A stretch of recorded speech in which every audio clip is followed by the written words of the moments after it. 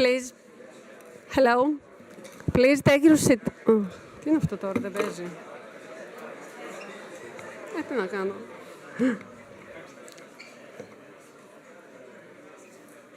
Good morning.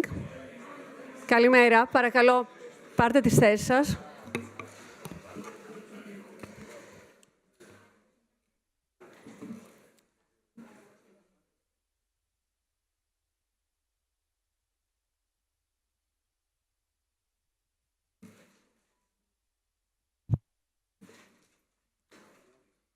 Dear Mr. Rector of the University of the Aegean, Mr. Vice Rector, Honorable Deputy Minister of Maritime Affairs and Insular Policy, Mr. Stefanos Gikas, Your Excellency, Ambassador of the United Kingdom to the Hellenic Republic, Honorable members of the Hellenic Parliament, Secretary General of the Hellenic Ministry of Shipping and Insular Policy, representative of the Metropolitan of Chios Psara and Inouses, dear representative of the Mayor of Chios, honorable guests, Mr. Simeon Pallios, Mr. Lucian Arkas, Mr. Adonis Faraklas, and many others who will later join us on stage. Dear Prof. Cenki Kuo, President of the Department of Shipping, Trade and Transport, Commander of the Merchant Marine Academy of Chios, Deputy Commander of the Merchant Marine Academy of Inouses, Mr. President of Elint, Mr. President of Chios Marine Club, dear representatives of reputable institutions, organizations, and companies, dear professors from the University of the Aegean and from prestigious universities around the globe, dear students, dear friends and colleagues of the University of the Aegean, above all, dear guests. Good morning and welcome to Chios and to the second International Shipping Summit. Καλώς ορίσατε στη Χίο και στο Πανεπιστήμιο Αιγαίου. Today we're privileged to host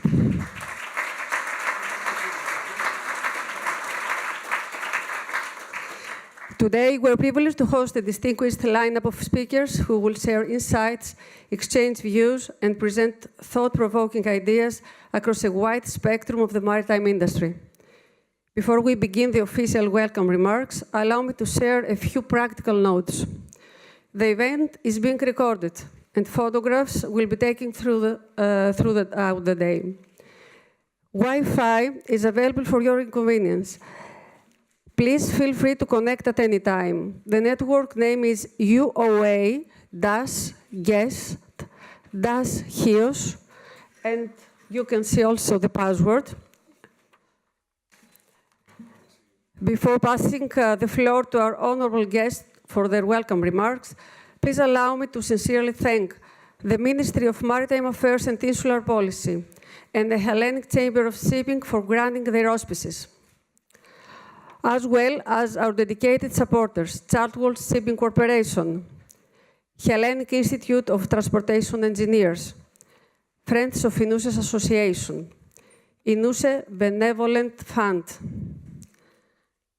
Now, it is our great honor to welcome to the stage our distinguished guests for the official opening remarks. And a safety issue as well. If anything happens and you hear the alarm, please, the one sitting on the upper side, you can evacuate preferably through that door, and the one sitting on this side, evacuate through this door. Thank you very much. Let's start. Professor Dimitris Papageorgiou, Rector of the University of the Aegean.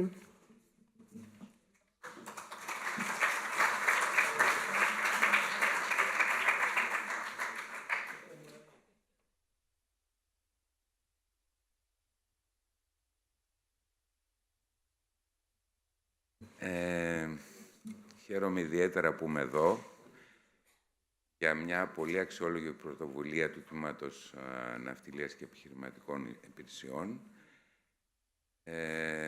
η οποία συνδέει τον επιστημονικό λόγο και την επιστημονική αναζήτηση με τον επιχειρηματικό κόσμο και ιδιαίτερα με τον κόσμο της ναυτιλίας, που είναι ένας εξαιρετικά σημαντικός κλάδος για την πατρίδα μας, δημιουργίας και επιχειρηματικών πρωτοβουλειών. Σας καλωσορίζω όλους, ιδιαίτερα τον αξιότιμο κύριο Υπουργό, τον κύριο Γενικό Γραμματέα, τους αξιότιμους εκπρόσωπους των αρχών, τους επίτιμους προσκεκλημένους μας και όλους και όλες εσάς. Και ελπίζω να έχουμε μια καλή και δημιουργική συζήτηση και συνάντηση. I'll try to say it in English, just a little bit for a translation. So I welcome you, all of you, Mr. Minister, General Secretary, and all the representatives of the authorities, and all the honorable guests. And this is a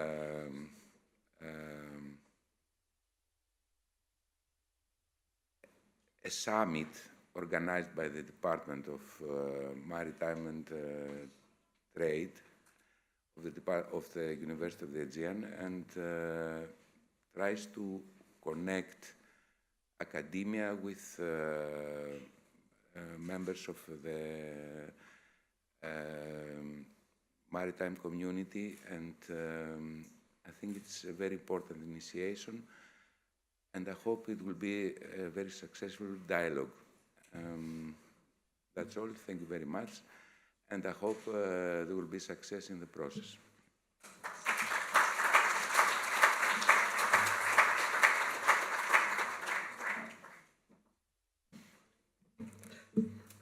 Mr. Stefanos Gikas, Deputy Minister of Maritime Affairs and Insular Policy.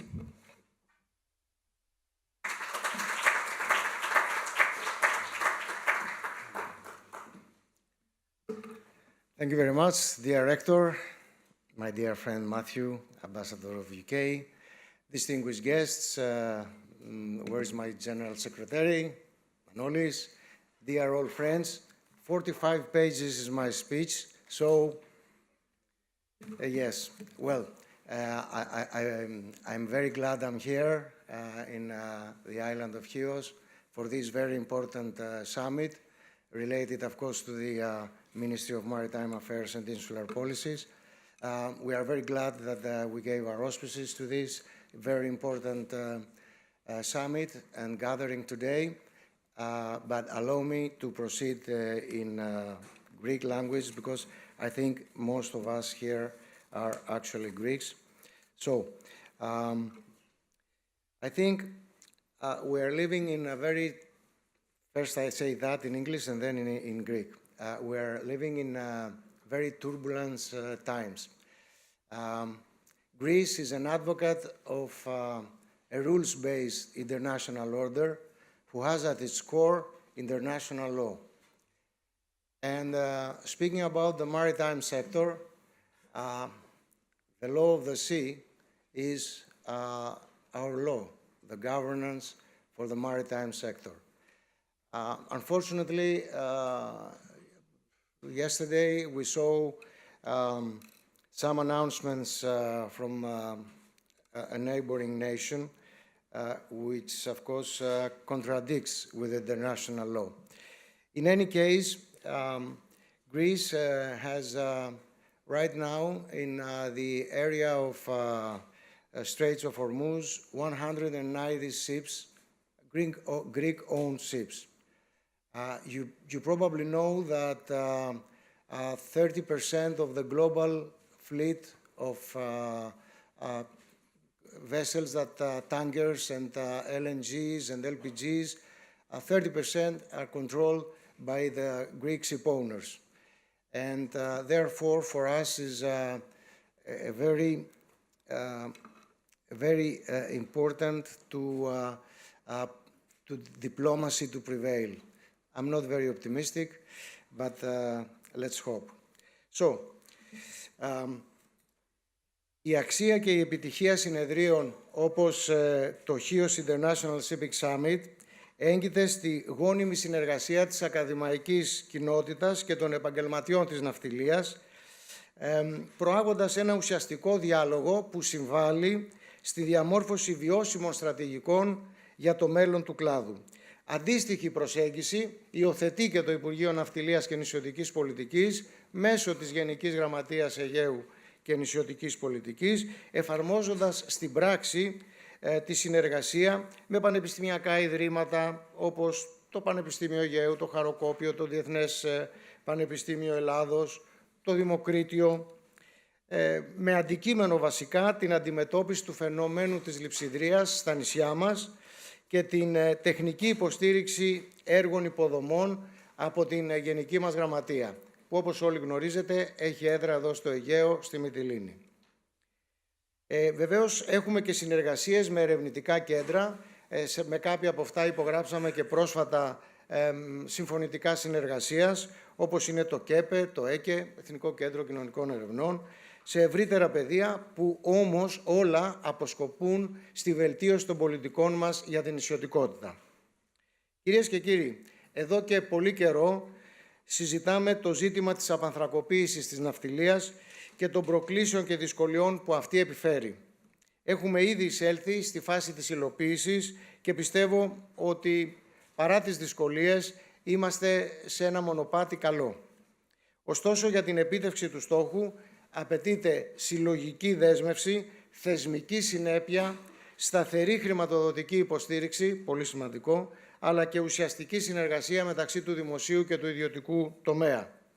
Στις πολιτικές του Υπουργείου Ναυτιλίας προς αυτή την κατεύθυνση εντάσσεται ένα φιλόδοξο εγχείρημα μέσω της σύμπραξης δημοσίου και ιδιωτικού τομέα για την κατασκευή νέων πράσινων πλοίων, ferries ουσιαστικά θα είναι, που θα εξυπηρετούν τις άγονες γραμμές και την ενδονησιωτική συγκοινωνία.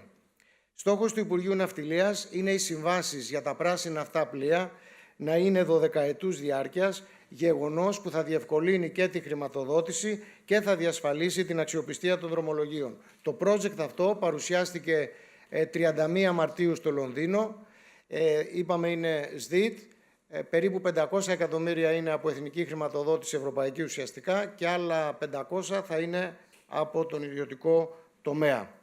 Αυτά τα πλοία βεβαίως θα είναι πράσινα πλοία, δεν θα καίνε δηλαδή ορυκτό καύσιμο. Παράλληλα προχωρούμε στον σχεδιασμό της ανανέωσης του επιβατικού στόλου. Γνωρίζουμε όλοι ότι είναι ένας γυρασμένος στόλος. Αυτή τη στιγμή ολοκληρώνεται η μεγάλη μελέτη που γίνεται με κονδύλια από το Ταμείο Ανάκαμψης και πολύ σύντομα θα έχουμε στα χέρια μας αυτή τη μεγάλη μελέτη που μέσα θα έχει και finance schemes, δηλαδή και τρόπους χρηματοδότησης για να πάμε στην επόμενη μέρα και αν θα είναι καινούρια πλοία, αν θα είναι retrofit και ούτω καθεξής. Στο πλαίσιο της ανάγκης για συντονισμένες παρεμβάσεις, στο πρόσφατο 21ο συνέδριο του Οργανισμού των Ευρωπαϊκών Λιμένων που εκπροσώπησα το Υπουργείο Ναυτιλίας και Νησιωτικής Πολιτικής, είχα την ευκαιρία να υπογραμμίσω τη σημασία που θα πρέπει να έχει η νέα στρατηγική της Ευρωπαϊκής Ένωσης, είναι European Industrial Maritime Strategy, και ζητήσαμε εκεί πέρα σαν Υπουργείο να υπάρχει ένας ξεχωριστός πυλώνας της Ευρωπαϊκής Στρατηγικής για τη θαλάσσια συγκοινωνία, για τις θαλάσσιες μεταφορές. Το αίτημα αυτό έγινε αποδεκτό από την Ευρωπαϊκή Ένωση και ο αρμόδιος επίτροπος το ανακοίνωσε πρόσφατα στο ναυτιλιακό συνέδριο που είχαμε στην Αθήνα, ο κύριος Απόστολος Τζιτζικώστας. Αυτό είναι πολύ σημαντικό. Τόνισα επίσης την ανάγκη να δοθεί έμφαση στις μικρομεσαίες επιχειρήσεις του ναυτιλιακού τομέα με παρεμβάσεις που θα επιτρέπουν στο Ταμείο Καινοτομίας ή όπως αλλιώς θα λέγεται το επόμενο ταμείο, να ανταποκρίνεται αποτελεσματικότερα στις ανάγκες των μικρομεσαίων επιχειρήσεων του ναυτιλιακού κλάδου, ώστε να έχουν πρόσβαση στα εργαλεία χρηματοδότησης, γιατί τώρα δεν έχουν. Δηλαδή έχουμε το Innovation Fund, αλλά δεν μπορούν να πάνε οι μικρομεσαίες επιχειρήσεις να πάρουν χρήματα από εκεί. Και επίσης και αυτό έγινε αποδεκτό, διότι καταλαβαίνετε ότι με επιπλέον χρηματοδοτήσεις θα είναι πολύ καλό για την ανταγωνιστικότητα των επιχειρήσεων του ναυτιλιακού τομέα. Εν τούτης, η πράσινη μετάβαση η αυτοματοποίηση, η τεχνητή νοημοσύνη, η υιοθέτηση νέων τεχνολογιών προϋποθέτει την προσέλκυση ικανών στελεχών. Και εδώ υπάρχει ένα ζήτημα, θέλουμε άτομα με υψηλά προσόντα, ξεχωριστές δεξιότητες που θα μπορούν να ανταπεξέλθουν στις ραγδαίες αυτές σύγχρονες εξελίξεις. Η επίτευξη του στόχου μας ξεκινά με την παροχή υψηλής ποιότητας προγραμματισμένων σπουδών μέσα από τις αναβαθμισμένες δημόσιες σχολές.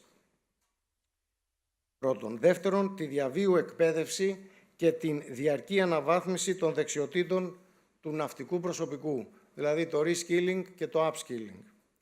Την παροχή, αυτό αφορά βέβαια τις ακαδημίες, του επιδόματος σύντησης και στέγασης στους σπουδαστές των ακαδημιών του εμπορικού μας ναυτικού και βεβαίως την πρακτική άσκηση για την ολοκλήρωση των σπουδών τους και την απόκτηση του πτυχίου τους. Θέλω να σου πω ότι τα τελευταία πολύ λίγα χρόνια έχουν εξευρεθεί πόροι, από το ΕΣΠΑ βασικά είναι, αλλά ανέρχονται σε πάνω από 160 εκατομμύρια, τα οποία πηγαίνουν ακριβώς για την αναβάθμιση της ναυτικής εκπαίδευσης.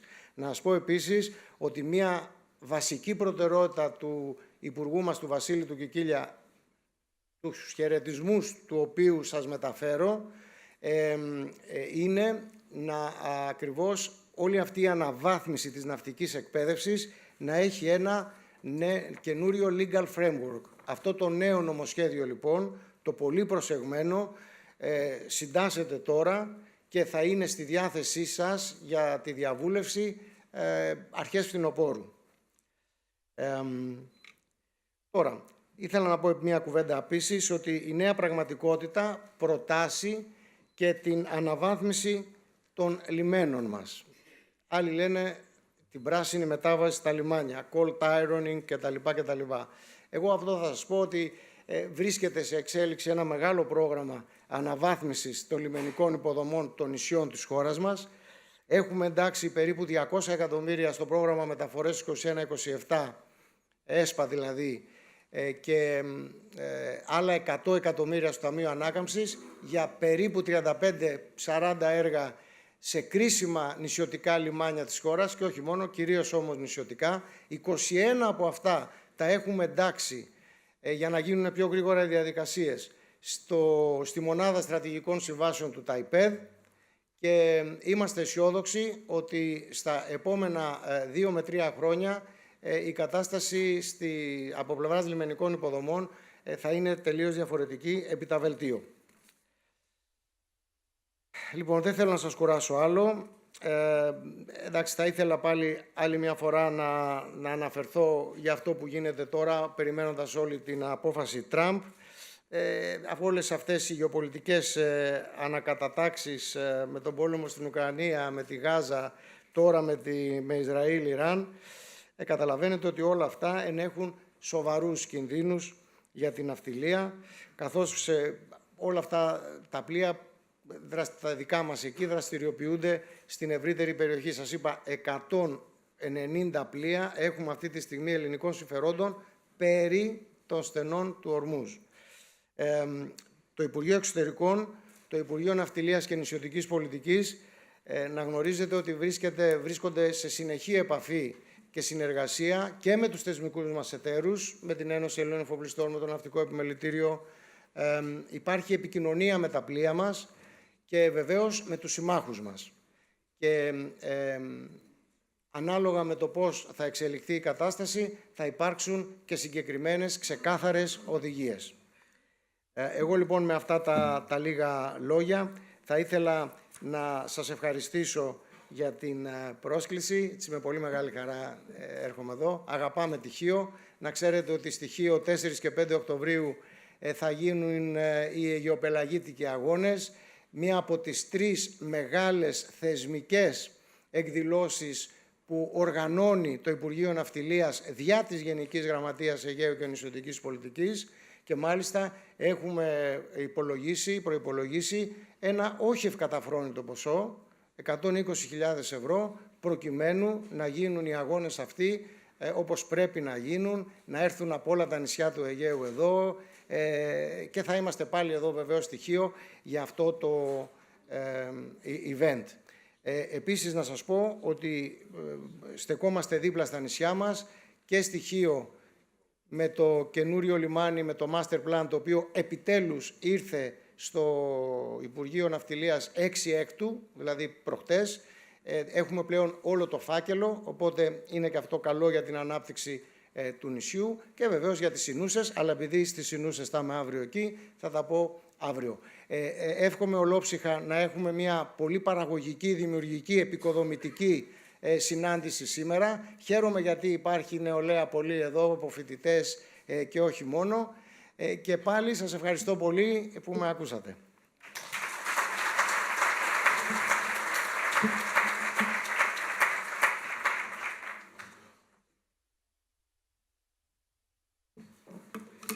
Σας ευχαριστούμε. Now, Mr. Stavros Michailidis, member of the Hellenic Parliament for Chios.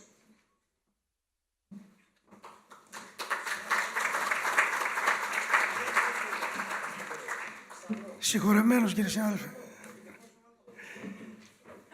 Καλημέρα σε όλες και όλους. Your Excellency, κύριε Πρίτανη, distinguished guest, because I will always follow the experts, I will speak in Greek, following the Admiral and Minister, Mr. Kikas.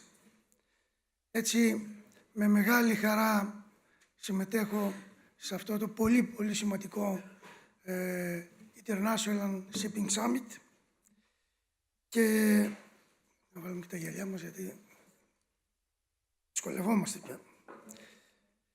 Είμαι βέβαιος ότι η συνάντηση αυτή, το συνέδριο θα έλεγα, με συμμετοχές τόσο σπουδαίων προσωπικότητων, θα συνεισφέρει επικοδομητικά στην αντιμετώπιση των σύγχρονων προβλημάτων της ναυτιλίας. Προκλήσεις εξαιρετικά σοβαρές, πιεστικές και συνήθως γεωγραφικά διαφοροποιούμενες που εντείνουν τις δυσκολίες για την αντιμετώπιση τους. Στο πλαίσιο αυτό, η ναυτιλία για άλλη μια φορά καλείται να επιτελέσει την αποστολή της εκτεθειμένη σε ποικίλους κινδύνους και αβεβαιότητες. Μια αποστολή όμως τόσο κέρια για την εύρυθμη ζωή του ανθρώπου, αλλά και τόσο αφανής και υποπροβλημένη, που εσείς οι άνθρωποι της ναυτιλίας, οι διαχειριστές της, οι επιστήμονες εν γέννη της ναυτιλιακής δραστηριότητας, όσοι ζουν και εργάζονται στην ναυτιλιακή βιομηχανία, είστε επιφορτισμένοι ακόμα όχι μόνο να απαντάτε στα προβλήματα τα οποία αντιμετωπίζετε, αλλά και να φέρνετε στο φως την καθοριστική συμβολή της ναυτιλίας για την ασφάλεια και την ευημερία του πλανήτη.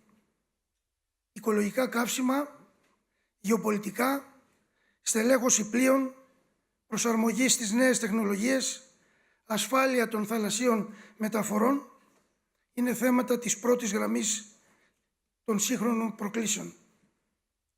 Οι Έλληνες επιχειρηματίες της θάλασσας έχουν την τεχνογνωσία. Κυριαρχούν.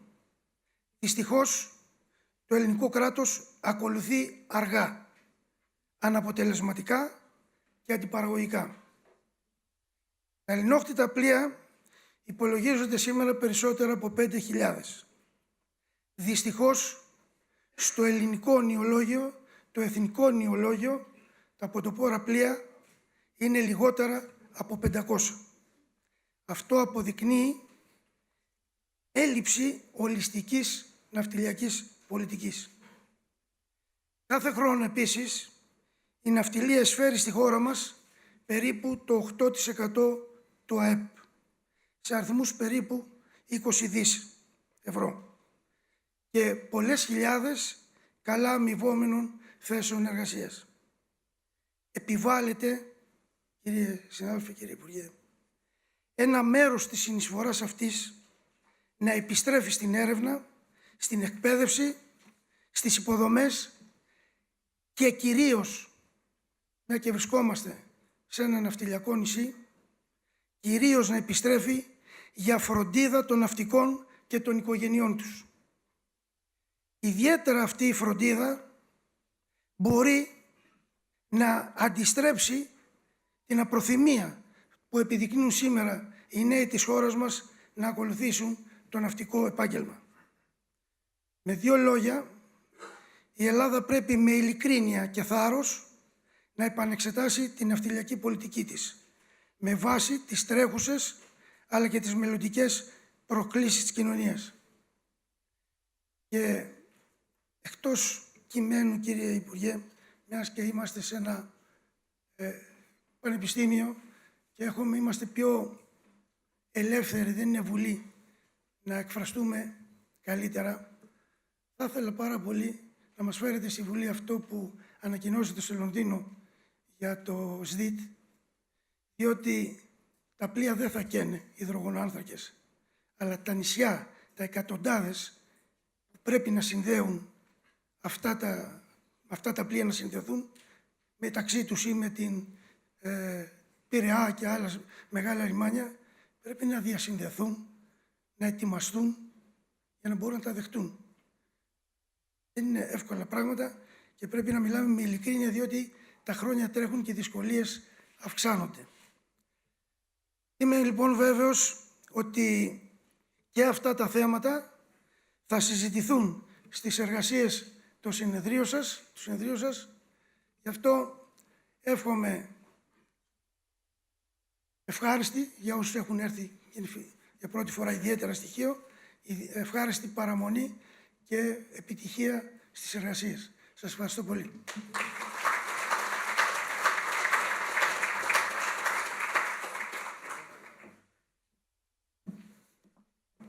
Σας ευχαριστούμε πολύ. Mr. George Alexandratos, Chairman of the Hellenic Chamber of Shipping.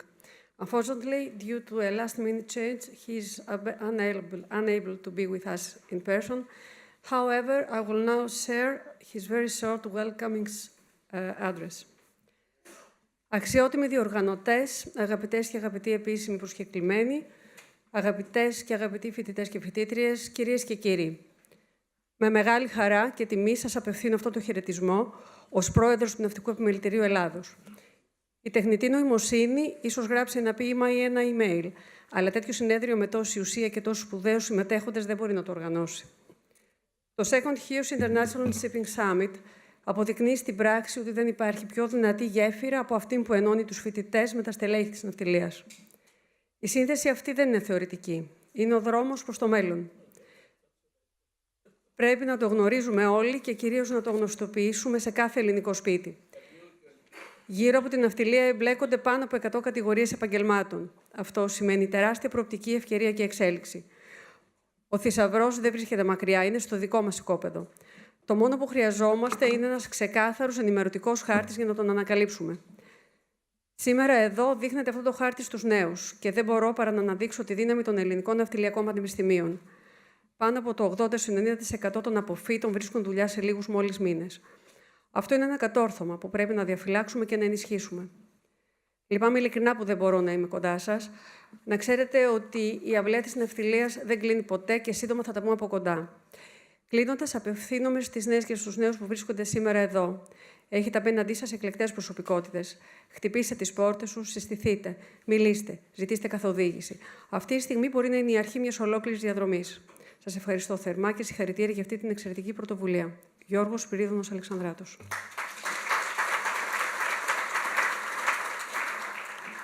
Dr. Leonidas Dimitriadis Evgenidis, IMO Goodwill Maritime Ambassador and President of the Evgenidis Foundation.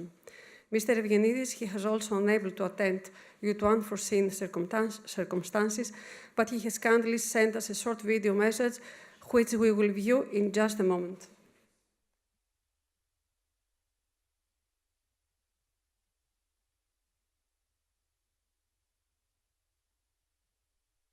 Δήμαρχοι Χίου και Ινουσών, φίλε πρόεδρε του Τμήματος Ναυτιλίας του Πανεπιστημίου Χίου, αγαπητέ Σεραφείμ Κάπρε, αγαπητοί σύνεδροι, με ιδιαίτερη χαρά και τιμή σας απευθύνω θερμό χαιρετισμό στο δεύτερο Διεθνές Ναυτιλιακό Συνέδριο της Χίου ένα θεσμό που ήδη καταξιώνεται σαν σημείο αναφοράς για τον ναυτιλιακό μας κόσμο. Οι θεματικές ενότητες που επιλέξατε, γι' αυτό εδώ το σημαντικό συνέδριο, αγγίζουν με ακρίβεια τον πυρήνα των μεγάλων προκλήσεων και μετασχηματισμών που αντιμετωπίζει η ναυτιλία μας. Από τη γεωοικονομία και την απανθρακοποίηση ως την ναυτική εκπαίδευση και την ευημερία των ναυτικών μας. Αναδεικνύεται την ανάγκη για στρατηγική σκέψη, συντονισμένη δράση, μα πάνω απ' όλα την ανάγκη για ένα μακροπρόθεσμο όραμα. Η παγκόσμια ναυτιλία άλλωστε δεν κινείται σε κενό. Οι συνεχιζόμενες γεωπολιτικές εντάσεις, από την Ουκρανική κρίση ως τη ρευστότητα στην ευρύτερη Μέση Ανατολή, με τις πρόσφατες συγκρούσεις σε Ισραήλ και Ιράν, επηρεάζουν άμεσα τις θαλάσσιες οδούς, την ασφάλεια των ναυτικών μας και τη λειτουργία των εφοδιαστικών αλυσίδων. Είναι ζωτική σημασία τα προβλήματα της στεριάς, όσο οξυμένα κι αν είναι, να μην μεταφέρονται στη θάλασσα. Η θάλασσα παραμένει και πρέπει να παραμείνει πεδίο ειρηνικής συνεργασίας, συνδετικός κρίκος των λαών και καταλύτης της παγκόσμιας ευημερίας. Ευχόμαστε λοιπόν να υπάρξει ταχύ αποκλιμάκωση και υπεύθυνη διεθνής στάση προς όφελος όλων. Ιδιαίτερη σημασία έχει επίσης για μένα η έμφαση που δίνεται στην ακτοπλοεία και την νησιωτικότητα που συνδέονται άρρηκτα με την ταυτότητα του Αιγαίου και της πατρίδας μας. Τόσο ουσιαστικό. Θερμά λοιπόν συγχαρητήρια στους διοργανωτές και σε όλους τους συμμετέχοντες. Σας εύχομαι κάθε επιτυχία στις εργασίες του συνεδρίου και προβλέπω στα συμπεράσματα που θα αναδείξετε. Αυτά τα συμπεράσματα, η πρόβλεψή μου είναι να είναι ιδιαίτερα σημαντικά και καθοριστικά. Καλό συνέδριο.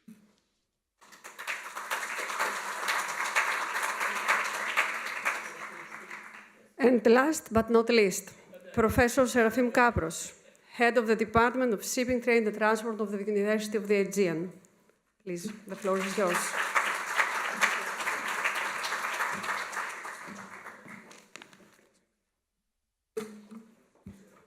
Dear guests, welcome.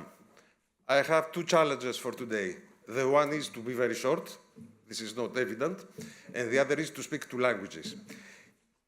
Κύριε Πρίτανη, κύριε Υφυπουργέ, κύριε Γενική Γραμματέα, κύριε Αντιπρίτανη, κύριε Πρόεδρε της Ένωσης Εφοπλιστών Ναυτιλίας Κοντινών Αποστάσεων. Εδώ μου είσαι, δεν σε είχα δει τόση ώρα.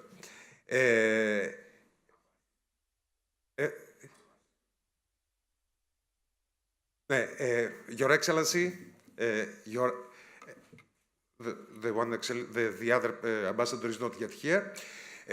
Δεν ξέρω, κύριε Βουλευτά, αγαπητοί και αγαπητές προσκεκλημένοι, αγαπητοί συνάδελφοι, αγαπητοί φοιτητές και φοιτήτριες. Δεν ξέρω αν ξέχασα κάποιον. Πού είναι ο κάπτεν? Ο Γεωργούλης. Ξέχασα κάποιον? Okay. Λοιπόν, καλώς ήρθατε στο δεύτερο HIOS International Shipping Summit. Το είχαμε υποσχεθεί το 2023, ότι αυτό το summit θα το καθιερώσουμε. Θα το καθιερώσουμε γιατί είναι ένα φόρουμ και αποδεικνύεται ότι θα συνεχίσει να είναι ένα φόρουμ όπου συναντιέται το πανεπιστημιακό σκέλος της ναυτιλίας με το επιχειρηματικό σκέλος της ναυτιλίας και με το σκέλος της δημόσιας διοίκησης και της πολιτείας που έχει αρμοδιότητες στην ναυτιλία. Αυτό το μαγικό τρίγωνο, Academia, Industry, Administration, που αν συνεργαστεί σωστά και αρμονικά, είναι προς όφελος όλων και όλα τα πράγματα θα πάνε μπροστά. Είχα υπόψη μου να πω 2-3 πράγματα για τον οργανωτή αυτού του συνεδρίου, που είναι το Τμήμα Ναυτιλίας και Επιχειρηματικών Υπηρεσιών. It's the Department Shipping, Trade and Transport of the University of the Aegean. Θα είμαι όμως πολύ πιο σύντομος, μήπως καλύψουμε λίγο από το χρόνο που έχουμε καθυστέρηση και θα έχουμε πολλές φορές την ευκαιρία να είμαστε πιο ενημερωτικοί για το τι είναι το τμήμα. Εγώ μόνο θα πω ότι αυτό το τμήμα ιδρύθηκε το 1998, παρέχει ένα προπτυχιακό πρόγραμμα, 2 μεταπτυχιακά προγράμματα, το ένα αγγλόφωνο, το άλλο ελληνόφωνο, το MBA in Shipping in English and the Shipping Trade and Transport in Greek, και ετοιμάζει και άλλο ένα για τη γαλάζια ανάπτυξη και το θαλάσσιο τουρισμό. Έχει προσφέρει στη βιβλιογραφία 92 βιβλία, Έχει προσφέρει στην επιστημονική βιβλιογραφία πάνω από 2.600 δημοσιεύσεις σε έγκριτα επιστημονικά περιοδικά και αναφέρεται περίπου 1.150 φορές το χρόνο στη βιβλιογραφία άλλων επιστημόνων και άλλων ερευνητών. Έχει καταταγεί 2 φορές τέταρτο στα rankings, στις λίστες, in the international rankings for universities that have departments with focus on transportation and shipping or shipping. The first time was in 2003, and it was a ranking elaborated by OCDE, and the second time 2 years ago from another British organism who placed our department 4th in the ranking, 4th in the world, among 35 departments of universities that offer diplomas on transportation, shipping and logistics. Την επόμενη φορά θα ανέβουμε στο βάθρο. Θα πάμε για μετάλλιο. Δεν θα είμαστε πάλι τέταρτη θέση. Λοιπόν, αυτό το συνέδριο γίνεται στοιχείο. Γιατί στοιχείο? Γιατί εδώ είναι η έδρα του Τμήματος Ναυτιλίας και Επιχειρηματικών Υπηρεσιών. Όμως όχι μόνο γι' αυτό. Γιατί θα ρωτήσει κανείς και γιατί το Τμήμα Ναυτιλίας και Επιχειρηματικών Υπηρεσιών είναι στοιχείο και δεν είναι κάπου αλλού. Λοιπόν, τώρα θα σας πω για ένα άλλο τρίγωνο. Όχι το Academia Industry Administration. Το τρίγωνο, οι νούσες, Γιώργο Παντέρα, ξεκοιτάω καλά, οι νούσες, Βροντάδο, Καρδάμιλα. Αυτό το τρίγωνο το μέτρησα. Είναι 142 τετραγωνικά χιλιόμετρα. Γελάει ο κάπτεν. Λοιπόν, 142 τετραγωνικά χιλιόμετρα. Σε αυτό το μικρό τρίγωνο αναφέρονται 2,600 ships. This is 12% of the total capacity of the world fleet. Is this area, in our neighboring. So, δεν μπορεί παρά εδώ να είναι το κέντρο της παγκόσμιας ναυτιλίας. Όχι ένα τοπικό κέντρο της ναυτιλίας. Εδώ είναι το επιστημονικό κέντρο της παγκόσμιας ναυτιλίας. Και σας καλωσορίζουμε εδώ, γιατί αυτό το αμφιθέατρο Γιάννης Καράλης, είναι σπίτι του Πανεπιστημίου Αιγαίου, του Τμήματος Ναυτιλίας και όλης της ναυτιλίας. Απολαύστε το συνέδριο.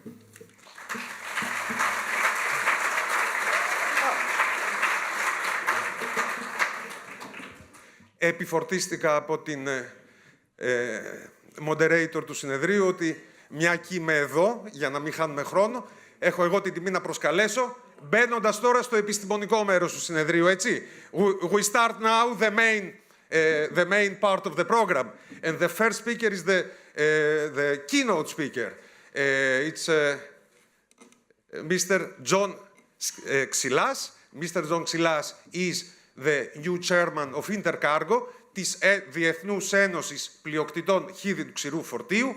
He is for many years member of the board of the Union of Greek Ship Owners. Έχει και την καταγωγή από πτυχίο και είναι η πρώτη φορά που θα τον έχουμε ομιλητή στο συνέδριό μας και γι' αυτό είμαστε πάρα πολύ χαρούμενοι. Και θέλω να πω στον κύριο Δημήτρη Φαφαλιό ότι έχεις χτίσει μια πολύ ωραία παράδοση. Ο keynote speaker του Chios International Shipping Summit να είναι ο εκάστοτε πρόεδρος της Intercargo. Κύριε Ξυλά, the floor is yours.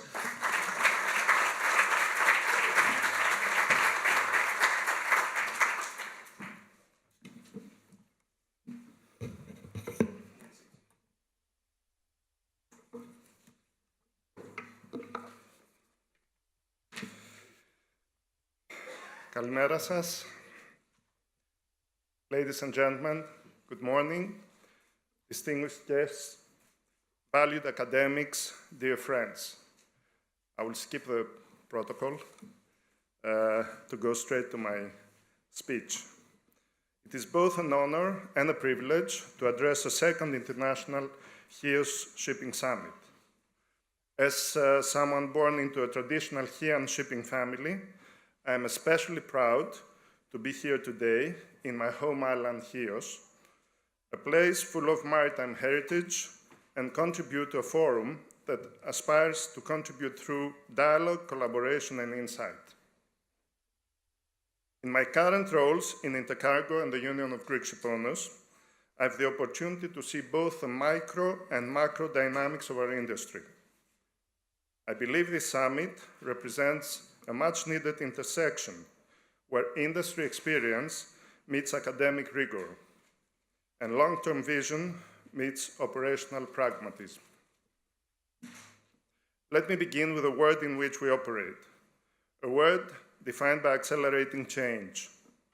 The global shipping industry does not exist in a vacuum, as Mr. Leonidas Dimitriadis told us earlier. The global shipping industry does not exist in a vacuum. We are integrally tied to broader geoeconomic and geopolitical dynamics. We are witnessing a reshaping of global power structures, the re-emergence of state-driven industrial policy, increasing tariffs and non-tariff barriers, the redrawing of supply chains, the rising maritime tensions in strategic choke points, from the Red Sea and Suez to the Taiwan Strait and the Strait of Hormuz.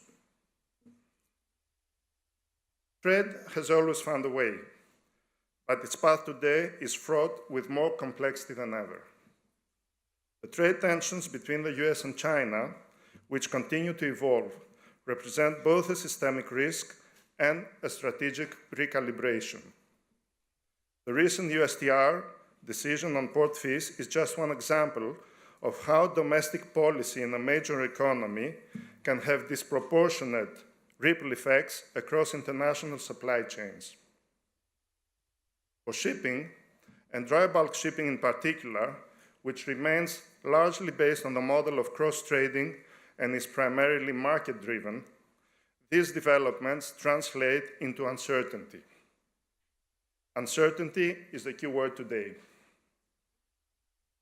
The dry bulk sector is the undeniable backbone of global trade, carrying the raw materials that power industrial economies. Yet, it is precisely this segment that remains most exposed to volatility and fragmentation. Why? Because unlike liner or tanker trades, dry bulk largely operates in a Trump model, with ships moving unpredictably in response to shifting demand. The sector is heavily influenced by the ups and downs of global commodity markets, vulnerable to geopolitical disruptions, and fragmented due to the large number of small and mid-sized operators. Add to this the regulatory pressures of decarbonization with limited infrastructure or fuel availability for Trump trades, and the challenges become even more acute.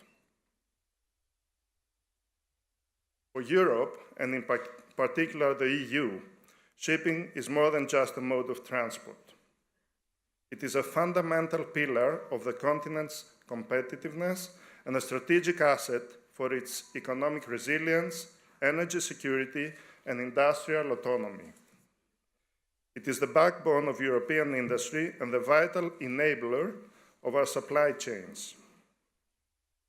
The Draghi report, issued last September, marked a turning point in how we view Europe's economic future.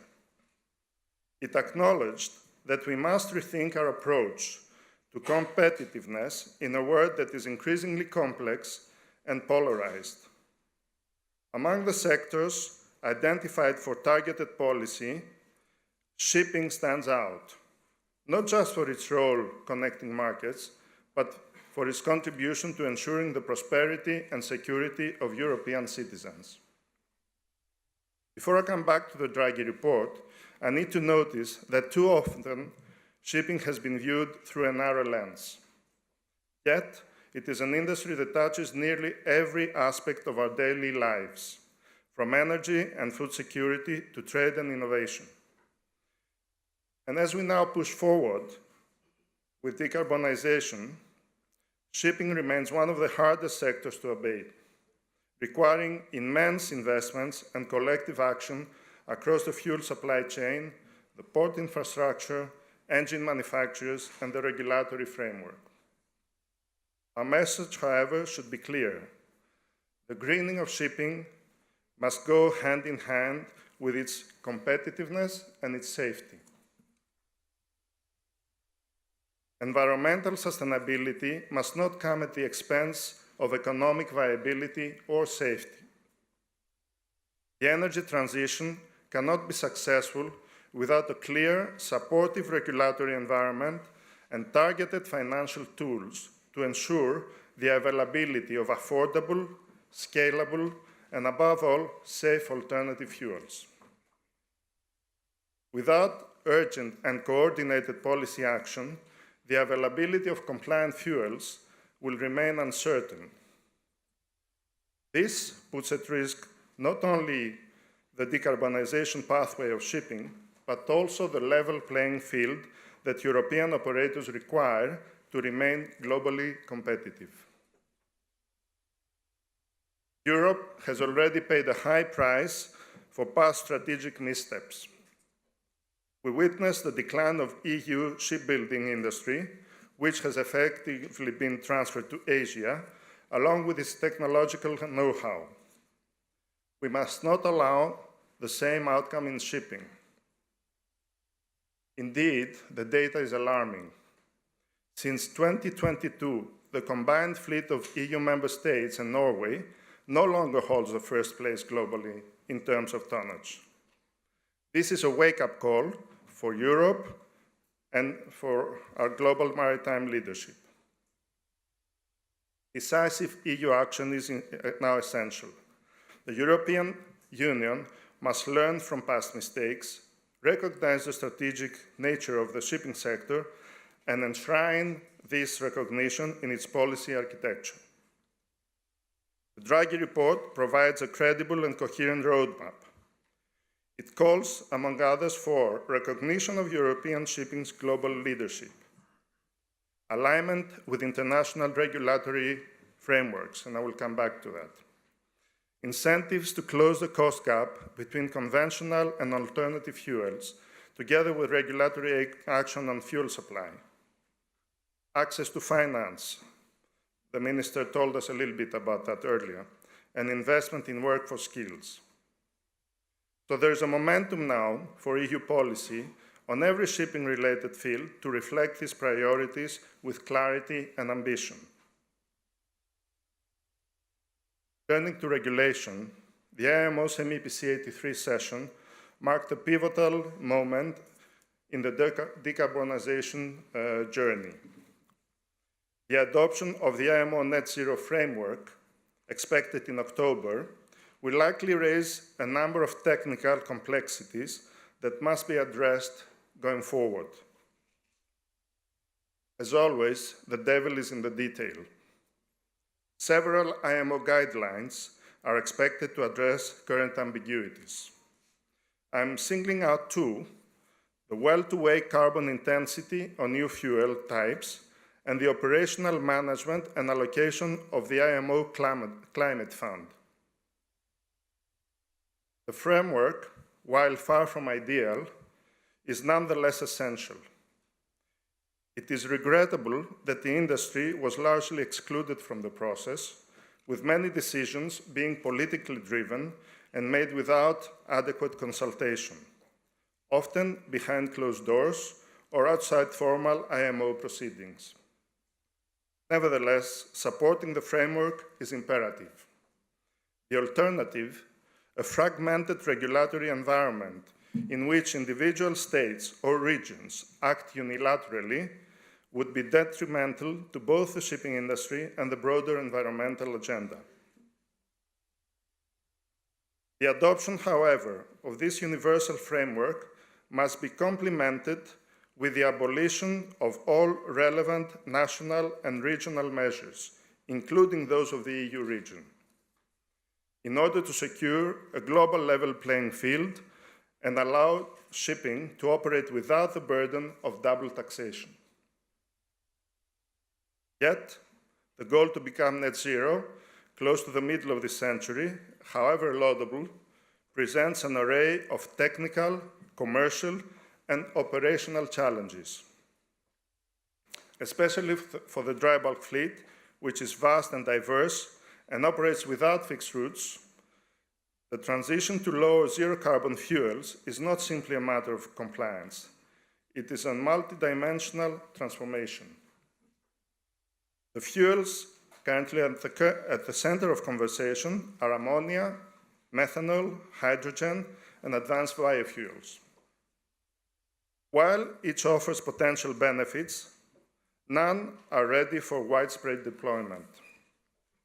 Furthermore, We must ensure that these alternative fuels are safe for marine use, for the environment, and most importantly, for the people at sea and on shore.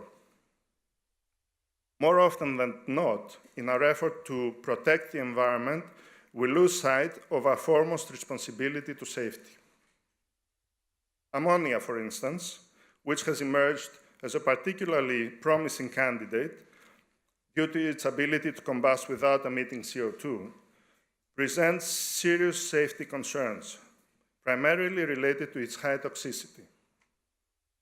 Handling and storing ammonia requires stringent safety protocols to protect crew, port workers, and surrounding communities. Moreover, the maritime sector currently lacks the technologies capable of efficiently and safely using ammonia as a marine fuel at scale.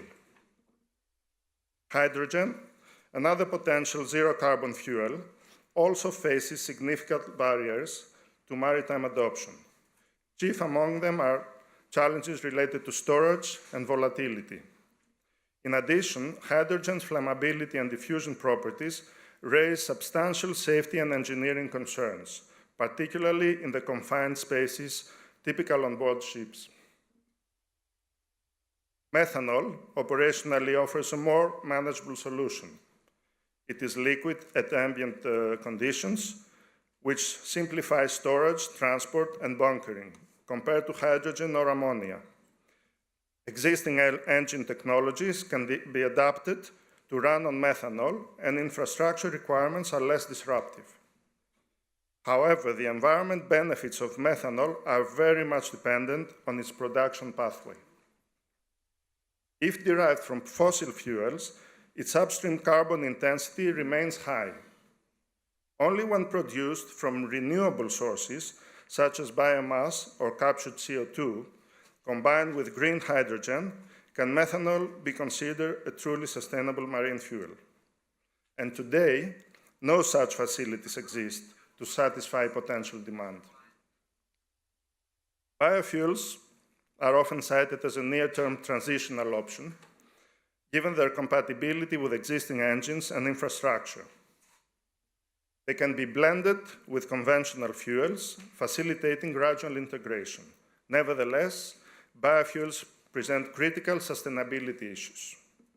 Their production frequently competes with food cultivation and land use, raising ethical and environmental questions. The global availability of sustainable biomass is also limited, especially when considering competing demand from other sectors like aviation. To put the issue of availability into perspective, let us compare the quantities required solely for shipping with current global production levels, as recently provided by Class K. So for green ammonia, quantity required for shipping alone is 470 million tons per year. 470 million. Annual production today is 6.4 million, less than 1.5%. Green hydrogen, we need 70 million tons per year, and we have 1.5, less than 2%. Green methanol, we need 440 million tons per year, and we have 3.2, less than 1%. So you can imagine that what we are discussing is not quite realistic. And more importantly, the port infrastructure necessary, as our MP mentioned earlier, necessary to support these fuels is in its infancy.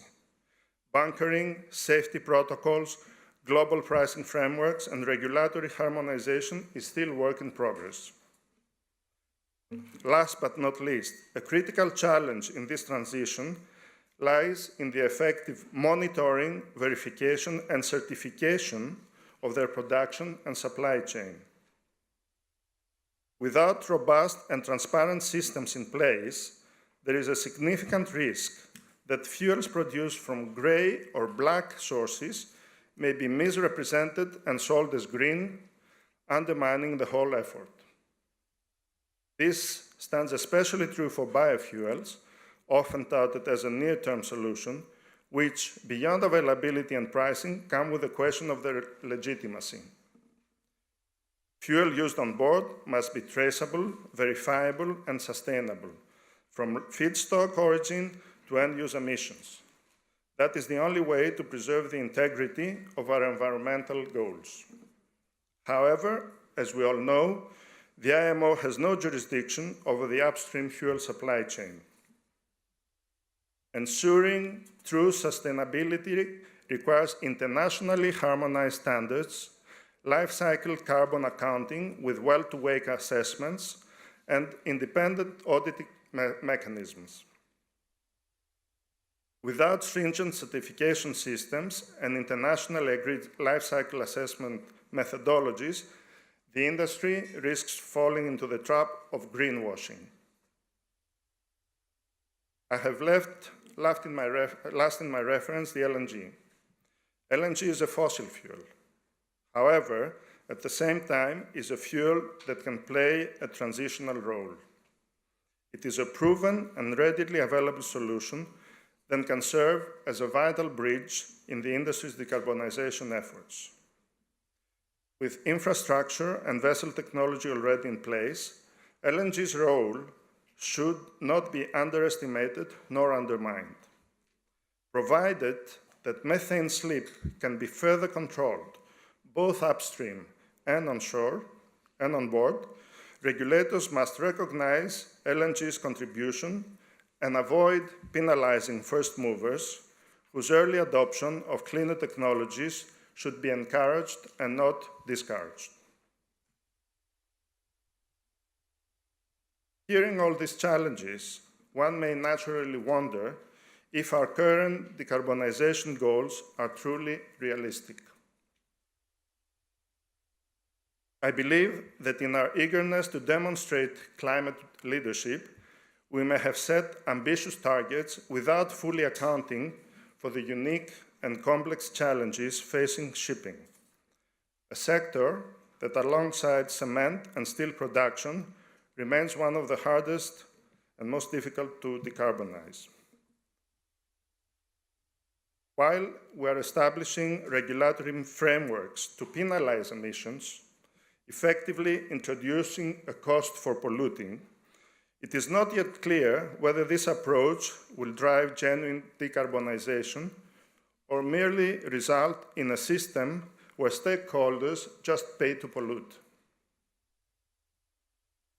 In the absence of major technological breakthroughs, it is difficult to see how the industry can meet these targets without compromising operational and economic viability. The current trajectory risks turning environmental compliance into a revenue-generating mechanism, rather than a catalyst for systemic transformation. So where do we stand today? Is there hope for such a breakthrough? Well, there are several areas of technological development that offer potential. Let us have a quick look at three of them, though each at the moment presents its own limitations. Battery technology, for instance, theoretically offers a path to zero-emission propulsion. I read an article last week that a Norwegian company is developing two 850 TEU feeder vessels in what they described a groundbreaking project. The ships, which will operate between Norway, Sweden, and Germany, will have battery packs of more than 100 megawatts. However, current battery energy density falls far short of what is required for long-distance maritime transport. To enable a viable transatlantic voyage, battery capacity would need to increase at least tenfold, which remains far from reach with today's chemistry and materials. Carbon capture and storage is another area of ongoing research. Although it holds promise, the technology remains relatively inefficient and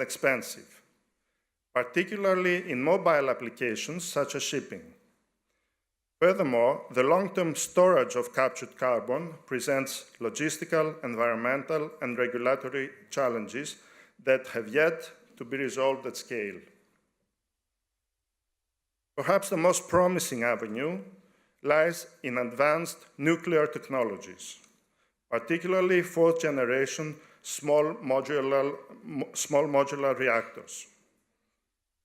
Among these, molten salt reactors using thorium or low-enriched uranium fuel cycles have attracted interest and attention. These reactors operate at atmospheric pressure, significantly reducing the risk of catastrophic failure. Thorium-based molten salt reactors, in particular, produce less long-lived radioactive waste, making them an attractive option for maritime deployment. While still under use and testing, and probably 8 to 10 years away from reality, these reactors could represent a game changer, capable of delivering high energy density safely with zero greenhouse gas emissions. The challenges to overcome are those of technology, public perception, of course, and as Dimitri Fafalios recently very correctly pointed out during a meeting we had, the sourcing and retraining of a new generation of steam turbine engineers. In summary, without a major breakthrough, the sector's environmental goals remain aspirational at best. In the meantime, the shipping industry should continue doing what it does best and has been doing in recent years, improving efficiency, reducing emissions in a true self-regulating manner. This includes deploying hull energy-saving devices, optimizing speeds and voyage planning through AI-assisted weather routing, applying new generation anti-fouling paints, using auto-control rudders, deploying variable frequency drives to control electricity consumption on board. Which leads us to the evolving carbon and financial landscape. Market-based measures, such as carbon pricing, levies, or emissions trading schemes, are increasingly being proposed to incentivize the transition. But unless designed with care and precision, these measures could impose undue burden on certain shipping segments. The framework agreement reached at the IMO MEPC 83 provides for a net zero fund, with its resources coming from the global carbon pricing mechanism envisaged. This fund should finance projects to support climate resilience, technology transfer, capacity building port infrastructure, and train and educate the people on board, ensuring that a significant portion of its revenue is directed back to the sector in order to foster its decarbonization drive. Which leads me to the very important subject that session 4 of this summit will explore later this afternoon: people on board, their well-being and training. Our seafarers are not passive recipients of change. They are its frontline executors. Every shift in fuel, engine type, or digital monitoring tool ultimately falls upon their shoulders. Our industry must invest far more in the education, upskilling, and mental well-being of our crews. Training must go beyond technical compliance. It should instill confidence, foster safety cultures, and embrace a spirit of innovation. Equally, mental health support, fair working conditions, and career development pathways must be prioritized. Recognition of our seafarers as key workers, as recently reaffirmed by the ILO, must be followed by practical support, shore leave rights, medical access, priority at airports, career advancement opportunities. As a matter of urgency, we need to attract young talent to our sector. In this respect, I'm very happy to see so many young people here today. This is the only way to maintain and expand maritime know-how in our country and in Europe. This is where the dialogue with academia becomes essential. Universities and research institutes must be active collaborators, not passive observers. Industry can benefit immensely from academic insight, especially in areas such as fuel technology, digitalization, systems engineering, and behavioral science. One example of such initiatives is the recently launched MIT Maritime Consortium. I happened to meet the people yesterday, that's why I'm mentioning it. A partnership between academia, industry, regulatory agencies, the triangle that Serafim told us earlier. This is led by two Greek professors, MIT professors. So joint R&D programs, cross-sector fellowships, collaborative think tanks can bridge the gap. In return, academia must stay grounded in the operational realities of shipping. Theory must meet practice, and data must turn into decision-making tools. Ladies and gentlemen, we stand at crossroads, not just for our industry, but for global trade and cooperation. The decisions we make today on fuel, finance, technology, and people will shape the maritime ecosystem of tomorrow. The path ahead will not be linear, nor will it be without friction. But through open dialogue, like the one that we're going to have today, cross-sector collaboration, shared responsibility, we can turn this era of uncertainty into one of opportunity. I would like to extend my sincere thanks and congratulations to the organizers, and in particular to Professor Serafim Kapros for making this platform possible. I wish you all a productive and insightful summit. Thank you very much.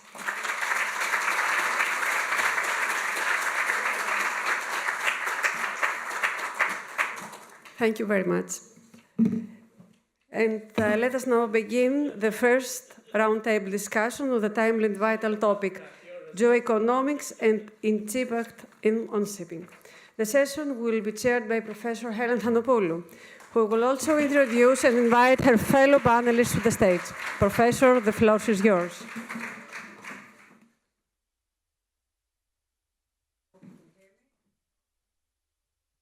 Yep, better. Good. It's a hot topic on a hot day, so you can see I've got a fan, water, but I also have an excellent panel. Three top experts in their field, each with an enviable position and with a precious angle for our theme of today. So without further ado, allow me to invite His Excellency Matthew Lodge, His Majesty's Ambassador to the Hellenic Republic, which is heading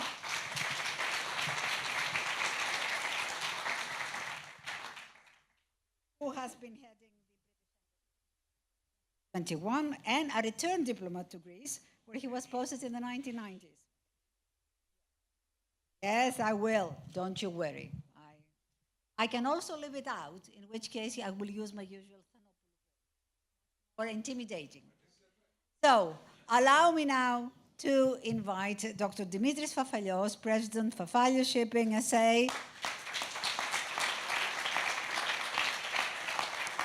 Secretary to the Board of the Union of Greek Shipowners and Honorary Chairman Intercargo, and Mr. Johannes Koch, who is Director of Container GR. And with such a panel, what could go wrong?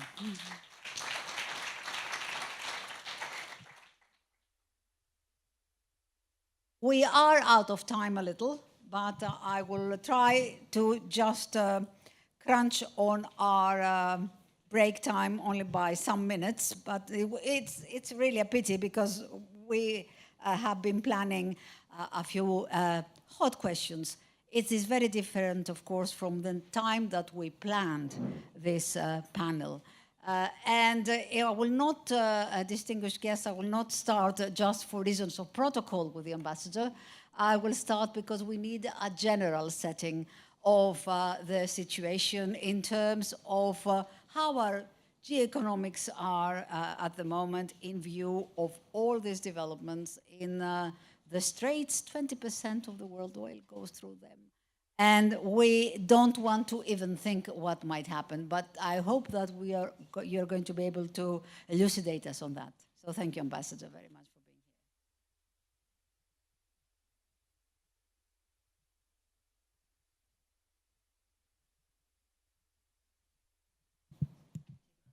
Thank you. There we go. Thank you very much for the invitation. It's a great privilege to be with you all here this morning. Indeed, as the professors just said, when we were discussing this morning's panel, no more than 10 days ago, the initial idea was that we should look at where we are on the Red Sea and the Houthis, and whether we might expect sometime soon traffic to open up again through the Suez Canal. That very evening, we had news come in of Israel's attacks on Iran. So we are in, as Mr. Xilas was saying to us very clearly, and we've already, I think, acknowledged, in a period of particular uncertainty and change in the geopolitical and therefore also the geoeconomic environment. But I also think it's important to remember, when we look at the Straits and we think about that striking figure, 20% of the world's hydrocarbon exports crossing that narrow passage, that this is not actually something that is particularly new. Since the Islamic Revolution in Iran, 1979, there has been a constant concern about the vulnerability of that particular choke point. And you, as experts in the industry, will know better than I do how the Straits of Hormuz are particularly vulnerable, given that the options that may exist elsewhere, rerouting, as we're seeing through with the limitations on the Red Sea and the Suez Canal, or the Taiwan Straits, perhaps the Panama Canal and its own challenges has a greater parallel. But for that particular passage of water, and as we heard at the beginning from the minister, with the number of Greek vessels in that neighborhood at the moment, has long been acknowledged as a particular vulnerability. Why are we now in a position where we're worried particularly about this? Well, I think there are two reasons. One is that hitherto, so for the last 40 years in effect, it has also been true that on both sides of the Persian or Arabian Gulf, whichever name you choose to give it, both Iran and our partners in the Gulf have had an interest and continue to have an interest for their own economic and export reasons in safe passage through the Straits. So whilst I think we're all concerned about what's happening between Israel and Iran, and everybody is watching to see where the United States is going to position itself, up until now, the sense that Iran has had an interest in keeping that waterway open has given us some reason for confidence and security. But if these attacks continue to escalate, if degradation not just of Iran's nuclear capabilities, but its energy infrastructure accelerates, then I think we do need to worry about whether the strategic calculation for those in the region, in that immediate region, will change. And let me very briefly just make a broader reference to where we have been over the last 3.5 years now, which is until the Hamas terrorist attacks in Israel and the subsequent conflict in Gaza, Europe's attention certainly was focused on Russia's invasion of Ukraine. Why do I think there is a direct parallel and link? Because again, for those in the shipping industry, recognizing the interconnected nature of our global economy, we saw disruptions to global supply chains. We saw disruptions to Ukrainian grain supplies, etc., which have prompted dramatic changes. Now, some of those in the short term may be beneficial for an industry that finds alternatives and remarkably resilient. But none of us, I think, want to see, even with the green transition in train, disruption to as much of 20% of the world's hydrocarbon supplies in the near term. And the broader context of this, at a time when we are seeing increased competition, the return of protectionism that we never imagined, I think, we would see coming back, and a world environment that is ever more competitive and unpredictable, means for those of us in Europe, or those of you who are involved in the industry that keeps the global economy going, then this period of uncertainty must, I think, quite rightly be a source of great anxiety. But it doesn't have to be dramatically disastrous, but we need to get it right over the coming weeks and months. I think I'll leave it there.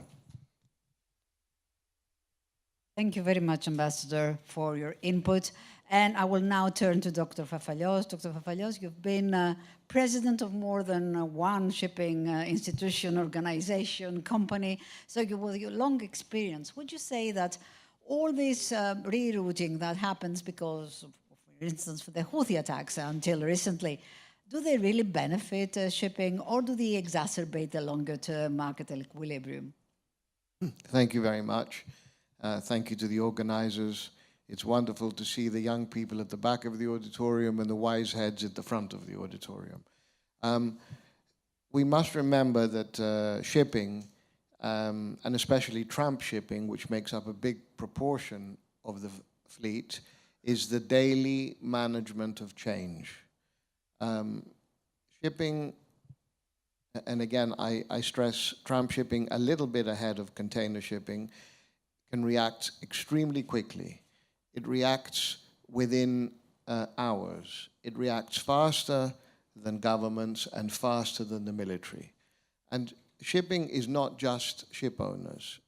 There are so many stakeholders in the maritime venture: charterers, ports, insurers, fuel suppliers. Everybody plays their part. And when we have geopolitical distortions, the first thing that we think about, of course, is the safety of our seafarers. And that's usually what drives the rerouting decision. However, invariably, shipping seeks efficiencies. And if the overall efficiency is to transit the Suez Canal or the Straits of Hormuz, then shipping will continue to seek that every single day, even though the current situation may not permit that.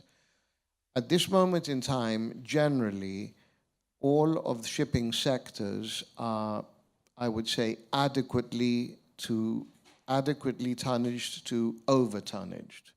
And when this exists, it's easier to, in the short term, to soak up that capacity.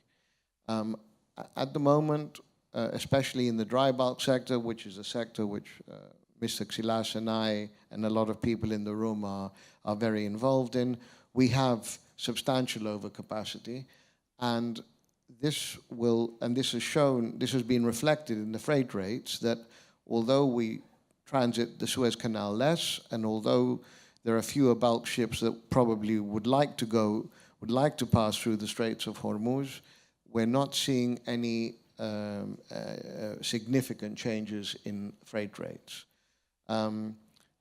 So I think that this question of is this going to be a long-term effect?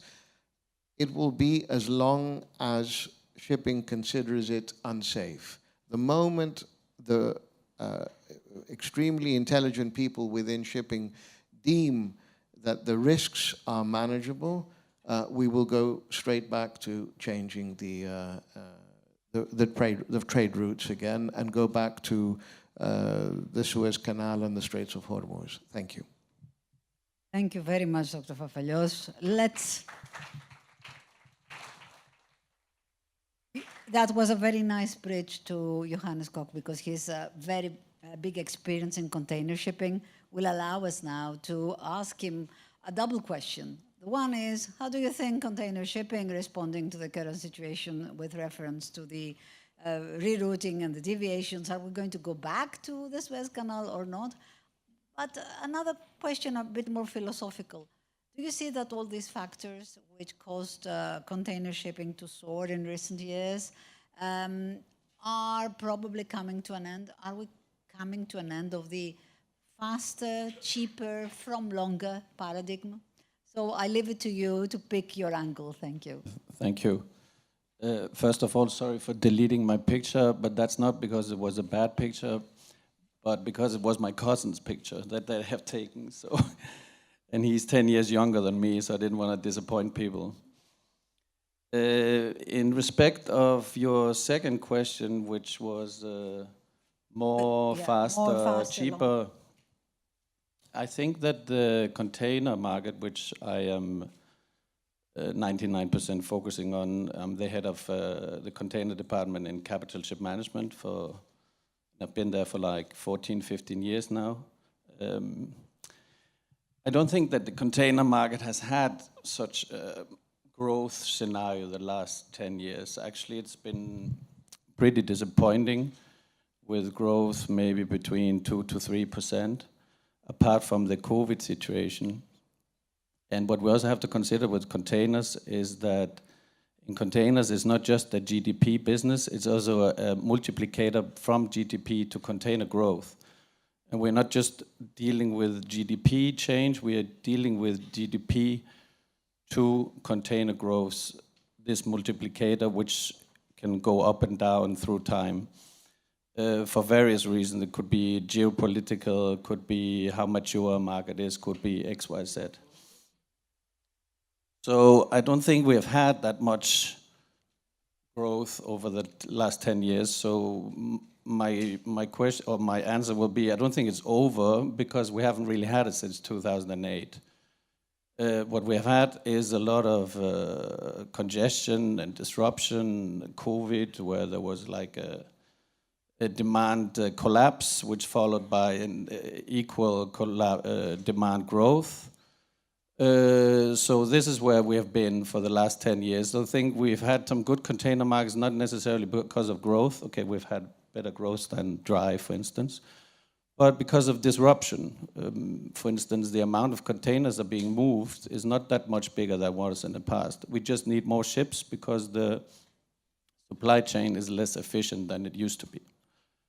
Regarding faster, you mean faster growth? I think that's the same as more. Faster, I think what is faster is the market has become more volatile.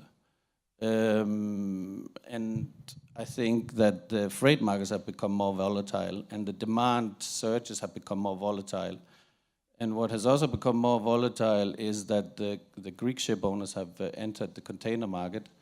They have taken the knowledge they have from very volatile markets in dry and tank, and they have kind of put that into the container market, which was seen during COVID.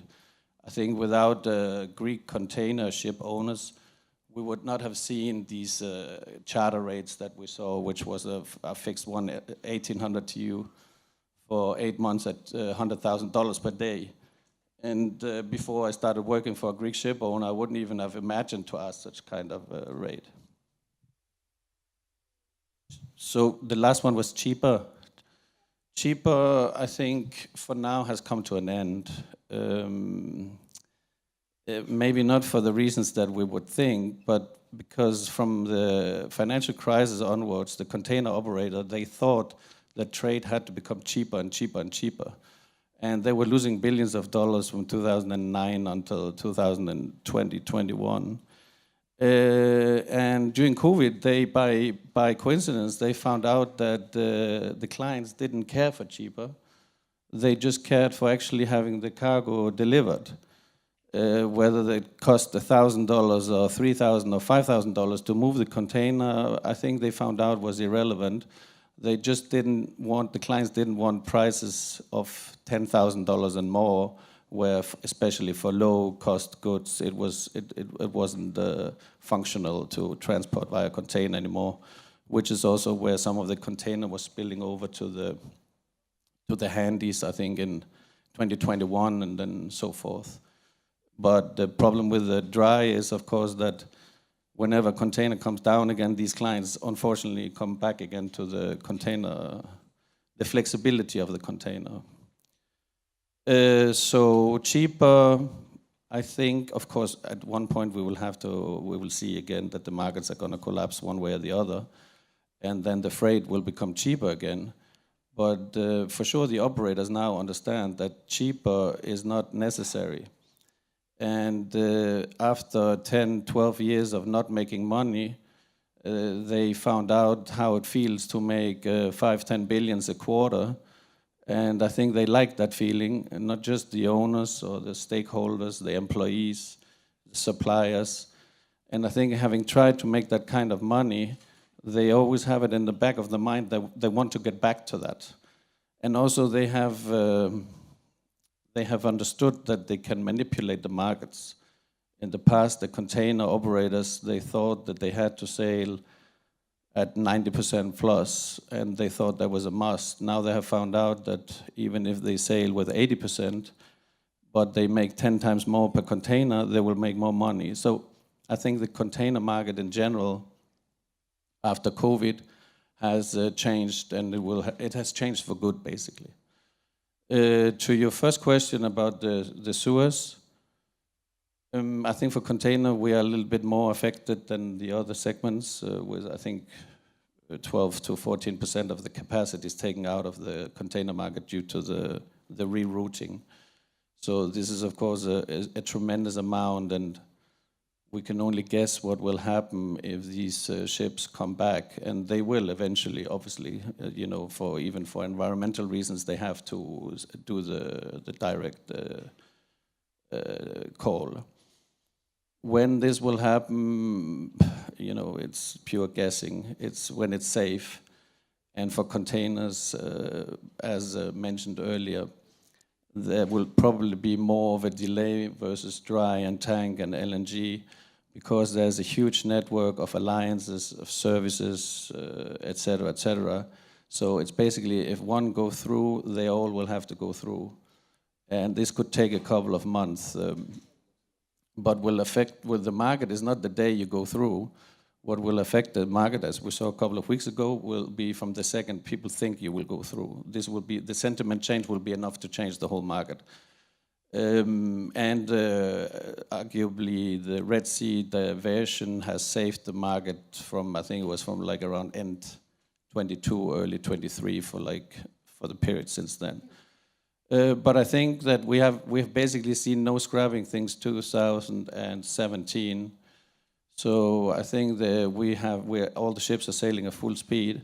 So I think that the container market has a lot of tools how to counterbalance these percentage of tonnage that will come back when we open Suez. Thank you very much. You know what we do in shipping? We manage to be on time, even when there is no time.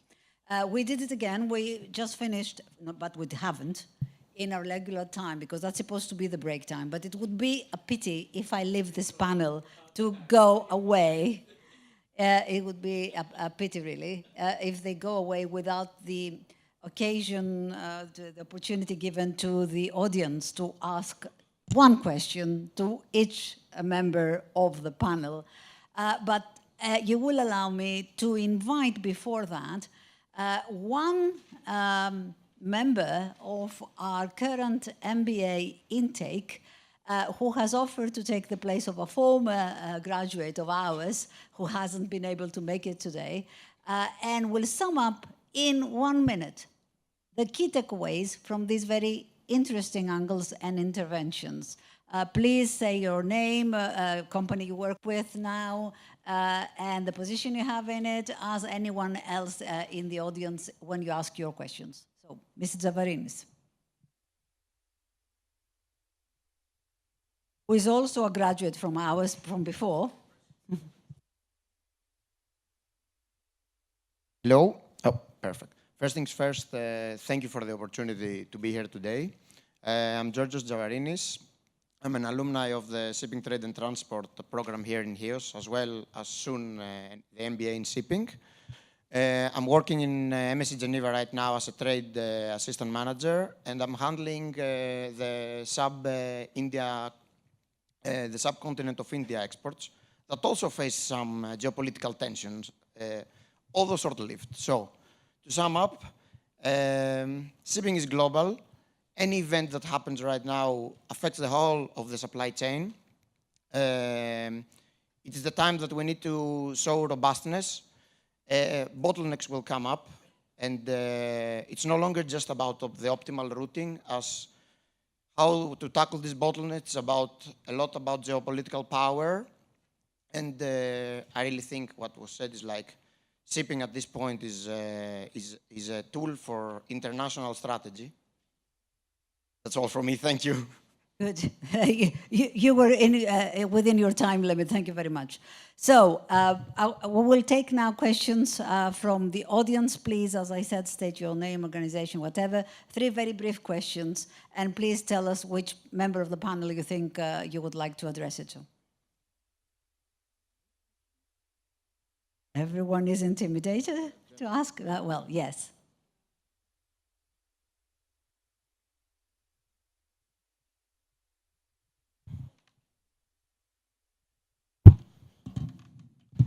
So my question is directed towards His Excellency, Mr. Matthew Lodge. Your name, please, first. My name is Rauf El-Shikri. I'm a second student here in the Department of Shipping, Trade and Transport. So, Mr. Lodge, regarding the Israel-Iran crisis, so what is your view towards a solution to this crisis that benefits the shipping sector? Do you care to answer? It's a very long question. I'll try and give a big question as succinct an answer as I can. I think the message from my Prime Minister, but I think from leaders across Europe, and we had the G7 leaders gathering in Kananaskis in Canada just a few days ago, is about the importance of de-escalation and the importance of avoiding this particular conflict spreading any more than it already has done. Everybody is looking at the White House, at President Trump. I think the signaling overnight is that he's keen still for Iran to return to the negotiating table. And there's a suggestion that there's a couple of weeks, a window of time when they could still do that. Israel has a right to defend itself. I think we all recognize that. And I think many in the world recognize that it is not in the interests of global peace and stability for Iran to develop nuclear weapons. So de-escalation, prudence, and I think as Europeans, if I can talk to this audience in that context, it is really important that we remain united and robust, both in supporting Israel's right to self-defense, but also encouraging early de-escalation so this doesn't get out of control. Thank you, Thank you, Excellency. Ambassador, for tackling such a difficult issue in such a succinct manner very efficiently. Any other question from the audience? I don't see one. So before thanking the excellent panel, where? Right, okay, a very brief one.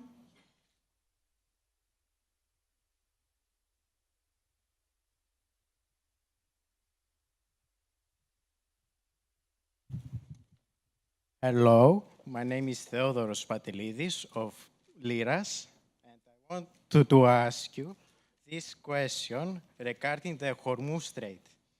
If Iran decides to sabotage the strait for its own regime survival, what would be the stance of the United States towards this subject?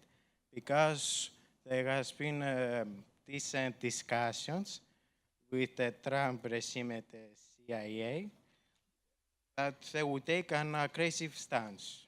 Okay, so let's not ask either an ambassador of one country to answer for the policy of another, the potential reaction, and I don't think that any of the other panelists would like to. I'd like to finish this discussion saying a huge thanks to the three members, the distinguished members of this panel, and also adding my 5 cents, although these days I prefer the Swiss franc, to be honest, and not the dollar, for a variety of reasons.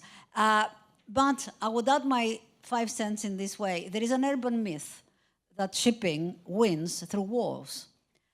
It's not true. First, because it does not include the loss of life. It does not include the loss of ships themselves. It does not include the disruption created throughout the world. I would say that in this case, if things escalate, we're not going to order anything, we're not going to produce anything. We're probably all on the planet turn into radioactive dust. We don't like that. I would say that this time, remember our best years in shipping, it was the early years of peace during the beginning of this century. This was the best time for all three segments in tandem, enjoying really good markets. So I think this time, peace in shipping may be bliss. So thank you very much.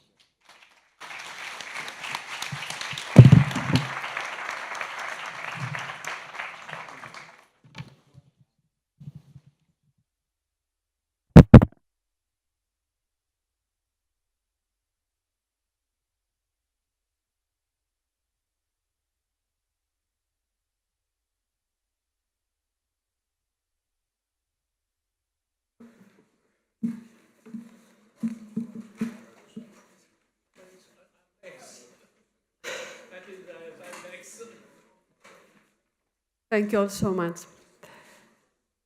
Up next, we have a spotlight panel on the theme Leveraging Collective Experiences to Better Exploit the AI Potential and Advanced Maritime Efficiency.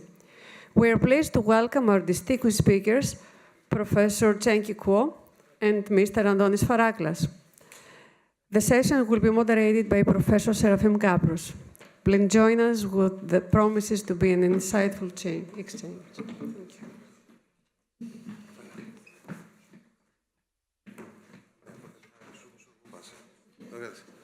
Hello. This will be a spotlight, short and very focused on a very concrete topic. We will play something like a skitalodromia.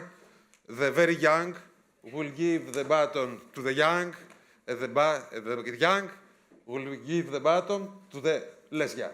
Okay? The υποφαινόμενος. So, we have the great pleasure to have with us Chenki Kuo, the emeritus professor from the University of Strathclyde, and Antonis Faraklas, you'll explain that he is practically the founder of the new form of the Faculty of Naval Architecture and Marine Sciences, or if I am accurate, I don't know for that. And we will focus on there are always changes. Technology has always evolutions, technologies and other technological means. New tools arise. There is here, as we are university, there is an accumulated experience of how to treat all these evolutions in technology and how we use all these tools for educational reasons and not only for educational reasons. I would like to invite Mr. Antonis Faraklas to the floor in order to introduce Professor Chenki Kuo.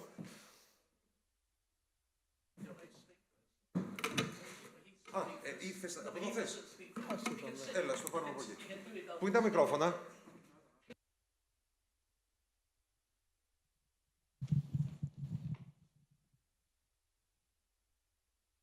Thank you, Professor Kapros,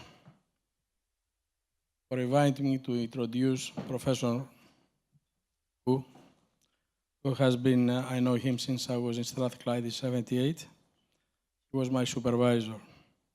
I must say that today is a very special day for me because I have the great pleasure, privilege, and honor to be my guest at the University of Aegean in Chios, a pioneer, a mentor in the field of naval architecture, the emeritus professor in the Department of Naval Architecture and Marine Engineering at the University of Strathclyde, Professor Q.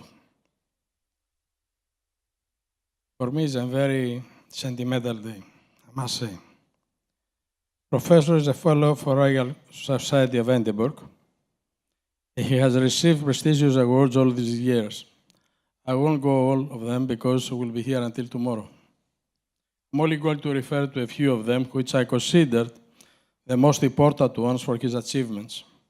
The Fraud Medal from the Royal Institution of Naval Architects and the Williams Webb Gold Medal from the Society of Naval Architects and Marine Engineers in USA. He graduated from the University of Glasgow with both bachelor's and PhD in ship's hull vibration.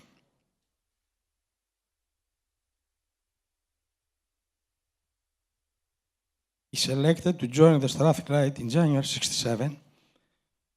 To lead the Naval Department, which, with his extensive experience he gained during his time in USA, his work vision and his team efforts, achieved Strathclyde to become the top university in UK for marine engineering, offshore technology, and naval architecture, and one of the top in the world. His name is synonymous with excellence in marine engineering, especially for the research he has done for the application of computers in ship's technology, ship stability, offshore support for hydrocarbon explorations and production, educational methodologies, and safety management. In recent years, he has particularly been active in research focused on enhancing the safety of maritime offshore renewable energy activities, and recently on AI embracement in shipping and offshore for the decarbonization, ship's safety, efficiency, performance, and maintenance, and energy required because of AI. It was a long time since I had met him in Athens, probably 35 years ago, and in Glasgow last February. I was amazed when we sat down, the two of us, for 10-15 minutes, privately. He remembered details of my family and discussions I had with him at the time, which were challenging about my career and the decision I was going to make, which actually he helped me a lot. I must admit that when I left university in Strathclyde in '78, having finished successfully the master's degree in marine technology, I could never have imagined that one day I will have the honor of Professor Q to be my guest on Chios Island, the motherland of world shipping. Chios, an Inuses island, with a population of less than 35 people, 30,000 people, control 12% of the world shipping, and to participate in the second Chios International Shipping Summit. Professor Cook was my supervisor when I was doing my thesis, comparison of dynamic positioning and conventional mooring systems for supply and support vessels for the North Sea platforms. I must confess that he was not easy for the two reasons. Difficult to find him because of his worldwide commitments. Because he was very demanding, very demanding. However, he gave us advices and guidance which helped us a lot during our career, mainly to work as a team and bridge academia and industry. Research and innovation must be transferred from the labs to the real life, otherwise it's no use. B, being a good engineer or naval architect is not good enough. Engineers of naval architecture should be thinking outside the box, must be commercial-minded, care for the environment and the safety. Bear in mind that at the time I was in Strathclyde, the environment was not as we are be careful today. Professor Q legacy is not measured only in published papers or design ships, offshore platforms, support vessels, etc., but also thousands of engineers. He has influenced with his vision, lifelong dedication to our industry advancement. I'm delighted to invite Professor Q to join and enlighten us with his thoughts and ideas regarding AI future impact of our industry, shipping, education, and in our lives in general. AI already has become part of our life. Students must be familiarized to be implemented as a tool effectively for the benefit of our environment and society. We must be careful how the AI will be used in our lives. Thank you very much, Antonius. I think you have forgotten one thing. This conference is about shipping. It has nothing to do with me. Thanks again. In the last 5 years, I have had 2 students from this island, and they've been telling me how wonderful this place is. I should visit as soon as possible. It was another one of our former students, but going back to 1978, who's inviting me to this conference. So I'm most grateful to you, Antonius, for such a wonderful occasion.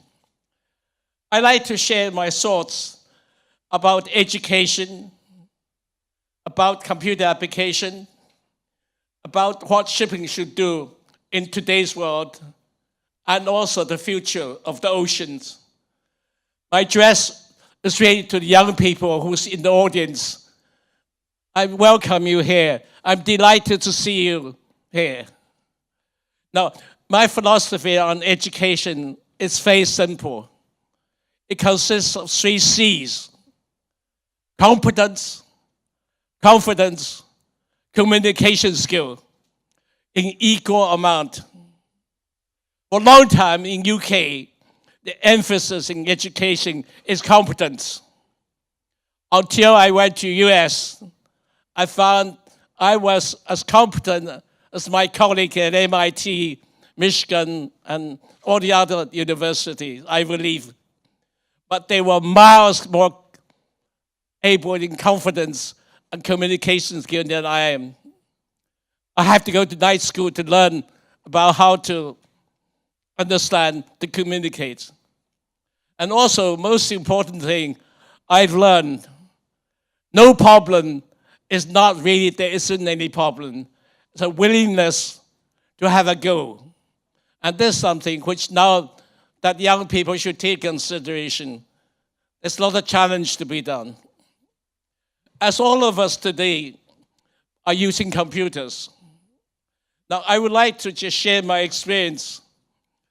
When I first used computer, my goal was to apply human factors into applied computer.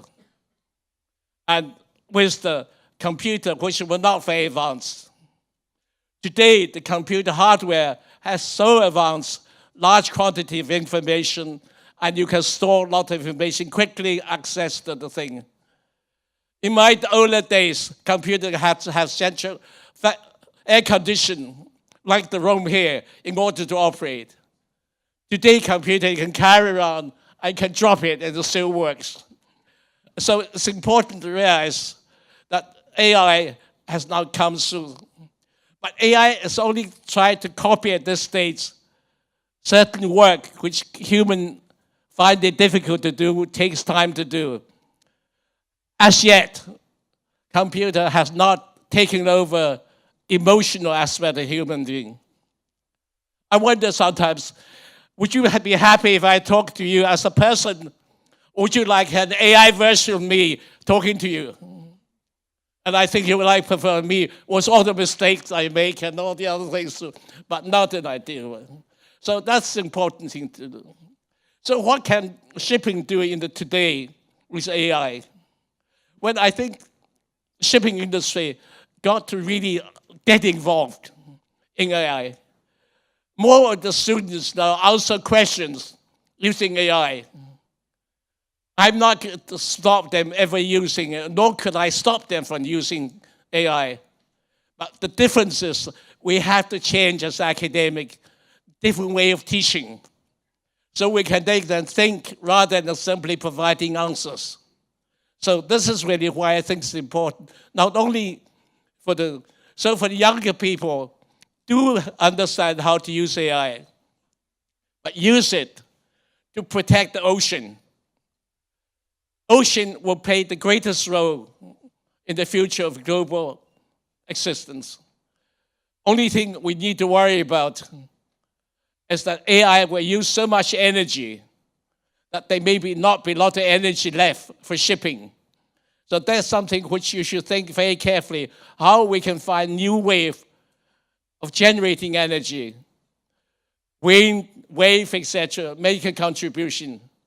They're not going to solve the problem. So there's a lot of opportunity for innovation by the young people here. And I take this opportunity to wish you all the best. And I look to you into the future. Thank you very much.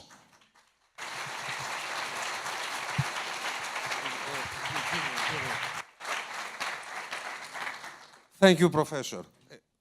Δουλεύει. Thank you, Professor. Thank you. Here we are, the three of us. One member from the industry, one from the academic world, and you from the academic world. You started your career, I assume, before the computers, before all these digital revolutions, and you continue to work when technologies, digital technologies, progressed to a degree that it wasn't imaginable at that time.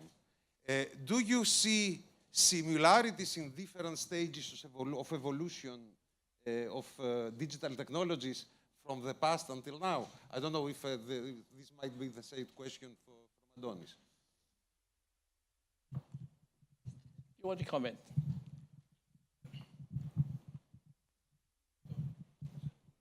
Hello? Yeah.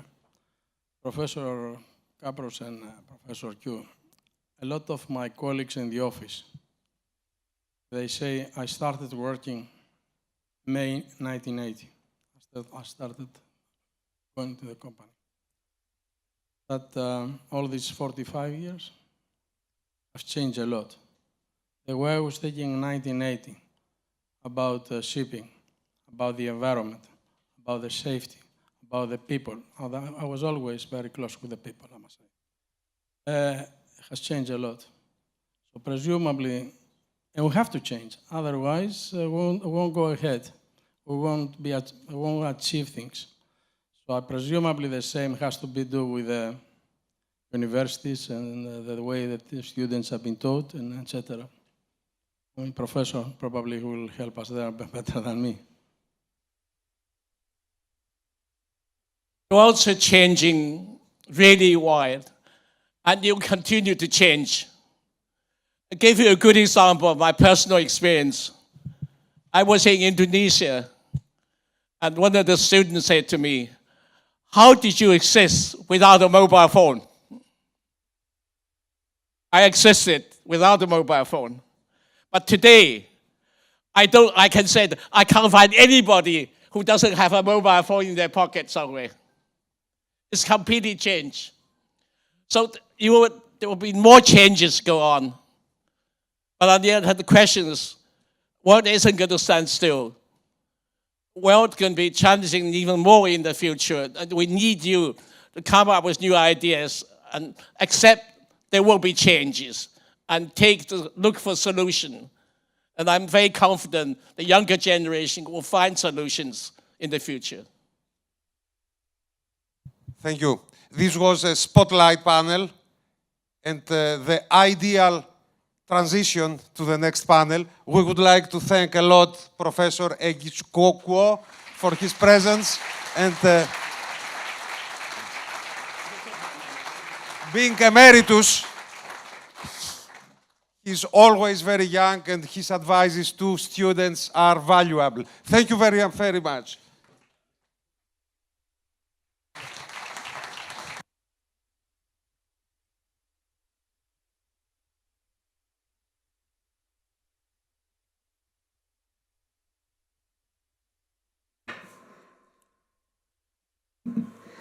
We now move We now move to our second roundtable discussion, focusing on a critical issue for the future of our industry: energy efficiency and decarbonization challenges.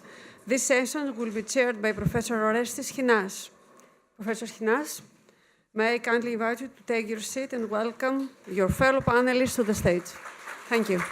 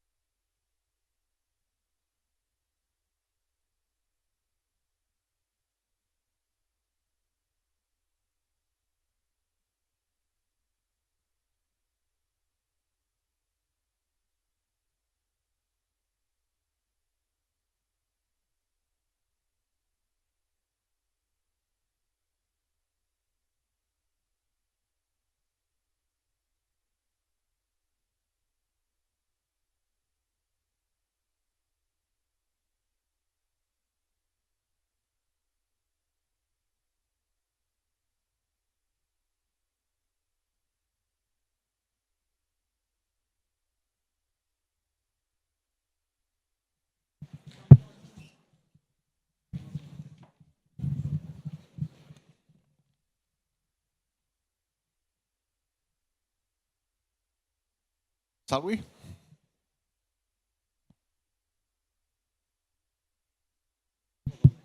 Yep. Yeah, it's fine.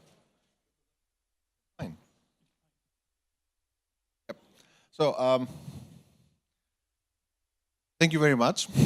Let's, right now we're gonna get, let's say, a little bit deep into the modern shipping and the challenges. It was great listening to geopolitical risks, but let's discuss about risks that we can identify, mitigate, accept, do whatever we like.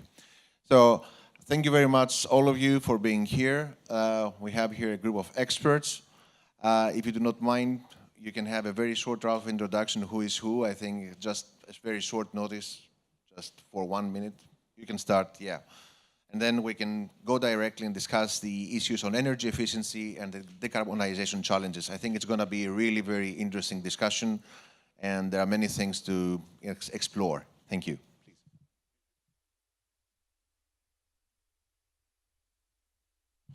Yes, yeah. Thank you for the introduction, and thanks for having me here, of course. My name is Jeroen Bruin. I'm an associate professor in shipping management at the Delft University of Technology in the Netherlands, where I specialize in sustainable shipping. Thank you. This is Spiros Zolotas of RINA Classification, Vice President Marine for South Europe, naval architect by profession, very inspired by the speech of Mr. Koo, who was before on AI. I am not a graduate of the National Technical University, but nevertheless, thank you, Professor, for touching these points. I'm Stavros Hatzigrigouris, technical background. I come from Crete, but I feel 3/5 as a Chian guy since I worked for 40 years for a Chian company. Thank you, Vasilis Timoulas. I'm a Technology Innovation Director for Bureau Veritas Classification for the greater region of South Europe and Middle East. I'm a naval architect and marine engineer by training, and very much interested in discussing this morning. Antonis Faraklas, CEO of Chartworld and Charterwell Maritime. I'm George Pateras. I'm the Deputy Chairman of Conships Management. I'm educated in technology, and I'm from Inoussas.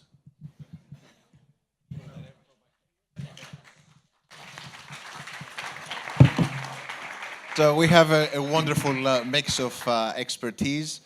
I can see that I think all of us, or at least we have a technical background, yeah, naval architecture or something similar.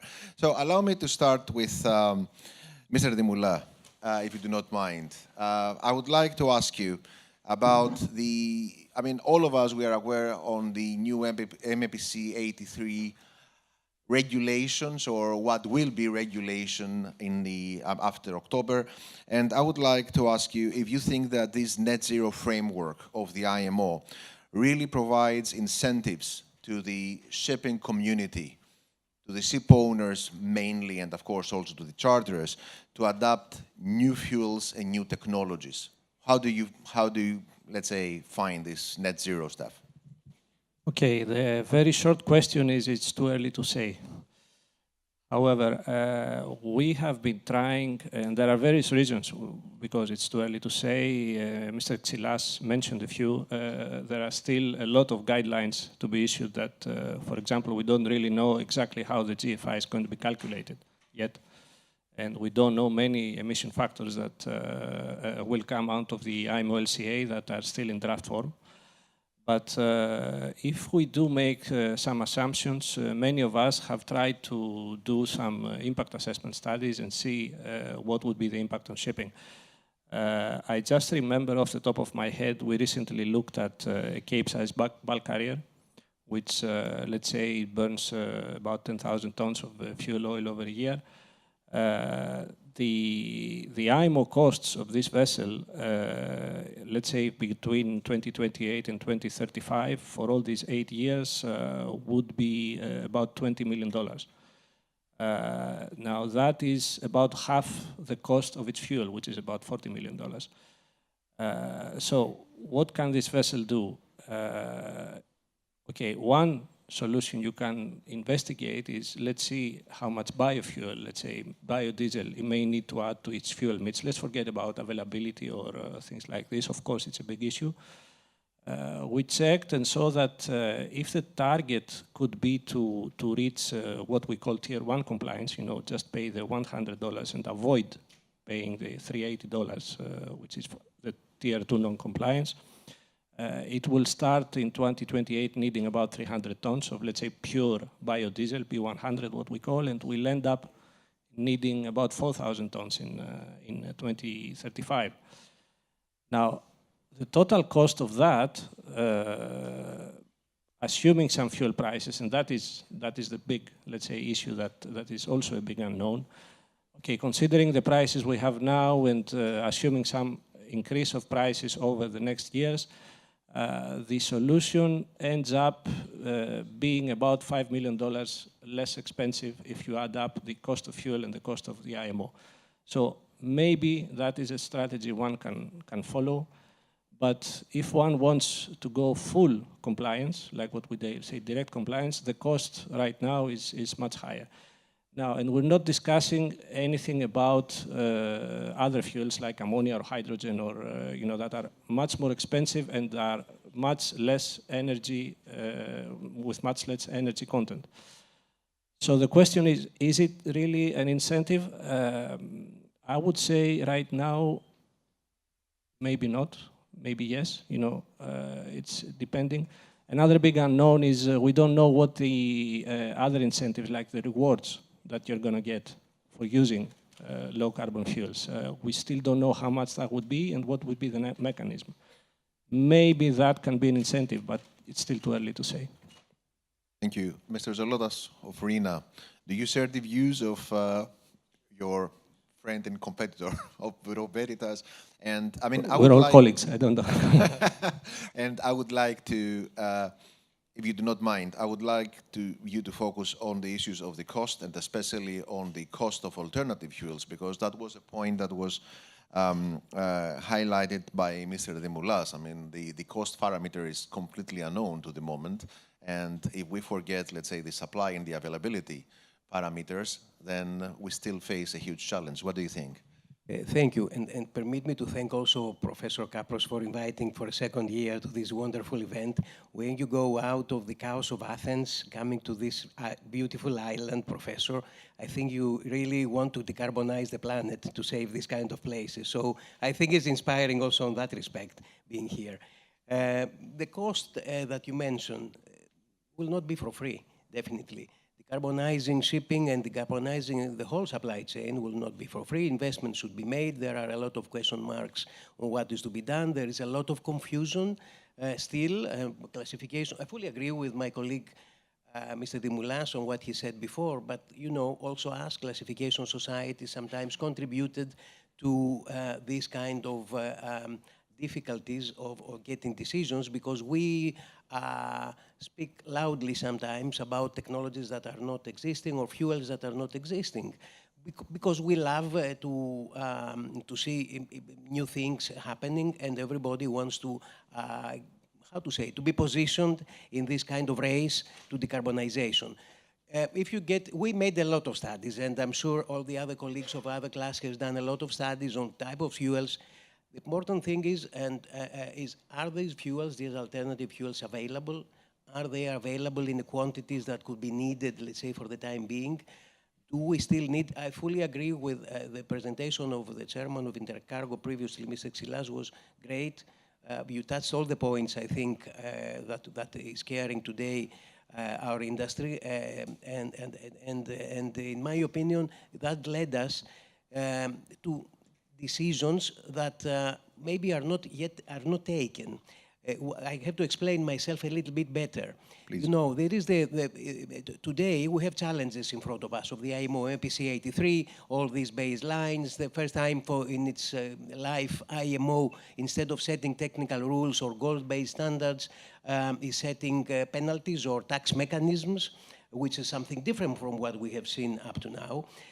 So definitely all of us are a little bit scared about how these things will be applied, how these things will be navigated through, and definitely there can be a lot of scenario.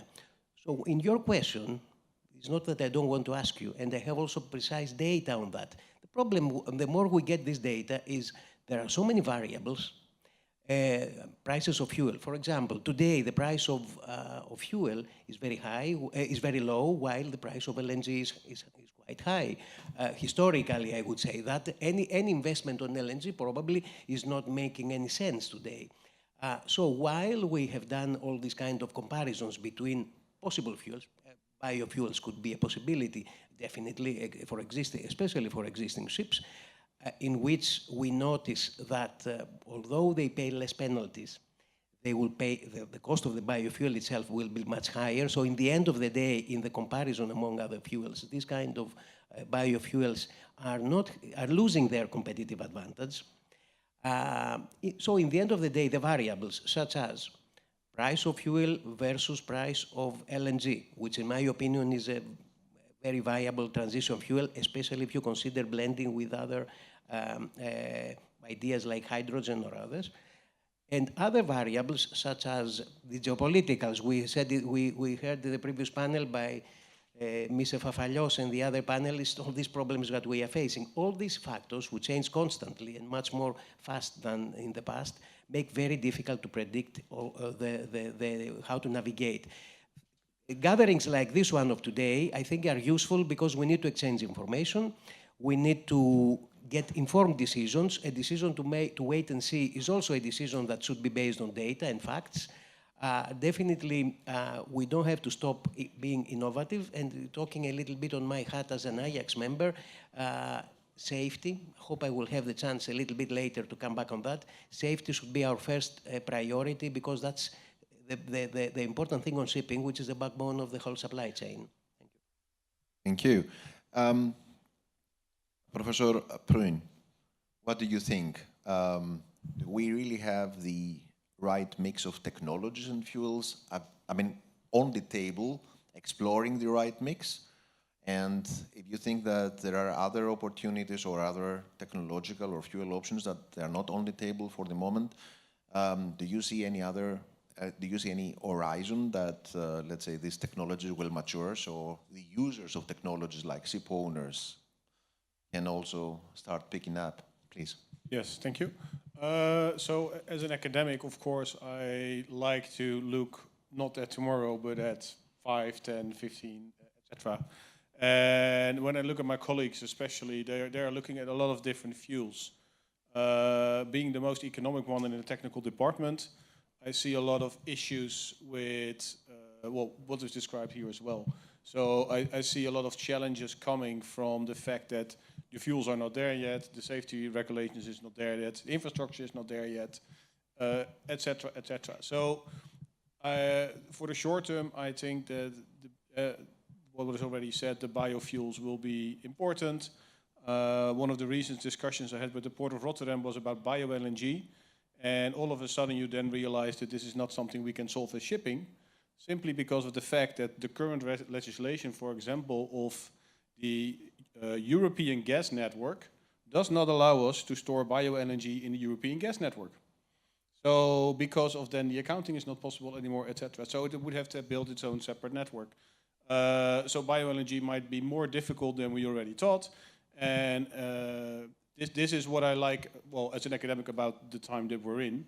Because every time that we're doing something practical, we come up with new challenges, even for the things we thought we already knew. And so for research-wise, there's a lot of opportunities. But for the technology-wise, I think for the short term, also given the new MEPC and everything else, the most favorable technologies would still be energy reduction for your vessels. So the technologies that reduce the emissions, the technology that reduce your output, because no matter how we look at it, either if we're going to get a different fuel or the rules of the IMO, Europe, etc., are going to make the regular fuels much more expensive, either through taxation from the CO2 or taxation on the fuel itself. So your earn back time of all these kind of energy measures are going to give you a better view, a better result than than everything else that I can think of for now. Thank you. So if I got it right, we are talking about uncertainty, we are talking about parameters that are known unknowns, and we still have many unknowns to explore. So the question to maybe, I don't know, Mr. Hatzigrigouris, Mr. Faraklas, Mr. Pateras, one of you, is, let's say, for you, I mean, how do you deal with your investors? I mean, you have to build ships, you have to take decisions if you're going to retrofit your ships, you have to take decisions what kind of technology you have to select, you have to decide on the makers list, all of this. With all these unknowns, given, let's say, also the new rules with the GFI, I mean, a compliant ship of today might not be a compliant ship after 5 or 10 years. How do you make your decision? How you discuss this with your investors, bankers, co-financiers? Please. Thank you for giving me the chance to reply. I'm going to be a little cynical, and because there are definite certainties. There is no uncertainty in going forward. We, the older generation, remember before the '73 fuel crisis, oil was between $2 and $5 a barrel, and then we had to live with up to $100 a barrel. So our investors had to know that to run a ship is going to become a lot more expensive. We know that today. There is no fuel of the future.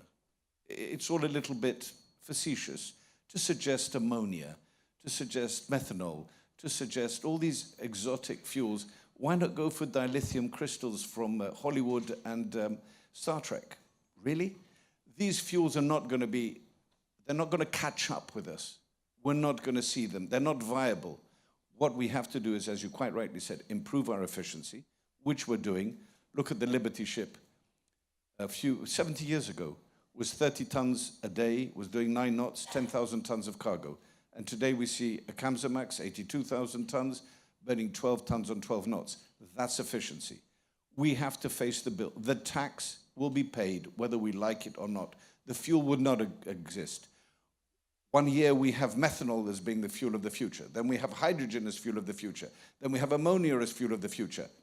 We talk about all these fuels of the future, the tax you're going to pay. So you tell your investors, it's going to cost, the fuel cost will go up double, live with it. That's where we're going to go until we turn nuclear. As Mr. Xilas quite rightly says, we get the perception of nuclear being the new thorium reactors with molten salt will be the fuel of the future. It's totally green, and none of the others are green, if you look from well to wake. But of course, you can give your GIF with a 10,000 euro contribution to the IMO. They're willing to accept any suggestion for GIF. As, you know, they're all going bankrupt. They need the money. They need the tax. It's got nothing to do to sustainability, unfortunately. So, Mr. Faraklas, did you share the view that we're going to keep on, let's say, using oil and pay the bill? I take it from another aspect. We have learned to run young and old ships. So every time you have to take a decision, you have to see how long this ship is going to last. So accordingly, you have to make your decisions. You can't take a decision for a 10-year-old vessel, same as for a new building, or a 15-year-old. Still believe that there are ways to improve our ship's efficiency. By conservatively between 15 and 20%. More frequent dry dockings, better coatings, improving propellers, improving bows, main engine, etc., optimizing speeds, because a lot of the speeds which have been built the last 10 years, when the time was different, as an example, the containers were optimized at 19, 20 knots. Now they are only being optimized 17 or below. So there are ways to improve our efficiency 20% today. So the bunkers, as George have said and the others have said, ammonia, hydrogen, etc., for different reasons, are not available today. They won't be available for at least for the near future, 5, 10 years. So we have to fight with what we have in hand. And this is the way I look at it. And when we sit down with my technical people and we decide, we have to play according to what we have in hand. As an example, I believe that we can easily achieve, we have done an improvement on one of our 3,800 containers. Change only the bow. She was optimized at 19.5.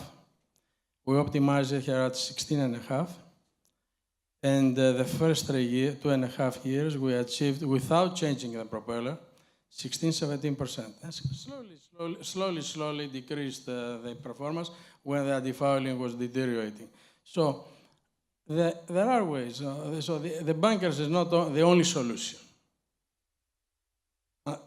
And unfortunately, IMO is politically driven. That's what it suits them to say. They put the burden on us, but we have, with the Greeks, we have a way to think forward, more advanced than them. So we have a way to fight it. Thank you. I think the main problem that we have is that the greenhouse reduction targets are not concerning only individual ships. We talk about the industry. The world population is growing, the needs for transportation will grow. We are all happy that the needs for transportation will be there, but what will happen in the year 2035 if the greenhouse emissions from the industries keep going up? Then we have to talk about radical solutions. There may be a solution, but we have to wait and see. Talking about IMO, I'm pretty disappointed by IMO. IMO started as a technical body, and now it's dollars and cents. I don't know how can I call it.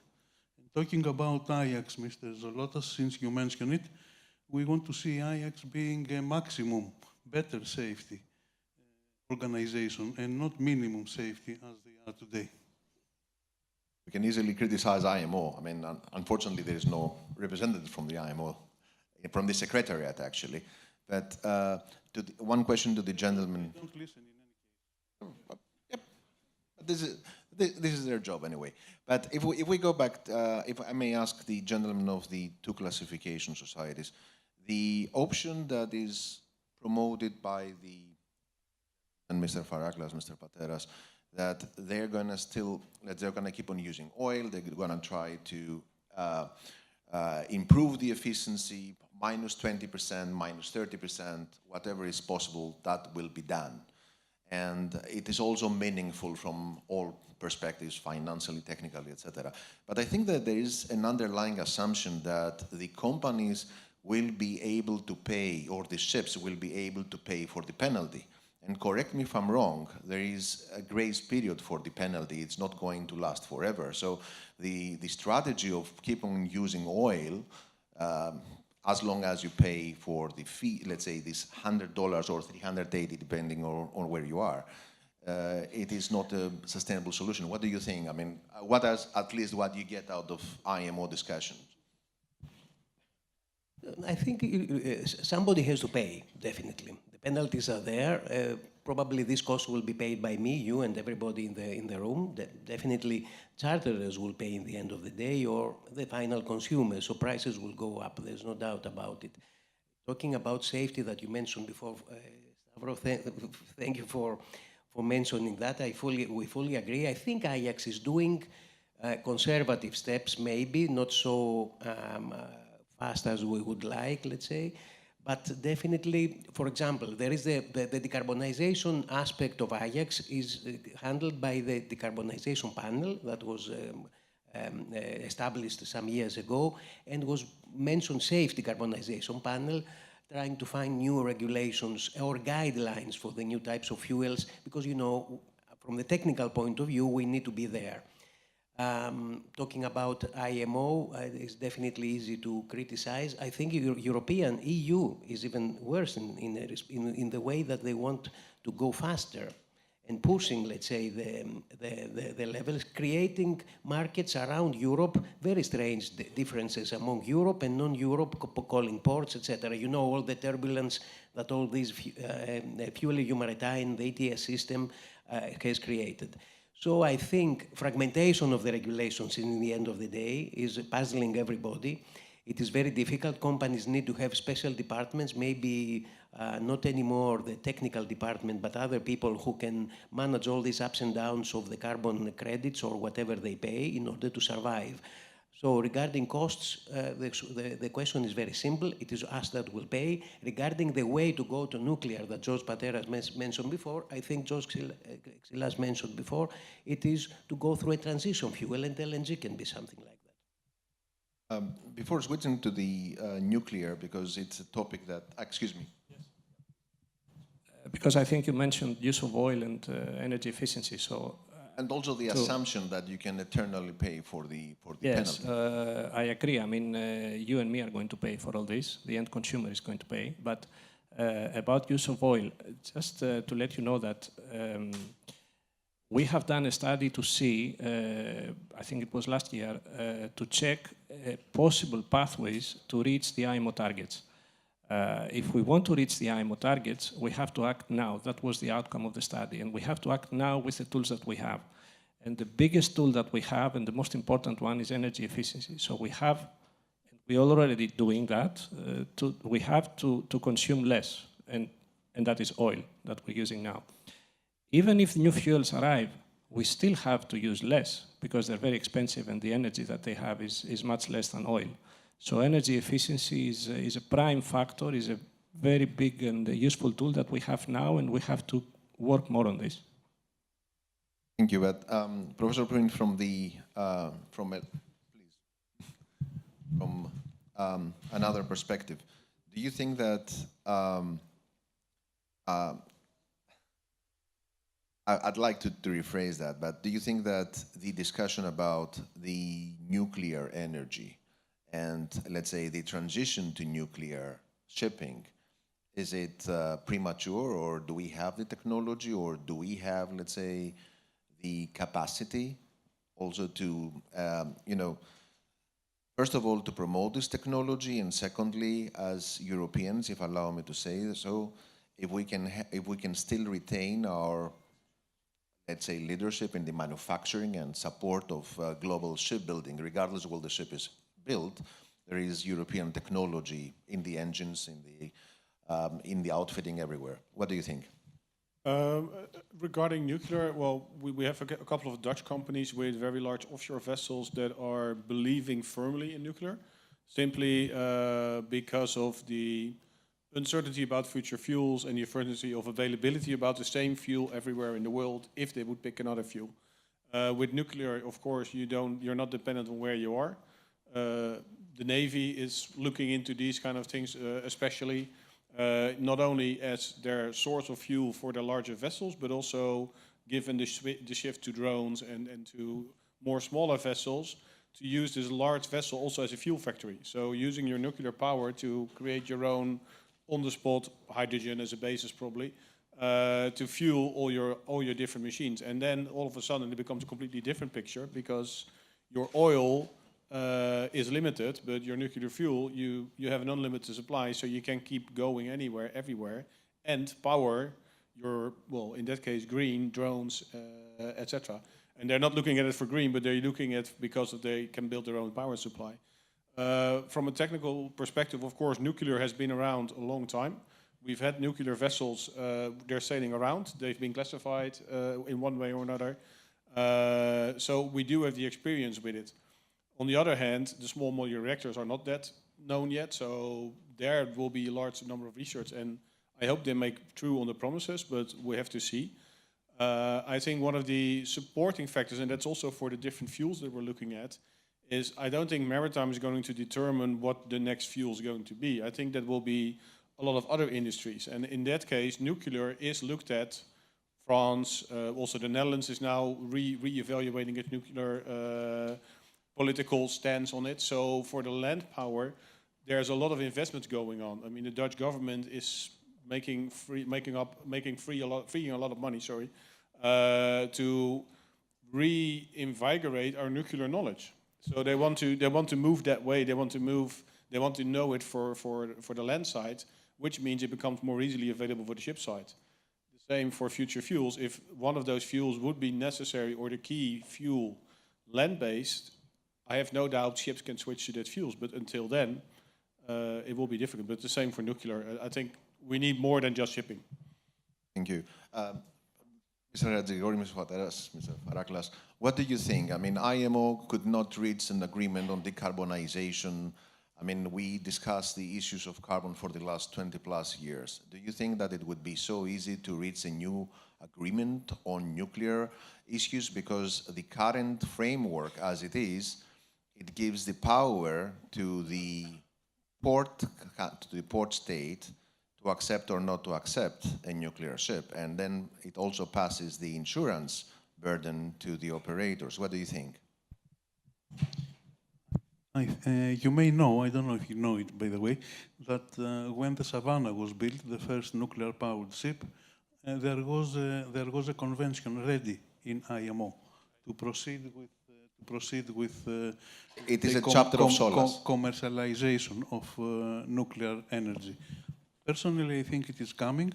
I have been involved, not done, 2 projects with nuclear. To give you some numbers, you have to remember that when we say nuclear, you buy the fuel together with the reactor for 20-25 years, and if you put down your estimate about the cost of fuel, you will see that the numbers are not prohibitive. The issue of training that Mr. Papalios touched before, the, let's say, tentative agreement that we had with one nuclear molten salt reactor company was that part of the vessel's crew will be 2 operators to deal with the reactor. So we don't need, throughout the whole life of the ship, we don't need to train the people to become nuclear physicists or whatever. But if I'm glad that you mentioned Savannah, because one of the failures of Savannah was that it was a cargo passenger ship, so it was not a ship that was clearly either cargo or passenger ship, but it was also the point that the operators should get the license to get into the port every time. And that was one of the major failures. So, and this is something that should, let's say, at least make you worry. And we're going to get a license to bring a ship carrying ammonia as a fuel. I didn't say anything about ammonia. I didn't say anything about ammonia, but so, I mean... Yeah, that's infrastructure. We have a transitional fuel at the moment. It's called fuel oil. It's a fantastic transitional fuel.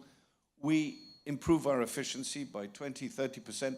As technology improves, we'll get it even better. And this will be our transitional fuel till we go nuclear. Because all the other fuels, imagine the carbon footprint of changing the infrastructure to take ammonia. You can't have 3 different fuels. It'll have to be one. We can't have in America LNG, in Europe methanol, and hydrogen in the Far East, because the transshipment cost from ship to ship is going to be astronomical to be able to, because you won't be able to do the voyage. You're not going to be able to take enough methanol to go all the way around the world and come back. So, because then you'll leave out most of the cargo. So it's going to be one fuel around the world. So the infrastructure change is going to be tremendous. Why not do one change straight into nuclear? Why not keep our traditional fuel of fuel oil and then move straight to training? Dimitri was correct. We'll have to train people. You'll have to train them for methanol, you'll have to train them for LNG, you'll have to train them for ammonia, and then train them again. Eventually you'll train them for steam. It all seems a little bit unrealistic. Every so often, and I'll just finish with this, every so often you hear people, ammonia suddenly appears in all the press, and then we all run to, let's build ships with ammonia, and then methanol appears, and we all run to build ships with ammonia. Do you recall a few years ago, everybody was suggesting the world is going to go under 10 meters of water because the North Pole is going to melt? It was all this big thing. The North Pole is melting because of global heat warming. Nothing to do with global warming, of course. But the North Pole is floating. Archimedes told us, nobody's going to go underwater. And yet it's appearing in the press again. I read it in 3 articles this week. It's appearing again. People need to be pushed into different directions. No, we don't. Maybe you can enlighten us, Mr. Faraklas or Mr. Pateras, on the issue of the insurances, because I think that many underwriters, they have concerns with the use of nuclear power, especially in city ports, and there are many city ports around the globe. Although I believe that nuclear power can be the ultimate solution, I'm still not very optimistic that we'll see it on our ships in the near future, for different reasons. To persuade the public, we saw what happened after Japan's Fukushima. In Europe, I understand is banned. Germany is banned, and they have the problems with the energy supplies, etc. So I'm not convinced that, I'm not optimistic, or whatever you call it, that we'll see the nuclear power on our ships for the foreseeable future. However, probably can be used in order to produce green energy, green fuels. If it is methanol or ammonia, which I'm not anyway fond of ammonia because it's very toxic, and I don't believe it's going to be safe for our crew, regardless the measures which are having to do, because everybody believes that the ships are going to be only 5 years old.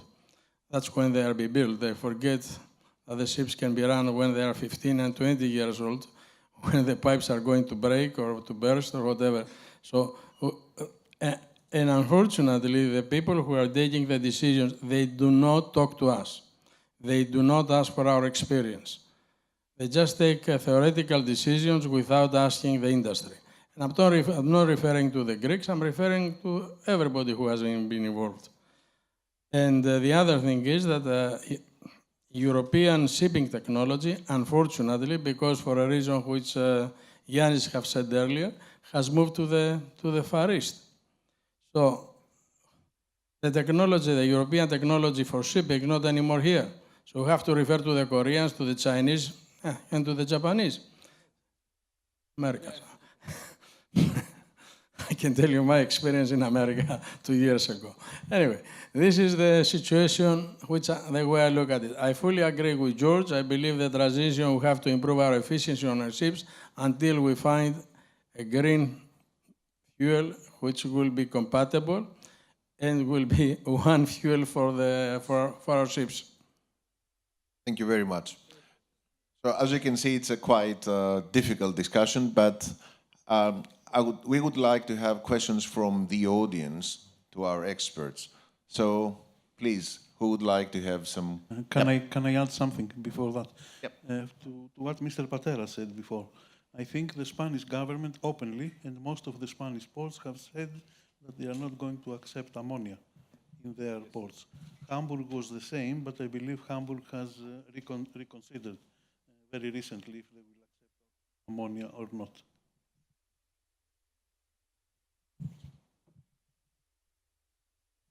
Right.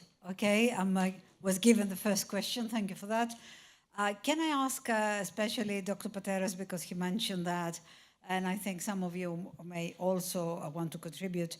If we replace the well to wake by the scratch to scrap, that is, if we include the life cycle assessment of the hardware required for changing into new fuels, will that strengthen your argument about the necessity to keep on improving efficiency and then go for some long-term solution? I believe it will, because we have construction procedures which are efficient today with the fuels that we use today. If we were then to build and design new vessels, we don't know the reliability of a vessel with ammonia. Andoni Farakla said quite rightly, can you imagine an ammonia ship after 5 or 6 years when the pipes start bursting? You really don't know what's going to be going on. We don't know the wear characteristics of ammonia. We don't know the wear characteristics of methanol or any other fuel, but we do know it for oil. So that is another point. If you add that part of into the equation, it gets even worse. Thank you. You have a question, please. Thank you. I'm Iles Fadis from the University of Nicosia.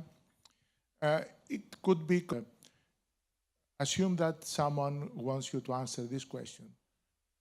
Try to have, in the near future, in the 5 years to come, a competitive, a sustainable, and a resilient shipping. This is the question. So for me, as an engineer, I believe that the question directly violates the second law of thermodynamics. But I started the comment with this ironic character, but I have to highlight that this is the guidance from the European Union to the new commissioners. So what are the pillars for the policy in the EU to become, at the same time, competitive, sustainable, and resilient? So from my point of view, there is a total misunderstanding. And I do believe that we have to reframe everything, not only in shipping, but in the political directions we have within the EU.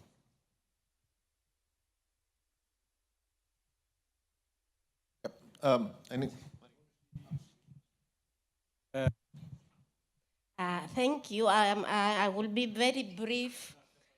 And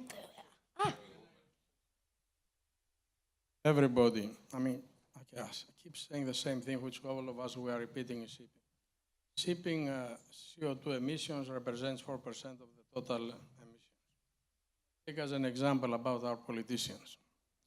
If you go from Glyfada to Piraeus today, you need an hour.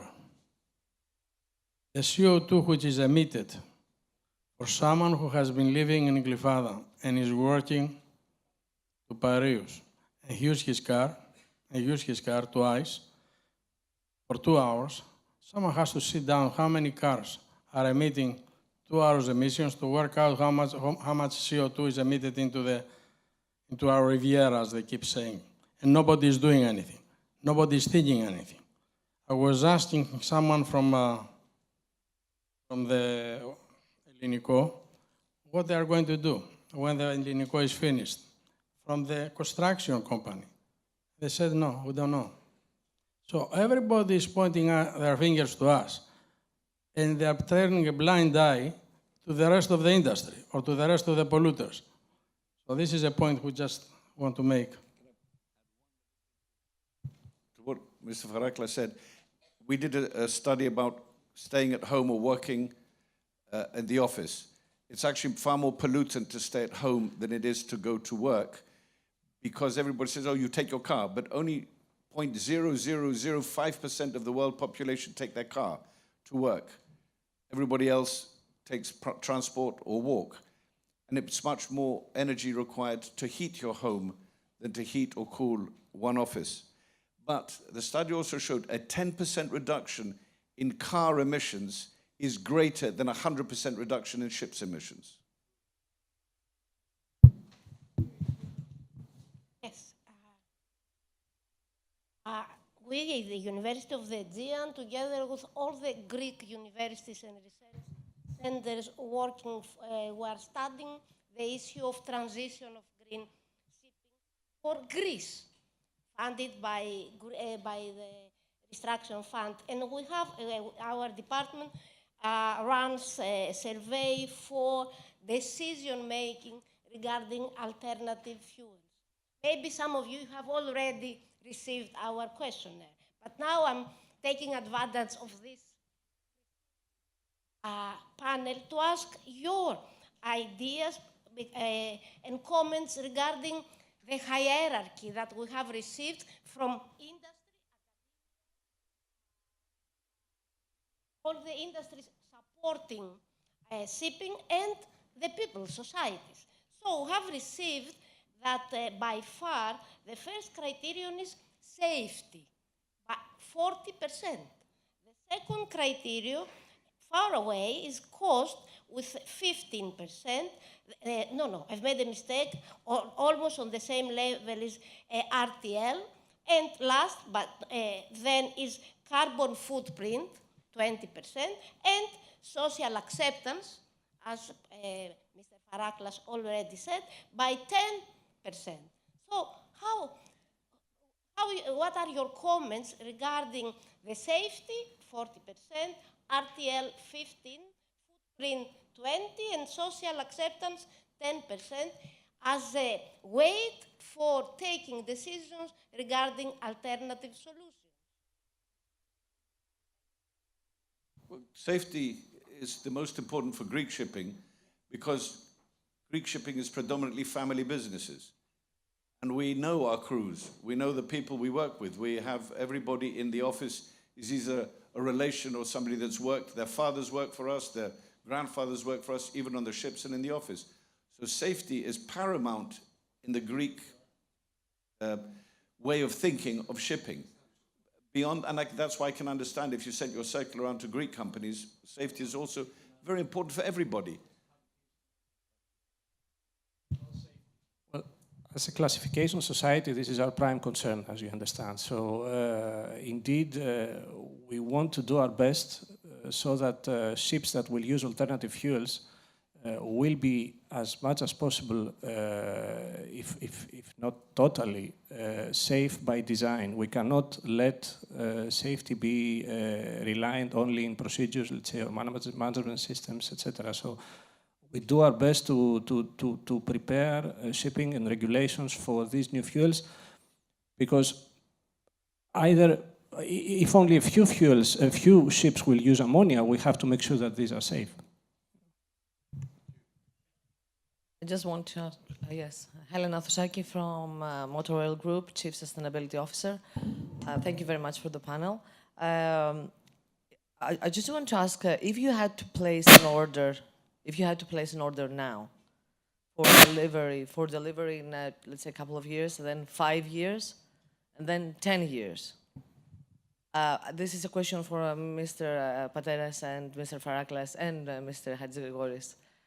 What type of technologies would you use for these vessels?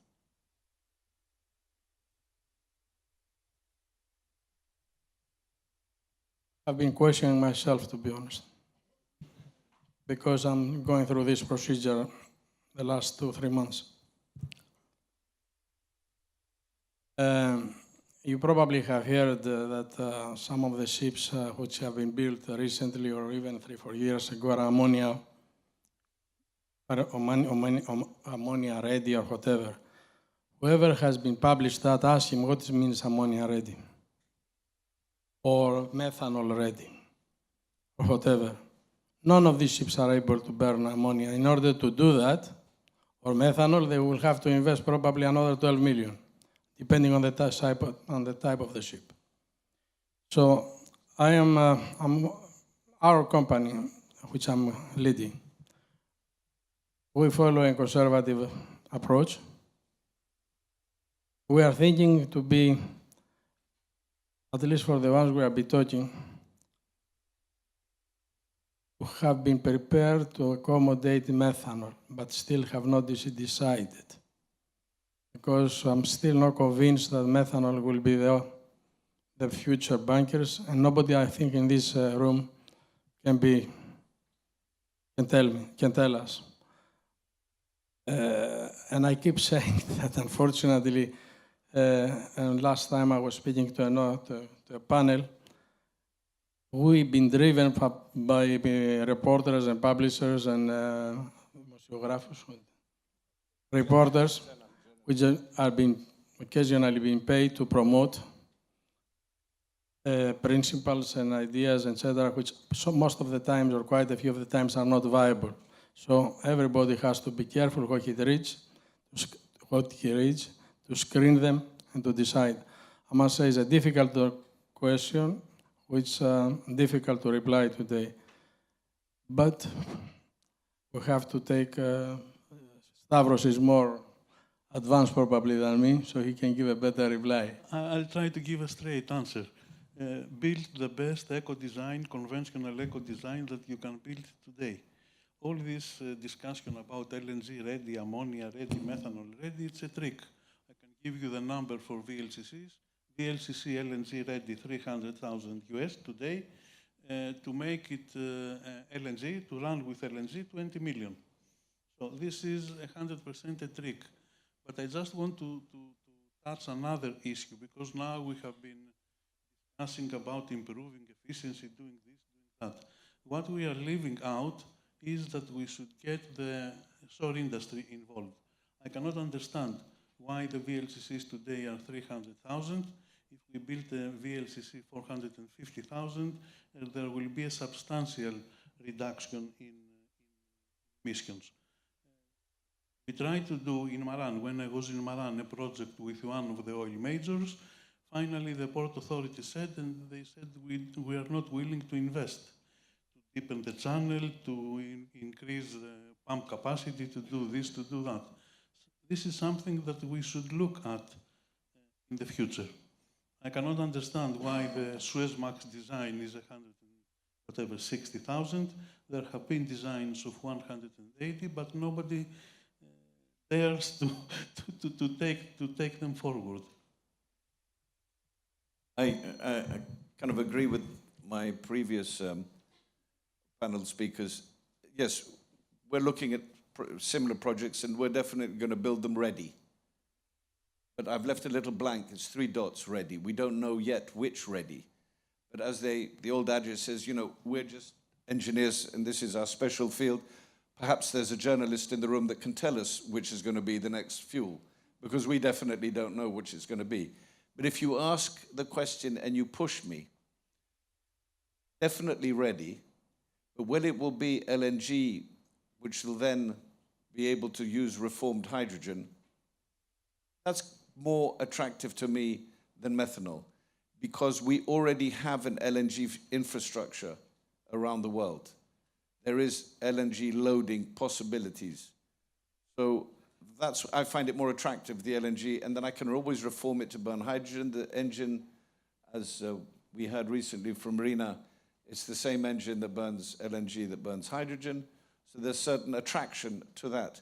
But to be honest, we're going for efficiency because we're looking at the next 20 years. The ships are going to do this 20, 25 years. I don't think we're going to have a solution in the next 25 years. Thank you.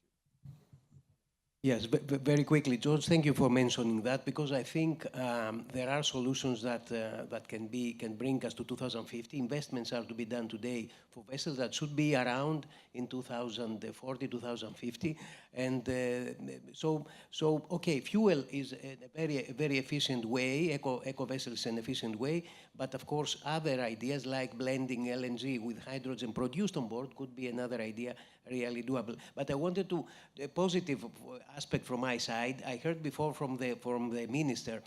Ministers make a lot of announcements many times, but this is a very realistic, I think, and I would like to congratulate them on their initiative for the greening of the passenger ships. I think it's a topic that the conference will touch more tomorrow, but without such an initiatives, nothing is going to happen, because investments are huge, and we need somebody to keep this rolling. And last point, somebody mentioned that infrastructures in the ports are also important. So this brings us to the usual loop that we don't need only shipping itself alone to choose its own fuel, decarbonize the planet, and everything else. We need the whole supply chain, and probably much more others, let's say, to be prepared in order the ships to safely go around.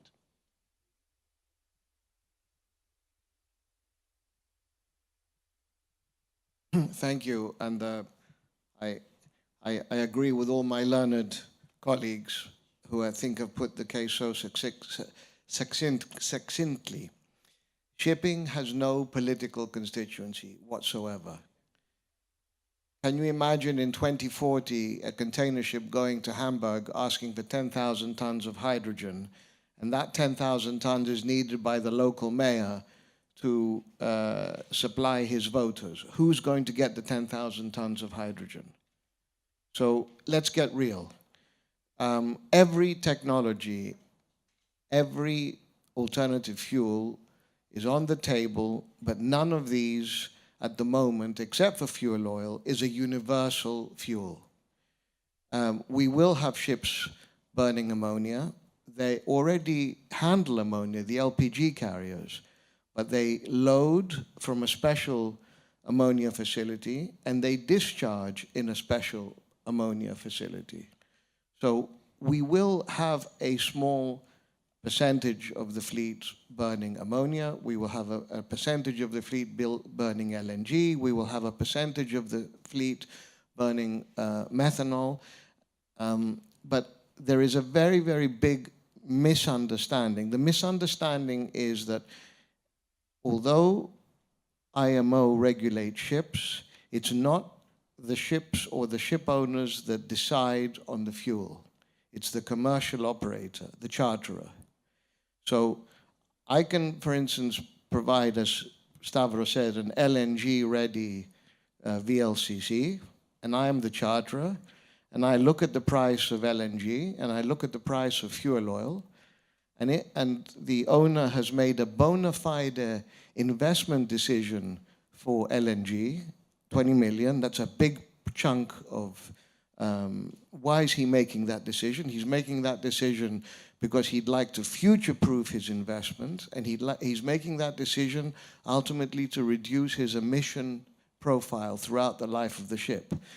But the charterer comes along and says, forget the LNG, you carry on burning fuel oil because your ship is a dual-fuel ship, and I will burn the cheapest fuel to transport my cargo. So we have to get real. Efficiency, safety, and to a degree fuel oil, because fuel oil is the only fuel that we in the shipping industry can burn and nobody else can burn. So we have to put things into context, and we have to understand that everybody will be competing for these green fuels, not just the marine industry. Thank you very much, and thank you to the panelists. Thank you. Sorry, yeah, well, just maybe not a reaction to this, but more to the earlier discussions. I agree with what has been said so far, that efficiency is the way forward, as already mentioned, but especially being ready for the future is also, from my hand, an efficiency, a future-proofing of your investment. And the studies we do show clearly that a 1% additional cost at the CAPEX side when you invest in a vessel can reduce your conversion cost by 70 to 90%. So there's worth considering it. Exactly what to consider is still a business choice, but there are ways to future-proof vessels, technically at least. Quickly, Dimitri said something that people seem to forget.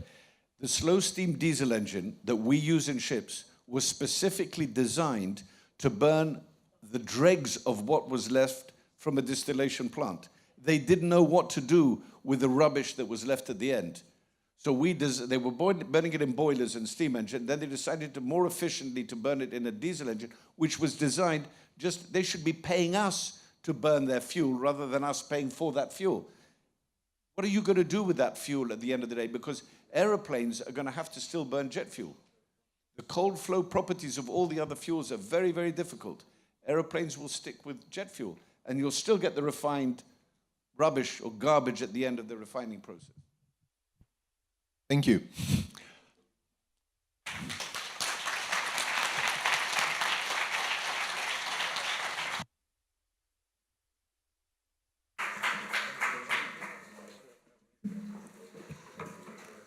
Now, we will have a very short break for coffee and refreshments. 15 minutes, please. Thank you.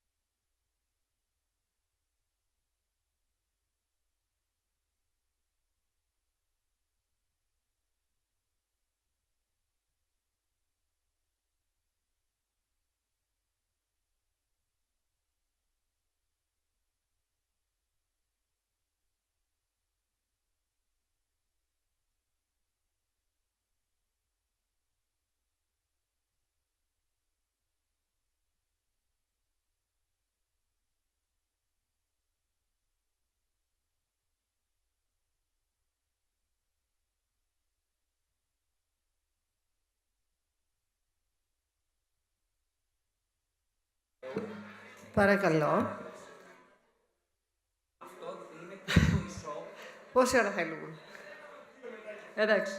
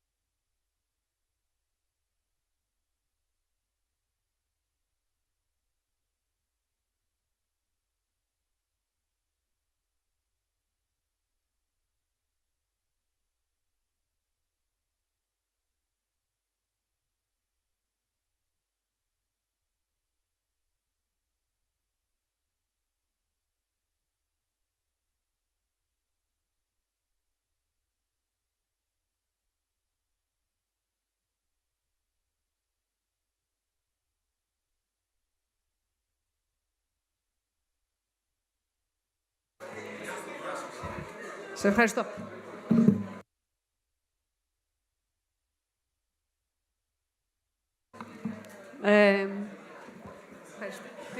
Αν έχετε την καλοσύνη, παρακαλώ, περάστε μέσα να συνεχίσουμε. Σας ευχαριστώ. Μόνο εγώ με περνάει σε φωνή.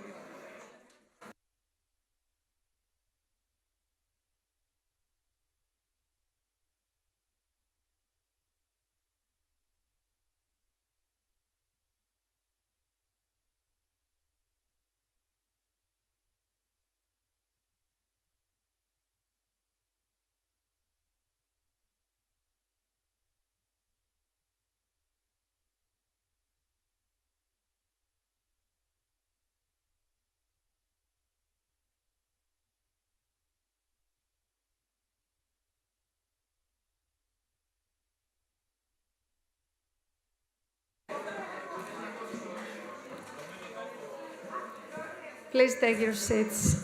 Thank you.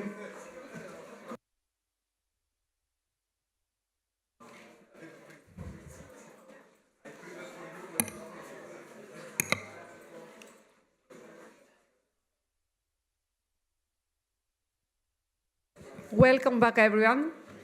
Thank you.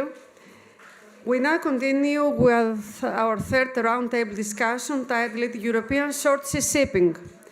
Please allow me to invite Professor Serafim Kapros, head of the department, to come to introduce his panelists.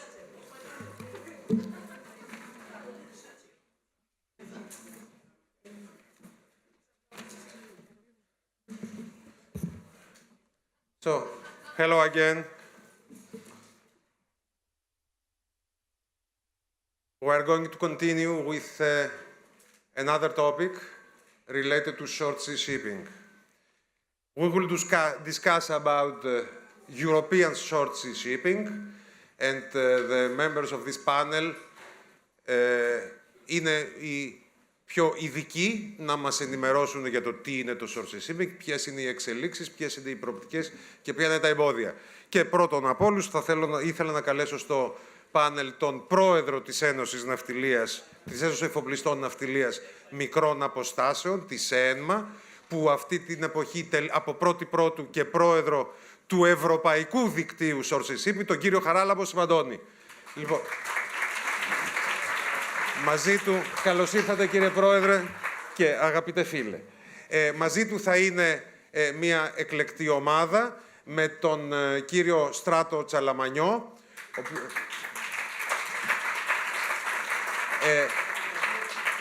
πρόεδρο διευθύνοντα σύμβουλο της Seven, από τις πιο γνωστές εταιρείες που δραστηριοποιούνται στον κλάδο του short sea shipping. Θα είναι ο κύριος Κώστας Οικονόμου, διευθυντής, υπεύθυνος διευθυντής της ναυτιλιακής χρηματοδότησης στην Άττικα και την Παγκρίτρια Τράπεζα. Το είπα καλά? Ωραία. Ο κύριος Αλέξανδρος Λαγουρός, ο Ναύαρχος. Ελάτε κύριε Ναύαρχε. Mr. Admiral, he's the technical advisor of the Association of Short Sea Shipping Shipowners. Και last but not least, someone from far, from Antwerp. Not so far, finally. Professor Tjeliva de Slader. Kerry, welcome. That will add an international dimension to the topics we are going to discuss. Mr. President, I would like to invite you to the floor for an introductory speech about short sea shipping.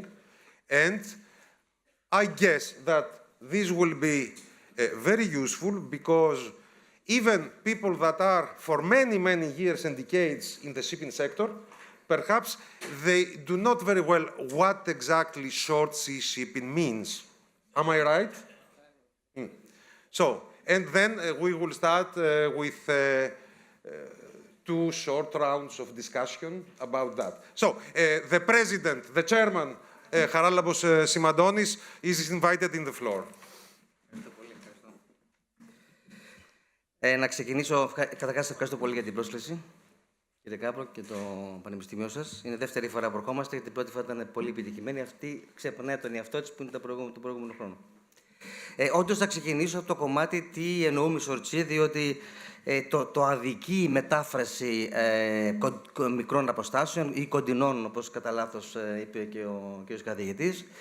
Όταν λέμε μικρές αποστάσεις, όταν λέμε σορτσί, εννοούμε σύμφωνα με το definition της Ευρωπαϊκής Ένωσης του 1999, το οποίο βγήκε το 1999, τις μεταφορές φορτίων υγρών και στερεών καθώς και ανθρώπων, τις ενδομεταφορές της Ευρώπης, δηλαδή όπου υπάρχει ευρωπαϊκή χώρα ή όμορη χώρα αυτών.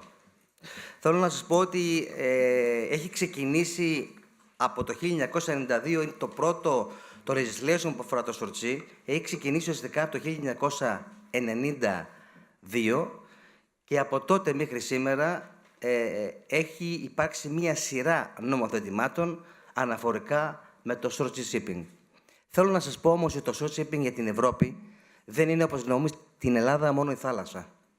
Δημιουργήθηκε με σκοπό να μεταφέρει τις εμπορευματικές ροές από τους δρόμους που μολύνουν, και το ξέραμε από τότε, από το 1985 και μετά στην Ευρωπαϊκή Ένωση, από τις ροές λοιπόν τις εμπορευματικές στους δρόμους στη θάλασσα, τις θαλάσσιες. Ακριβώς γιατί η θάλασσα είναι environment friendly.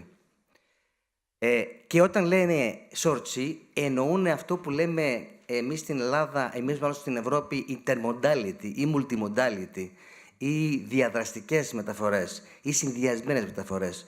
Είναι αυτές που τώρα ονομάζονται, σύμφωνα με τον κανονισμό, πολυτροπικές μεταφορές και αφορούν τα τρένα, αφορούν τα λιμάνια, τα logistics, τις παραποτάμιες μεταφορές και εν κατακλείδη και στο τέλος τις θαλάσσιες μεταφορές.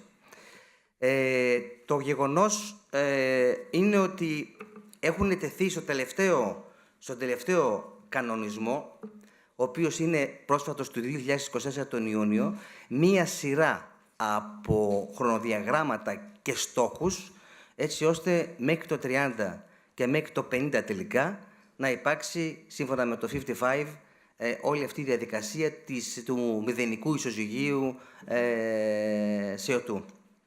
Παραδείγματος χάρη, μέχρι το 2030 πρέπει να έχουν αυξηθεί κατά 25% οι θαλάσσιες μεταφορές, το σορτσί. Πρέπει να έχουν αυξηθεί 50% τα τρένα. Πρέπει μέχρι το 2030 30 εκατομμύρια αυτοκίνητα και 80.000 φορτηγά στους δρόμους, γιατί πιάνει και τους δρόμους. Δηλαδή πιάνει ακόμα και τα λιμάνια της πόλης των λιμανιών που δέχονται τα φορτία. Και αναφέρεται και στο τελευταίο χιλιόμετρο. Δηλαδή σου λέει ότι πρέπει να έρθει συνδυασμένο το κομμάτι του φορτίου μέχρι το λιμάνι, αλλά από τον Πειραιά θα φύγει να πάει παραδείγματος στη Θεσσαλονίκη, θα πρέπει και αυτό το τελευταίο χιλιόμετρο, που δεν είναι τελευταίο, είναι 500 χιλιόμετρα, να είναι και αυτό πράσινο. Δηλαδή να μεταφερθεί με πράσινο αυτοκίνητο και ό,τι καθεξής. Άρα πιάνει όλη την γκάμα και όχι μόνο την ναυτιλία όπως το εννοούμε εμείς στην Ελλάδα. Εμείς αυτό που προσπαθούμε να κάνουμε είναι να πείσουμε ότι έχει δοθεί μια μεγάλη. Στην Ευρώπη μια μεγάλη προσπάθεια στο να δώσουν χρήματα στα τρένα. Προτεραιότητα της Ευρωπαϊκής Ένωσης στα τρένα. Παραδείγματος χάρη. Προτεραιότητα είναι τα λιμάνια. Σε αυτό συμφωνούμε και εμείς. Δεν είναι ότι διαφωνούμε, δεν συμφωνούμε. Προσπαθούμε όμως να αναδείξουμε τελικά ότι αυτό που δεν βοηθιέται είναι τελικά το πλοίο που καταλήγουμε. Το είπανε τόσο κλαφερά προηγουμένως όλοι οι κύριοι, το ανέφερε και ο κύριος Ξυλάς. Προσπαθούμε να κάνουμε μία μετάβαση πράσινη και, όπως βλέπετε, το σορτσί, γιατί αφορά και τους πολίτες, αφορά και εμάς τους Ευρωπαίους, σε κάτι το οποίο δεν δίνουν σημασία στο βαπόρι. Δηλαδή, στα τρένα δίνουν εκατομμύρια, τα οποία δεν είναι τόσο αμιγώς, μολύνουν με κάποιο τρόπο, και εντωμεταξύ υπάρχει κάτι πολύ βασικό. Σε όλα τα κομμάτια που μιλάμε στην αλυσίδα του σορτσί, έχουμε κατασκευή λιμανιών, κατασκευή τρένων ή κατασκευή των παραποτάμιων, στα οποία έχουν μεγάλα ποσά ευρωπαϊκά να παίζουν, κορδίλια να παίζουν, και έχουμε και μετά το maintenance. Έχουμε δηλαδή ότι για να κρατηθούν σε αυτή την κατάσταση πρέπει να δίνουν λεφτά συνεχόμενα. Το μόνο που δεν έχει να δώσουν λεφτά είναι ούτε για την κατασκευή, ούτε για την συντήρηση, το πλοίο. Το λέω απλά για να καταλάβετε ότι αυτή τη στιγμή αυτό που ενδιαφέρει, δηλαδή αντιμετωπίζουν, και έχουμε μπει σε αυτή τη διαδικασία να μιλάμε με την Ευρωπαϊκή Ένωση, και τελευταία με τον κύριο Τζουκώστα, ο οποίος μας ανέφερε, είμαστε μαζί και με τον κύριο Ξυλά, μας ανέφερε ότι εδώ μιλάμε για το resilience, μιλάμε για ανθεκτικότητα, μιλάμε για... Και όλα σε μια βάση, μα σε ποια βάση να μιλήσουμε, αφού η ναυτιλία, ό,τι ακούσαμε λίγο προηγούμενος από εδώ πέρα και το ξέρουμε κι όλοι μας, είναι εκτός χάρτη. Εκτός χάρτη. Αυτά είναι τα πρώτα θωρία που ήθελα να πω για την, ουσιαστικά για το σορτσί. Νομίζω ότι είναι λίγο κατανοητό ότι λέγονται σορτσί, που τελικά δεν είναι τόσο κοντινό. Γιατί αν πάρουμε το άκρο της Βόρεια Θάλασσα μέχρι την Black Sea, 4.000 μίλια, δεν μιλάμε για size πλοίο. Ένα οποιοδήποτε βαπόρι μπορούν να. Υπάρχουν τα αγωγικά σορτσί πλοία, τα οποία είναι στην Ελλάδα, παραδείγματος χάρη, περίπου 7 με 8.000 τόνους, τα μονίμως αμιγώς σορτσί, αλλά οποιοδήποτε βαπόρι και τσιποντοπόρι μπορεί να κάνει μια σορτσί μεταφορά, ένα σορτσί trade, χωρίς ουσιαστικά να είναι σορτσί. Εκεί εμπλέκεται. Και είναι κάτι που πρέπει να προσέξει και ιδιαίτερα, κύριε Ξυλά, το λέω και σε εσάς, διότι έχετε δει ότι προηγείται η Ευρωπαϊκή Ένωση συνεχόμενα στο κομμάτι των κανονισμών και αυτό δημιουργεί μόνο προβλήματα και στον ΑΕΜΟ και γενικότερα. Δηλαδή, έχουμε δει και τον ΑΕΜΟ και τους άλλους και τους Ευρωπαίους, οι οποίοι συνεχώς νομοθετούν, συνεχώς βάζουν στόχους χωρίς να ξέρουμε πώς θα πάμε εκεί. Ακόμα και για το σορτσί που, να σας πω και κάτι, είναι δεδομένο, το είπαμε με τον κύριο Φαλιού προηγουμένως. Μιλήσαμε για τις καινούργιες τεχνολογίες. Είπε ότι για να φύγει με αμμονία ένα πλοίο και να πάει σε ένα άλλο πρέπει να πάει ένα συγκεκριμένο το κομμάτι. Το σορτσί είναι έτοιμο να αναδεχτεί νέα τεχνολογία. Γιατί ξέρουμε πάρα πολύ καλά που θα πάει το trade. Ξέρουμε ότι θα πάει από το Α σημείο στο Β και θα είναι κοντινό. Κοντινό με την έννοια ότι θα ξέρουμε και θα είναι ευρωπαϊκό. Άρα, μπαταρίες, κρίση μπαταριών. Ανέφερε ο κύριος Ξυλάς ότι για να πάει ένα βαπόρι να περάσει ωκεανό θέλει το δεκαπλάσιο στις μπαταρίες, νομίζω ότι άκουσα. Εδώ μπορεί με μικρή capacity μπαταριών να πάει. Μπορεί να χρησιμοποιήσει τεχνολογίες που δεν μπορούν να τις χρησιμοποιήσουν στον ποντοπόρο εύκολα. Δεν μπορούν τα λιμάνια παντού overall να έχουν. Εδώ γίνεται. Αλλά ούτε και αυτό έχει στηθεί σωστά. Ούτε και αυτό βλέπω ότι η Ευρωπαϊκή Ένωση μπορεί να το κάνει. Και τρέχει να το κάνει. Νομίζω ότι ολοκλήρωσα για την πρώτη φορά. Να μπούμε στο πνεύμα και θα συνεχίσουμε. Εγώ ευχαριστώ. Πήρα τη θέση σου εγώ, γιατί κάνω παράλληλη μετάφραση.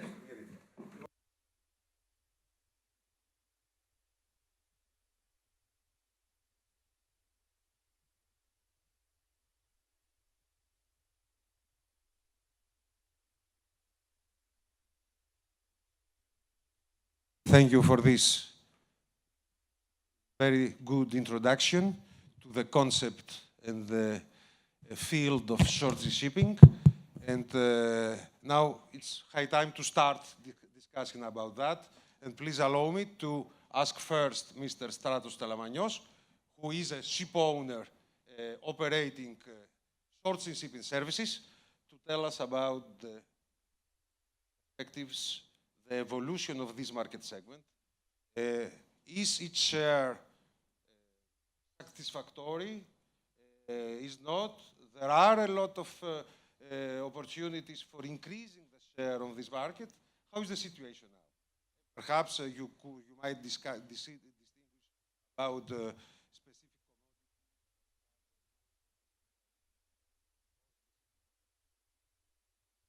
commodities. Καλημέρα και από μένα. Ευχαριστώ και είναι μεγάλη μου τιμή που είμαι σήμερα εδώ στο Χίο, το νησί της ναυτοσύνης και με τόση ιστορία που έχει. Ευχαριστώ τον Προφέσορ Κάπρο για την πρόσκληση. Από τη δικιά μου πλευρά θα ήθελα να πω ότι η ναυτιλία μικρών αποστάσεων, όπως είπε και ο Πρόεδρος, δεν είναι ναυτιλία μικρών αποστάσεων. Έχει πολλά challenges. Αυτή τη στιγμή αποτελεί το βασικό πυλώνα των ενδοχώριων μεταφορών και των ευρωπαϊκών μεταφορών.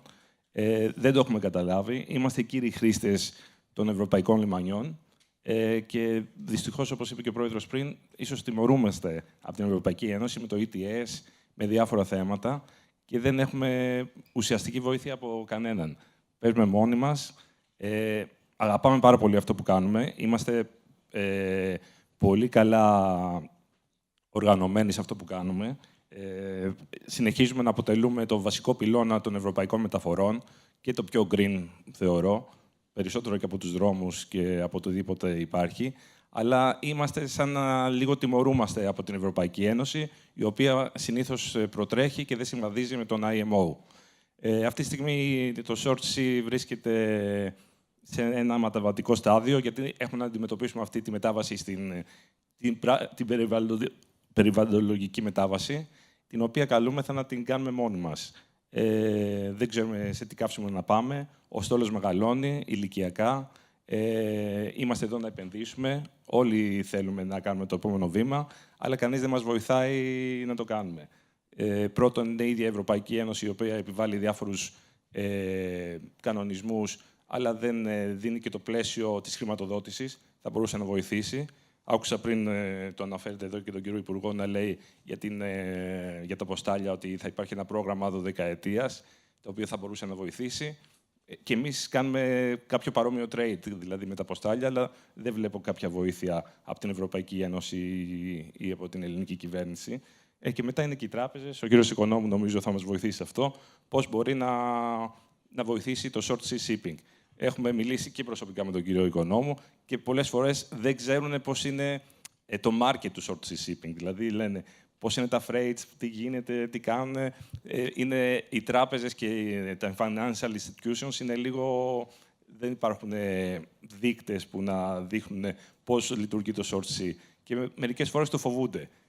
Εγώ θα τους έλεγα ότι πρέπει να εστιάσουν. Είναι ένα challenge και μια ευκαιρία και για αυτούς να μπουν στην χρηματοδότηση του short sea, γιατί είναι πιο σταθερό από την ποντοπόρο ναυτιλία. Δεν έχει ούτε τα πολύ πάνω, ούτε τα πολύ κάτω. Είναι κάτι πιο σταθερό και αυτό θα βοηθούσε όλους εμάς που ασχολούμαστε να πάμε στο επόμενο βήμα και να επενδύσουμε σε νέα πλοία. Βέβαια, για να επενδύσουμε σε νέα πλοία πρέπει να δούμε και ποιο είναι το καύσιμο. Ο κ. Σκυλάς ανέφερε πιο πριν και πολύ σωστά ότι το βιοδίζελ είναι το πιο εύκολο και πιο άμεσο. Υπάρχει supply στην Ευρώπη, να πάμε στο βιοκαύσιμο. Πολλοί δεν το θέλουν. Νομίζω είναι μια αρχή και σιγά-σιγά θα πάμε στα επόμενα βήματα. Πρέπει να είμαστε ρεαλιστές, δηλαδή να βάζουμε τον πύχη τόσο ψηλά και μετά να κάνουμε πίσω. Δηλαδή, είναι σαν ένα παιδί, πρέπει να το μάθουμε να περπατάει, να κάνει τα πρώτα του βήματα και μετά να τρέξει. Δεν γίνεται ξαφνικά να τρέξει χωρίς να μάθει να μπουσουλάει. Πρέπει να κάνουμε σιγά-σιγά βήματα. Η Ευρωπαϊκή Ένωση βιάζεται, το καταλαβαίνω, αλλά πολλές φορές η θεωρία είναι τελείως διαφορετική από την πράξη. Τώρα, εκτός από αυτά, το short sea αντιμετωπίζει και τα day-to-day θέματα, που είναι οι λιμενικές εγκαταστάσεις, οι οποίες πολλές φορές είναι πολύ πίσω, όχι μόνο στην Ελλάδα, αλλά και στις υπόλοιπες χώρες της Μεσογείου ή της Black Sea που ακολουθούμε. Η Βόρεια Ευρώπη είναι τελείως διαφορετική. Πρέπει και εκεί να γίνουν διάφορες improvements. Λέμε για cold iron και διάφορα τέτοια, όταν πάμε σε λιμάνια που δεν υπάρχουν ούτε ναύδετα, για να καταλάβετε. Οπότε, με πλοία...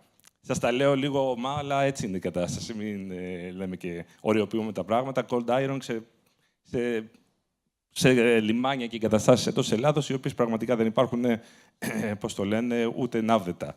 Και εδώ θέλω να πω και ένα μεγάλο ευχαριστώ και στους ναυτικούς που έχουμε στα πλοία, οι οποίοι σε ακραίες συνθήκες πάνε σε όλα αυτά τα λιμάνια, με κίνδυνο περιβαλλοντολογικό, με κίνδυνο της ζωής τους εισαγωγικά, αλλά περιβαλλοντολογικό είναι πολύ σωστό. Δηλαδή, πάμε σε λιμάνια, ξεφορτώνουμε καύσιμα, δίπλα είναι, πώς το λένε, ξενοδοχειακές εγκαταστάσεις, όλα αυτά. Το λέμε και δεν γίνεται καμία υποδομή. Μπορεί να γίνει κάποιο ατύχημα, μπορεί να γίνει μια ρύπανση και όλοι οι φορείς είναι λίγο αδιάφοροι. Αυτό λίγο πρέπει να το δούμε για το safety και για το περιβάλλον. Για αρχή. Εξαιρετικά. Μέχρι τώρα η ναυτιλία μικρών αποστάσεων κρατάει εξαιρετικά τους χρόνους, όπως βλέπουμε. Please allow me to move to the next speaker and to ask... I have a suggestion to slightly modify the order of questions that we have decided together and to ask first Admiral Mr. Lagouros and then about money. First about legislation, money. It's a last-minute idea I have, but you know the moderators have a very big, έχουν πολύ μεγάλη εξουσία. So, dear Admiral, 4 minutes to summarize the European legal framework.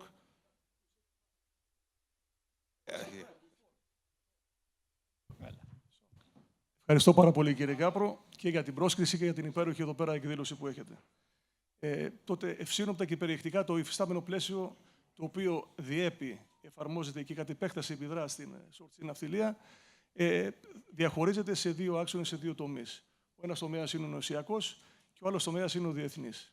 Ως γνωστόν, στα μέσα του 2019 είχαμε το Green Deal, μπήκε η στόχευση για το 2050 να υπάρχει πλήρης αποανθρακοποίηση με ενδιάμεσα στάδια το 2030 και το 2040. Έρχεται λοιπόν η Ευρωπαϊκή Ένωση, η Ευρωπαϊκή Επιτροπή προκειμένου, στα μέσα του 2021 να συγκεκριμενοποιήσει αυτό το πλαίσιο της Πράσινης Συμφωνίας με μια σειρά από αναδιαμόρφωση στόχων, οδηγιών και κανονισμών. Αρκεί να αναφέρω έτσι ακροθυγώς το πλαίσιο, το οποίο αφορά το ETS κυρίαρχα, το οποίο θα εφαρμόζεται σε πλοία 5.000 GT και άνω, προφανώς τώρα, γιατί αν δούμε το MRV από 1η Πρώτου του 2025, εφαρμόζεται από το 400 GT και πάνω. Άρα λοιπόν εκεί πέρα υπάρχει προοπτική να μειωθεί και να διευρυνθεί, να το πω έτσι, το εύρος της εφαρμογής. Έχουμε διάφορες οδηγίες για ανανεώσιμες πηγές ενέργειας, για την φορολογία της ενέργειας, για την ενεργειακή απόδοση. Έχουμε τον κανονισμό για τα εναλλακτικά καύσιμα. Υπάρχει λοιπόν όλο αυτό το πλέον. Έχουμε την πρωτοβουλία, το Fuel EU Maritime, έτσι, για καθαρότερα καύσιμα.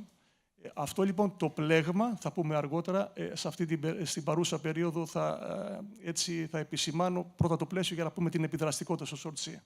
Αυτό συνιστά τη γενικότερη αρχή του ενωσιακού δικαίου και δεν αναφέρομαι στο δημοσιονομικό πλαίσιο 21-27, το οποίο έχει τα μέγιστα ποσά τα οποία κατανέμονται από την Ευρωπαϊκή Ένωση για το κομμάτι του Green Deal.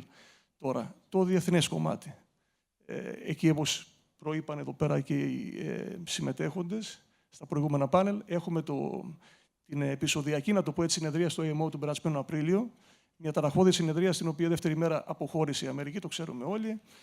Ενώ πηγαίναμε για Λέβη, ήρθαμε λοιπόν με ένα δύσκολο και περίπλοκο από ό,τι συνομολογεί όλη η ναυτιλία στο εύρος της μέτρο, το οποίο περιλαμβάνει δύο, να το πω έτσι, το παγκόσμιο πρότυπο που έχουμε καυσίμου, το GFI, το Gas Fuel Intensity, και φυσικά έχουμε και το παγκόσμιο οικονομικό μέτρο. Τι πρόκειται να γίνει δηλαδή? Πρέπει να λοιπόν, σύμφωνα με το GFI, αναμονάδα ενέργειας, πρέπει λοιπόν το πλοίο να μειώνει διαρκώς την έντασή του σε ετήσια βάση. Και φυσικά με βάση και με αρχή το well-to-wake approach, δηλαδή σύμφωνα με τον κύκλο ζωής του καυσίμου, το οποίο άγεται από την εξόρυξη του καυσίμου στην παραγωγή του, έτσι, στη μετάβαση πάνω στο πλοίο και στην καύση του. Και φυσικά το παγκόσμιο οικονομικό μέτρο που τι θα κάνει? Θα επιδοτεί τα πλοία τα οποία θα έχουν έτσι πράσινα καύσιμα και θα ποινολογεί τα πλοία τα οποία δεν θα έχουν πληρώσει τους στόχους του GFI. Φυσικά στο session της MEPC 83 πρέπει να επισημάνω ότι αναγνωρίστηκε το αυτονόητο, η αρχή του ορυπαίνων πληρώνει, αλλά και η μετακύληση του κόστους στο commercial operator.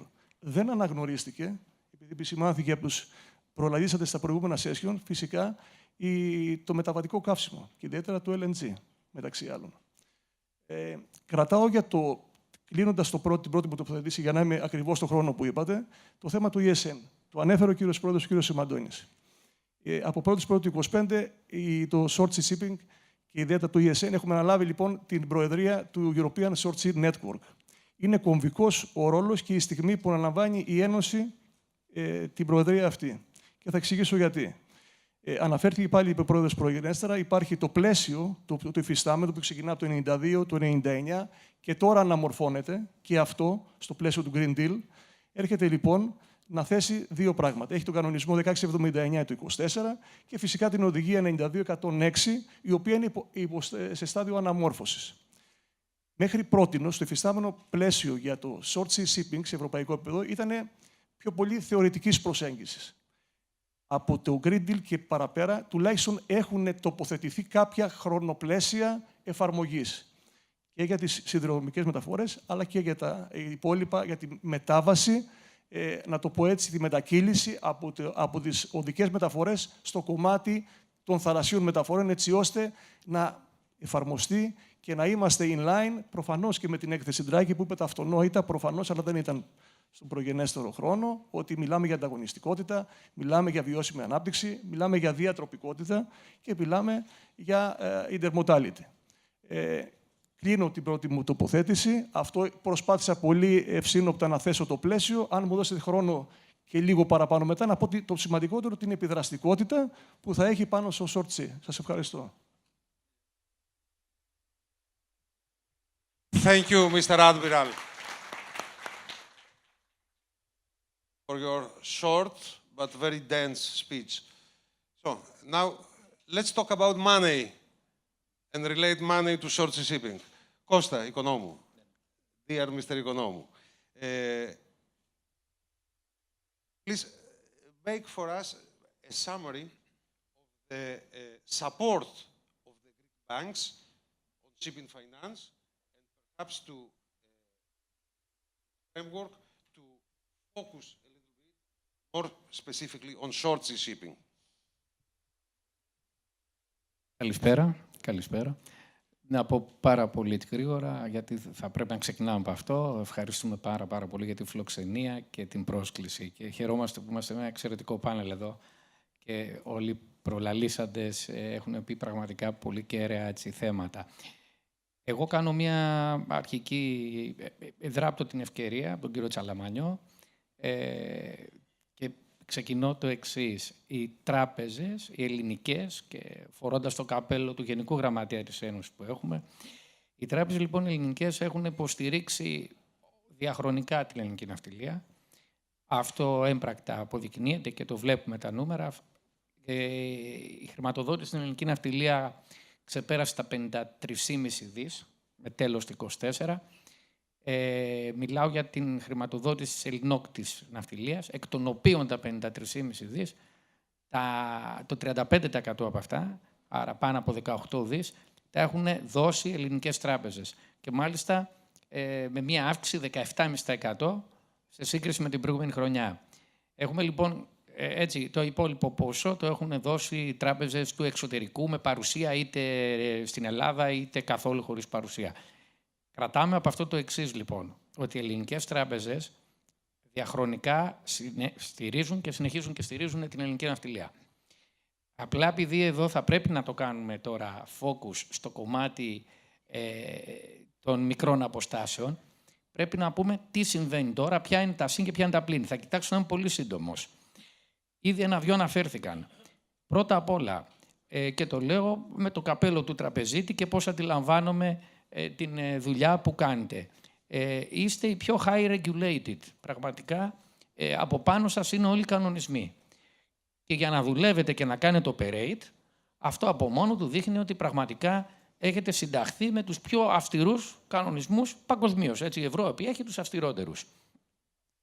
Συνεπώς, λοιπόν, για μας, που είναι ένα κομμάτι που και εμείς υποχρεούμαστε να καλούμε και να ακολουθούμε τους κανονισμούς του πλαισίου του ευρωπαϊκού, η Ευρωπαϊκή Κεντρική Τράπεζα βάζει τον κανόνα για όλο το θεσμικό πλαίσιο των ευρωπαϊκών τραπεζών, θα πρέπει λοιπόν και εμείς πραγματικά, και μας ενδιαφέρει αυτός ο χώρος και έτσι τον θέλουμε. Πάμε να δούμε τι δεν έχουμε. Δεν έχουμε αυτό που αναφέρθη πριν από τον κύριο Τσαλαμανιό. Δεν υπάρχει, πέρα από μεμονωμένες μελέτες ή από τα στοιχεία που κρατάει ο εκάστοτε εφοπλιστής που δραστηριοποιείται σε αυτό το χώρο, δεν υπάρχει αυτό το, θα έλεγα, εύκολα προσβάσιμο database στο να μπορέσεις να δεις records. Τι θέλω να πω, δίνω απλά παραδείγματα, γνωρίζεις multi-Clarksons, γνωρίζεις multi-Lloyds, εκεί πέρα λοιπόν αυτά τα database σε φτάνουν μέχρι κάποιο συγκεκριμένο size και από εκεί και πέρα δεν κάνουν focus στο source. Άρα λοιπόν η έλλειψη αυτών των στοιχείων δυσκολεύει στην αξιολόγηση, ωστόσο οφείλω να πω εδώ ότι μέχρι σήμερα οι τράπεζες κοιτάνε και χρηματοδοτούν τους εφοπλιστές που δραστηριοποιούνται εντός Ευρώπης και, ας το πούμε έτσι, ακριβώς αυτό το short distance, κατά την κάθε περίπτωση. Άρα δεν το βλέπουμε συνολικά σαν ένα κλάστερ, έτσι θα έπρεπε να γίνεται, αλλά δεν γίνεται. Ακριβώς. Κοιτάμε το credibility λοιπόν του κ. Τσαλαμανιού, μια και το ανέφερε, του κ. Σιμαντώνη. Προχωράμε λοιπόν και βλέπουμε τι είναι. Και υπάρχουν πράγματα τα οποία τα αναγνωρίζουμε διότι βλέπουμε οικονομικά στοιχεία ελεγμένα. Βλέπουμε μια πολύ καλή κατάσταση στο πώς έχετε αυτό που λέμε διάβια στη δουλειά σας. Άρα όλα τα στοιχεία τα οποία εμείς κοιτάμε ως credit να δούμε, τα βλέπουμε. Έλα όμως που δεν τα βλέπουμε σε όλους. Έτσι. Ενώ αντιθέτως η ποντοπόρο ναυτιλία έχει μπει εδώ και καιρό, πολύ καιρό περισσότερο σε αυτή τη διαδικασία και έχει ενσωματωθεί στο τι είναι από το good to have σε must to have. Άρα έχουμε πολλά must to have, τα έχουν και τα βλέπουμε. Εγώ λοιπόν για να συνοψίσω και να πω είναι ότι τι κάνουμε σήμερα. Κοιτάμε one by one τα cases και ταυτοχρόνως προσπαθούμε να μαθαίνουμε ακόμα περισσότερο, γι' αυτό χρειαζόμαστε τη στήριξη τη δική σας, άρα περισσότερο στοιχείο, περισσότερο information και με αυτόν τον τρόπο θα μπορέσουμε να είμαστε και εμείς πολύ πιο εύκολα προσβάσιμοι στη χρηματοδότηση. Κλείνω το ότι τουλάχιστον όσον αφορά την Τράπεζα Αττικής, έτσι, έχουμε δείξει έμπρακτα ότι στηρίζουμε και την συγκεκριμένη αγορά, όχι μόνο τη συγκεκριμένη, και την ακτοπλοεία που αναφέρθηκε πριν και ιδιαίτερες έτσι niche market αγορές. Αλλά αυτό θα πρέπει να συμβαίνει και προτείνω να γίνεται σφαιρικά και για όλους. Είναι η τοποθέτηση πρώτη, μπορούμε να πούμε και στη συνέχεια κάτι παραπάνω γι' αυτό.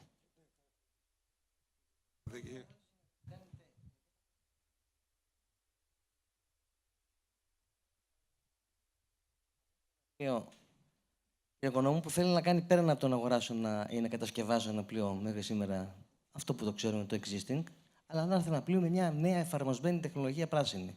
Που μπορεί να είναι μια dual fuel μηχανή, που μπορεί να είναι οτιδήποτε εφαρμοσμένο, προπέλες, οτιδήποτε.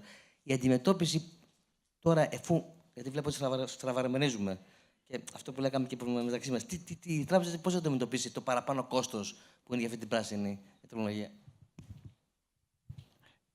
Πρώτα να πω ότι έχουμε ιδιαίτερο sensitivity στο πράσινο και το sustainability και μιλάω εκπροσωπώντας την Αττική, διότι είμαστε η πρώτη τράπεζα αυτή τη στιγμή στην Ελλάδα που συνδέσαμε δανειοδοτήσεις το 2004 με κίνητρα sustainability και έτσι στην τελευταία μελέτη ξεπεράσαμε τις υπόλοιπες ελληνικές τράπεζες και είμαστε τρίτη παγκοσμίως. Αυτό δείχνει κάτι για το πώς βλέπουμε και πώς τοποθετούμε τα πράγματα. Πάμε τώρα, και αυτό είναι σημαντικό. Εδώ είναι που ερχόμαστε και λέμε, και πολύ καλά το θίξατε, πού είναι η Ευρώπη να περάσει αυτή την παραπάνω, αυτή την προστιθέμενη αξία που πρέπει εσύ να χτίσεις, η οποία σαφώς θα μεταφραστεί αργότερα σε προστιθέμενη, διότι πάρα πολύ απλά η κατασκευή του συμβατικού πλοίου σε μη ευρωπαϊκό ναυπηγείο, συγκρινόμενη με το συμβατικό σε ευρωπαϊκό ναυπηγείο, από μόνο του έχει διαφορά, είναι ακριβότερο. Πόσο μάλλον όταν θα πρέπει να μπει το εναλλακτικό. Αν λοιπόν το εναλλακτικό έρθει και καλυφθεί με στήριξη από διάφορα ταμεία ευρωπαϊκά, με refund guarantees που θα υποστηριχτούν προς τα ναυπηγεία από κρατικούς φορείς, μιλάω για τις αναπτυξιακές τράπεζες, όπως στην Ελλάδα η δικιά μας αναπτυξιακή, αλλά και άλλες τράπεζες ακριβώς της ίδιας λογικής, θα είναι πολύ πιο εύκολο και θα έλεγα μειώνει τα ρίσκα, μοιράζει τα ρίσκα αν θέλετε καλύτερα και έτσι πρέπει να το κάνουμε. Και λέω κάτι σημαντικό και το αναφέρετε. Είναι ο πιο γυρασμένος στόλος. Πείτε μου να κάνω λάθος. Πραγματικά ο μέσος όρος ηλικίας ξεπερνά τα 20 έτη. Άρα πρέπει, είναι ανάγκη επιτακτική, δεν θα πάω στην ακτοπλοεία, εκεί είναι ακόμα μεγαλύτερος, αλλά εδώ στην δικιά στην αγορά πρέπει το renewal να έρθει και αυτό θέλει στήριξη. Thank you very much. Εν τω μεταξύ, καλωσορίζουμε έναν φίλο μας παλιό, καλό και διαχρονικό, που το λένε Σίμω Παλιό. Καλώς ήρθατε κύριε και κυρία. Καλώς ήρθατε στο συνέδριο. Thierry, we know each other from 2003, and we worked a lot together on intermodal transport issues, and part of that was on short sea shipping in Europe. You knew projects about, for example, how a new service from Bilbao to Rotterdam can attract at least 200,000 trucks from the motorways to the ships. And so instead of constructing new motorways, to increase the share of short sea shipping for better results economically and, of course, environmentally and reducing the external cost. Recently, you had the emissions trading systems, the new policy from the European Union, and your UA I think, performed a very good research study about the impact of ETS system on the short sea shipping patterns. Would you like to take 5 minutes and to show perhaps 2, 3, 4 slides in order to show us what are the expected impacts of this ETS system on the flows and on the ports? I can try and speak Greek, but it's not going to be successful, I fear. So let's stick to English. I'm the odd one out in this session who will talk in English here. And thank you for inviting me, by the way, Serafim, also to this session. So indeed, we've done some study recently, some work on the impact of introducing the emission trading scheme, the ETS, by the European Commission, especially for the shorter run, because the big question was, is short sea shipping going to lose a lot of its market share? And as we can see on this slide, short sea shipping has the blue line, which is the second biggest. If we think about transportation in Europe, we often think about road, of course, trucking. We think about rail often, and then when there are canals and rivers, we think about inland navigation, but we often forget about short sea shipping. And we can see in volumes, at least, it represents the second biggest market share of all transport modes within Europe, so it's not insignificant. And it's also quite stable, as you can see, so it's for sure not a declining market. So the question was, if ETS would be introduced, what is going to be the impact, or what could be the impact if the sector, if the ships would keep on running on the current fuel, what would be the cost impact on short sea shipping? And I took a case. We had a very Greek session here, so I decided to change that a bit. And I'm looking at the connection between my home city, home port Antwerp, and then Valencia in Spain, trying to see if for those ships sailing there, and you can see the characteristics of those ships, and if an ETS would be introduced at the current price, which is about 75 euros, what would be the impact on the competitiveness of short sea shipping versus the road alternative? And in fact, short sea shipping, of course, we consider door-to-door. That means we have pre-haulage and post-haulage with road mainly, like it is in reality, and then short sea shipping. So we look at the competitiveness or the changes there with respect to road. Well, the answer overall is, in fact, quite easy. There is not much impact to be expected. Yeah? We expect, on average, a cost increase for short sea shipping with the 75 euros per ton of about 1.28%, not more than that. And I show you on this graph with a map of Spain. We're looking at the Spanish hinterland there. I show you the market share and the regions that short sea shipping will keep on serving. And if I would have shown the map before introduction of ETS and this one with the introduction of ETS, there is in fact very little difference. You can see that a big part of Spain is still colored dark red. That means short sea shipping in those regions, for serving those regions, is at least 20% cheaper still than road transportation. Yeah? So short sea shipping, in fact, keeps a very strong position or has a very strong potential. All other conditions, all other characteristics of the transportation, of course, remaining equal. Yes, there we are back with the slides. We did a small sensitivity testing also, and we look, because we can expect, of course, the ETS price will increase in the future, and we did that increase, and we applied it also into the model. And we see that at least up until 125 euros per ton of CO2 emitted, if companies have to buy emission rights for that, there is in fact no change. Yeah? Short sea shipping remains competitive, and the regions that were served by short sea shipping, in Spain at least, we're talking about this Antwerp-Spanish connection, do not change. Yeah? So short sea shipping keeps its competitiveness to a high extent. Also, if we increase the speed of the ships to 18 knots, for instance, we still see no big impact. Yeah? Competitiveness of short sea shipping remains. And you should know, if the speed increases, the fuel consumption will increase exponentially. That's the mathematical law which is behind. That means more emissions exponentially. That means exponentially more ETS to be bought.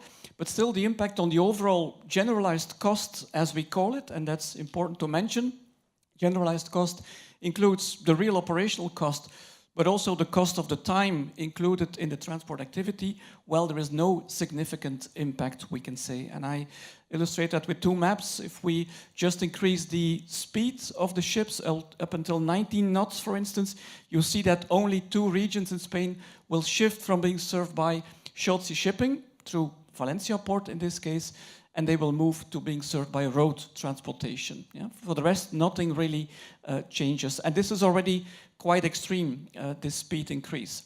If we combine the speed increase then also with the other changes that we apply into the model, so we call that a quite extreme scenario where you take very far-reaching changes in the way of operating, well, even then, you see that a few regions in the north of Spain would be shifting towards being served by road rather than by short sea shipping, but fundamentally, it's not a real big change, and this is, again, already a very extreme scenario, so very unlikely that this would happen.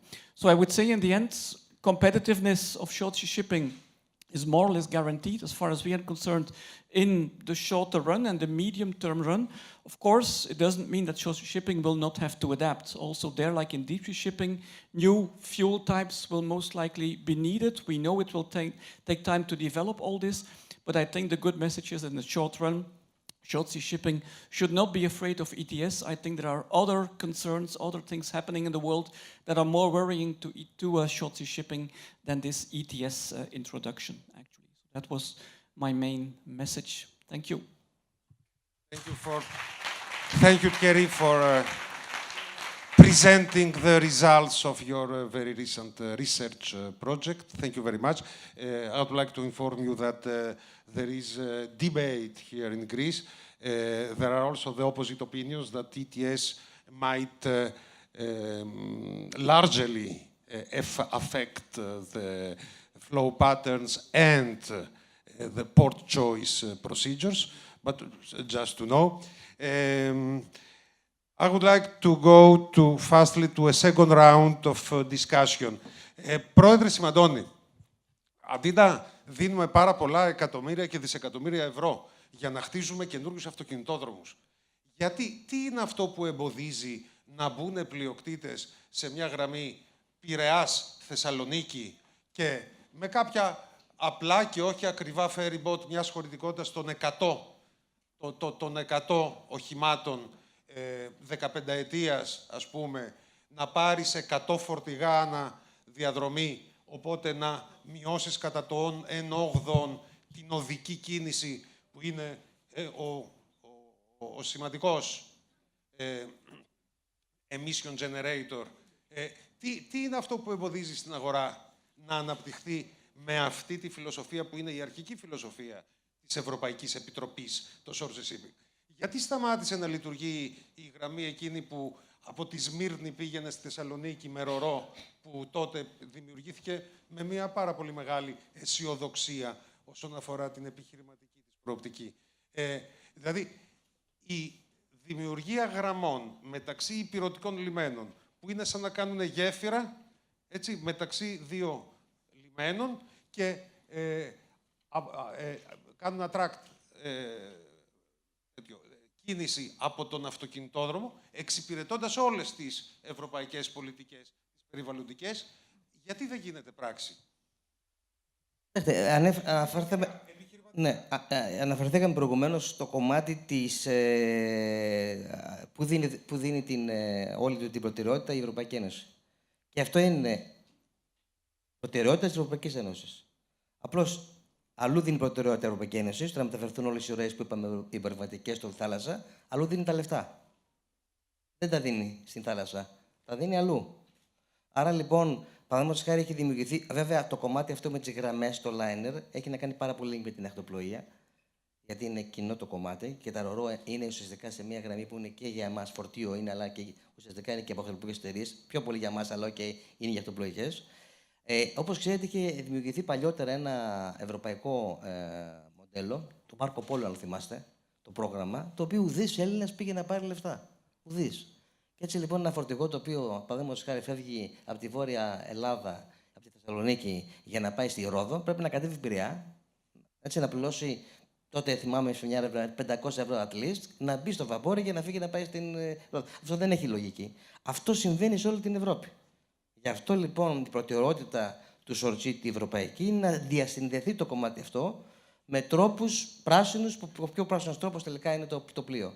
Όμως, επαναλαμβάνω και κάτι άλλο. Ο τελευταίος κανονισμός, ο πρόσθετος κανονισμός για το Σορτσί, του 2024 τον Ιόνιο, ουσιαστικά χαράσει 9 καινούργιους διαδρόμους, corridors, 9 καινούργιες γραμμές, στις οποίες συμμετέχει και το κομμάτι αυτό που λέτε στην περιοχή τη δική μας. Και είναι δικό μας κομμάτι, παραδείγματος χάρη στο ESN, έχουμε επιφορτιστεί με το κομμάτι να προτείνουμε στην Ευρωπαϊκή Ένωση το τι ακριβώς πρέπει να συνδεθεί μεταξύ του. Δεν καλύπτω την ερώτηση, τη δική σας, διότι δεν καλυπτόμαστε κι εμείς. Προσπαθούμε να πείσουμε, έχουμε μπει στο dialogue, strategic dialogue τώρα με την Ευρωπαϊκή Ένωση, απλό για να πείσουμε αυτό το πράγμα. Να τους δούμε, να πούμε τα θέματα που υπάρχουν όσον αφορά τη μεταφορά των ροών στη θάλασσα.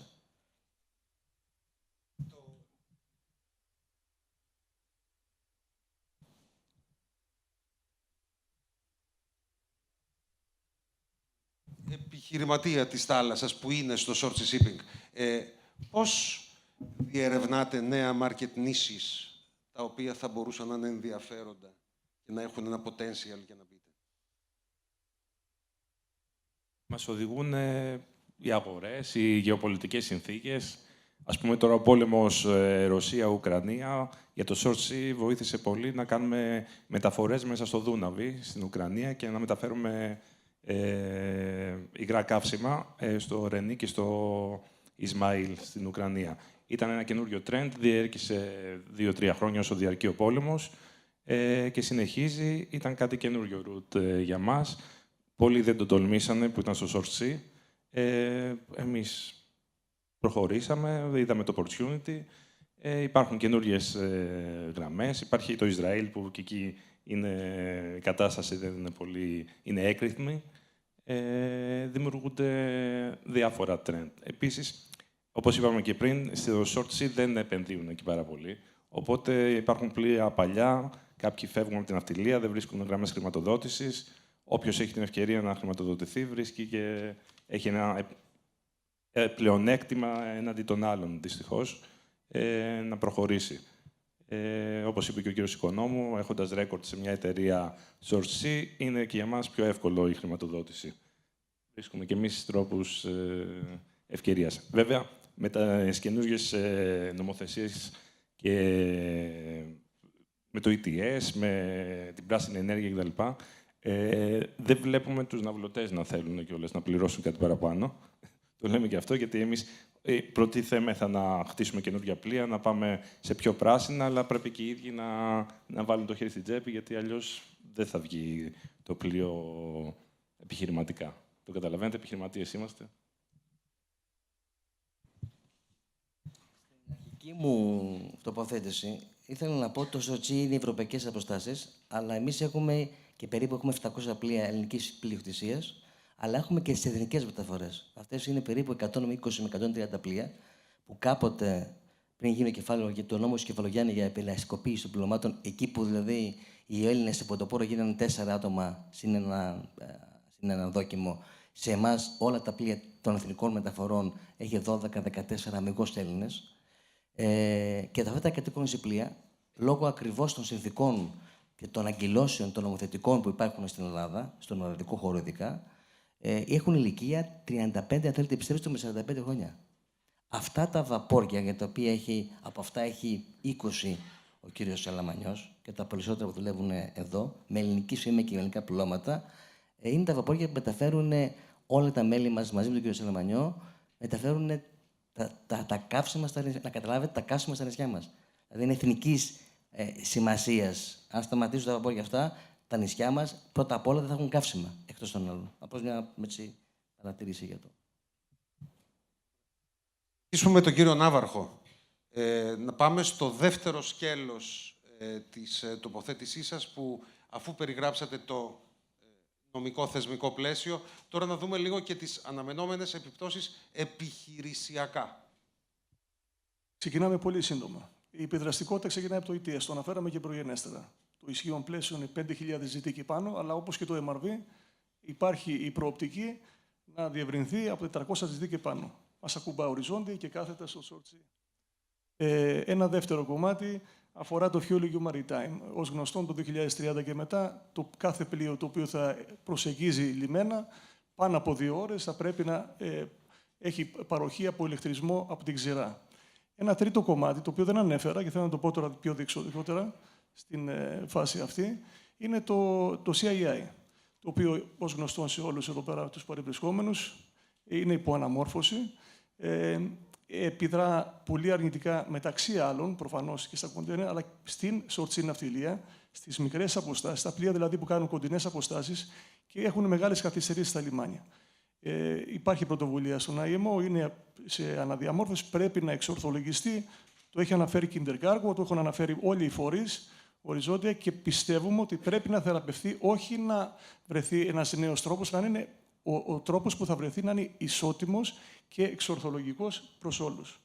Ένα τρίτο κομμάτι στην επιδραστικότητα πάνω στο σορτσί είναι φυσικά από 1η τώρα Μαΐου του 2025 έχουμε προφανώς την ΕΚΑ αέρια, τη Mediterranean ΕΚΑ αέρια. Τι σημαίνει αυτό? Το 0,1 να καίει το πλοίο σε εκπομπές θείου, άρα σημαίνει ακριβότερο καύσιμο, άρα σημαίνει επιπλέον άχθος να μπουν σκράμπερς στον ήδη γερασμένο στόλο που ανέφερε ο Πρόεδρος και ο κ. Σαλαμανιός. Άρα, καταλαβαίνετε, μεταφέρω και το πλαίσιο το οποίο έχει εφαρμογή σε ευρωπαϊκό επίπεδο. Οι εταιρείες, οι μικρές ιδίως, στραγγαλίζονται. Συρρυκνώνονται διαρκώς όλο αυτό το άχθος. Αν βάλεις ETS, CII, MRV, ΕΚΑ αέριας κλπ., οδηγούνται σε πουλ μεγαλύτερα, αλλά αδύνατο μπορεί και αυτά να απορροφηθούν. Άρα δηλαδή η εξίσωση δεν είναι απλά δύσκολη, είναι αδιέξοδη στον παρόντα χρόνο. Αν θέλουμε να πάμε λοιπόν, δεν θα παραγνωρίσω φυσικά το ESN, το είπε ο κύριος Πρόεδρος. Εδώ λοιπόν ο κομβικός ρόλος του ESN ποιος είναι, και εδώ εμείς έχουμε την ευκαιρία, δεν ξέρω αν μπορούμε να συνδιαμορφώσουμε, η οδηγία είναι, όπως είπα, υπό αναμόρφωση, να δώσουμε τη νέα στόχευση, κάποιες νέες, ας πούμε, προοπτικές. Και εδώ είναι αναγκαία η ανάληψη εθνικών πολιτικών. Το λένε και οι οδηγίες, αλλά αυτό είναι τι προβλέπεται. Το θέμα είναι, θα υπάρχει βούληση σε εθνικό επίπεδο να υπάρχει αυτή η μεταστροφή, η μετακύληση στις θαλάσσιες μεταφορές και να φύγουν από τις οδικές μεταφορές και επιπρόσθετα. Εδώ είναι πάλι ένα great challenge και για μας και τουλάχιστον θα προσπαθήσουμε να κάνουμε focus στο κομμάτι αυτό. Θέλω να κλείσω με το εξής. Έχουν αναφερθεί διαχρονικά και γράφονται και λέγονται όροι από ανθρακοποίηση, πράσινη μετάβαση, βιωσιμότητα, ανθεκτικότητα, καινοτομία. Προφανώς όλες αυτές οι έννοιες για να έχουν αποτελεσματική εφαρμογή θα πρέπει κατά την ταπεινή μου άποψη να συνδέονται από δύο πράγματα. Ένα ρεαλιστικό χρονοπλαίσιο εφαρμογής για να μπορούν αυτές να γίνουν εφαρμοστές και προφανώς όχι μόνο το χρονοπλαίσιο, το είπε ο κ. Οικονόμου, χρηματοδοτικά εργαλεία. Και δεν αναφέρουμε στα domestic. Χρειάζεται ευρωπαϊκά χρηματοδοτικά εργαλεία τα οποία μέχρι τώρα δεν υπάρχουν. Εγώ θα εξειδικευτώ στο κομμάτι της ορτσή. Προφανώς και άλλοι κλάδοι το ίδιο λένε. Αλλά δεν υπάρχουν. Άρα λοιπόν, συνοψίζοντας, δεν είναι δυνατόν τα σχέδια της απανθρακοποίησης του 2050 με τα ορόσημα χρονοδιαγράμματα 30 και 40, δεν θα πω ότι δεν είναι υλοποιήσιμα, για να μην είμαι απεσιόδοξος, αλλά είναι εξαιρετικά φιλόδοξα σχέδια. Κλείνοντας, πρέπει να δούμε το εξής. Δεν είναι θέμα όλες αυτές οι έννοιες που ανέφερα της πράσινης μετάβασης μόνο περιβαλλοντικών στόχων, αλλά είναι θέμα και ισορροπίας μεταξύ επενδυτικών κινδύνων και ευκαιριών. Ευχαριστώ. Ευχαριστώ πολύ.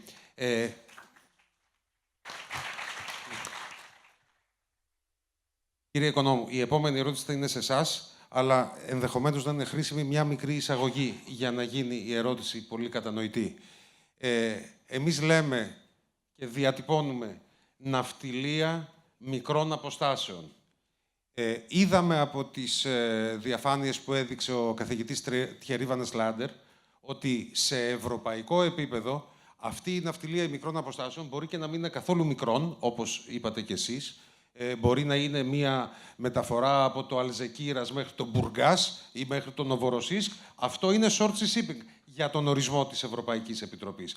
Και ότι αυτό είναι πάνω από 30% του traffic, πάνω από το 30% της πανευρωπαϊκής κίνησης. Short sea είναι η ενδοευρωπαϊκή μεταφορά, καθώς και η μεταφορά ευρωπαϊκών χωρών με όμορες χώρες. Βλέπε Μεσόγειος. Λοιπόν, ναι, η εντύπωση που προκαλεί η ατυχής ονομασία αυτού του market segment είναι πολύ διαφορετική από τη σημασία του. Έτσι δεν είναι? Λοιπόν, σημαίνει πάρα πολλά εκατομμύρια μιλιοτόνους, σημαίνει πάρα πολλά δρομολόγια κτλ. Σημαίνει και liner services και tramp services, σημαίνει πάρα πολλά είδη commodities. Ακόμα και τα feedering services, σύμφωνα με την Ευρωπαϊκή Επιτροπή, είναι short sea shipping. Μπορούμε να περιμένουμε στο μέλλον, είχαμε κάποια προγράμματα σαν το Μάρκο Πόλο, ποιος το είπε, ο κύριος Σιμαντώνης το είπε, είχαμε κάποιους άλλους τρόπους στήριξης για τους λόγους της περιβαλλοντικής ωφέλειας που έχουν οι συνδυασμένες μεταφορές αυτού του τύπου. Έχουμε από άποψη χρηματοδοτική κάτι που να προσδοκούμε στο μέλλον ως μια οργανωμένη πολιτική, ένα οργανωμένο σχέδιο ή πρωτοβουλίες των τραπεζών που ενδεχομένως το συγκεκριμένο market segment να το έχουν δει με ένα ιδιαίτερο ενδιαφέρον. Ναι. Να πω λοιπόν το εξής, ότι οι τράπεζες, και αναφέρομαι στις ελληνικές τράπεζες, ό,τι δίνουν αυτή τη στιγμή, και νομίζω και οι ευρωπαϊκές, γιατί είμαστε κάτω από τον ίδιο επόπτη, ό,τι κίνητρο δίνουμε, το δίνουμε πραγματικά χωρίς αντάλλα, χωρίς αντίδωρο. Δηλαδή, ό,τι μπόνους θα δώσουμε για ένα sustainability link δάνειο, το οποίο έρχεται και μειώνει το επιτόκιο, δίνει ένα gain στον πελάτη, δεν το παίρνουμε πίσω. Αντιθέτως, η Ευρωπαϊκή Ένωση, η Ευρωπαϊκή Κεντρική Τράπεζα σου λέει ότι σε λίγα χρόνια θα στο κάνω και υποχρεωτικό.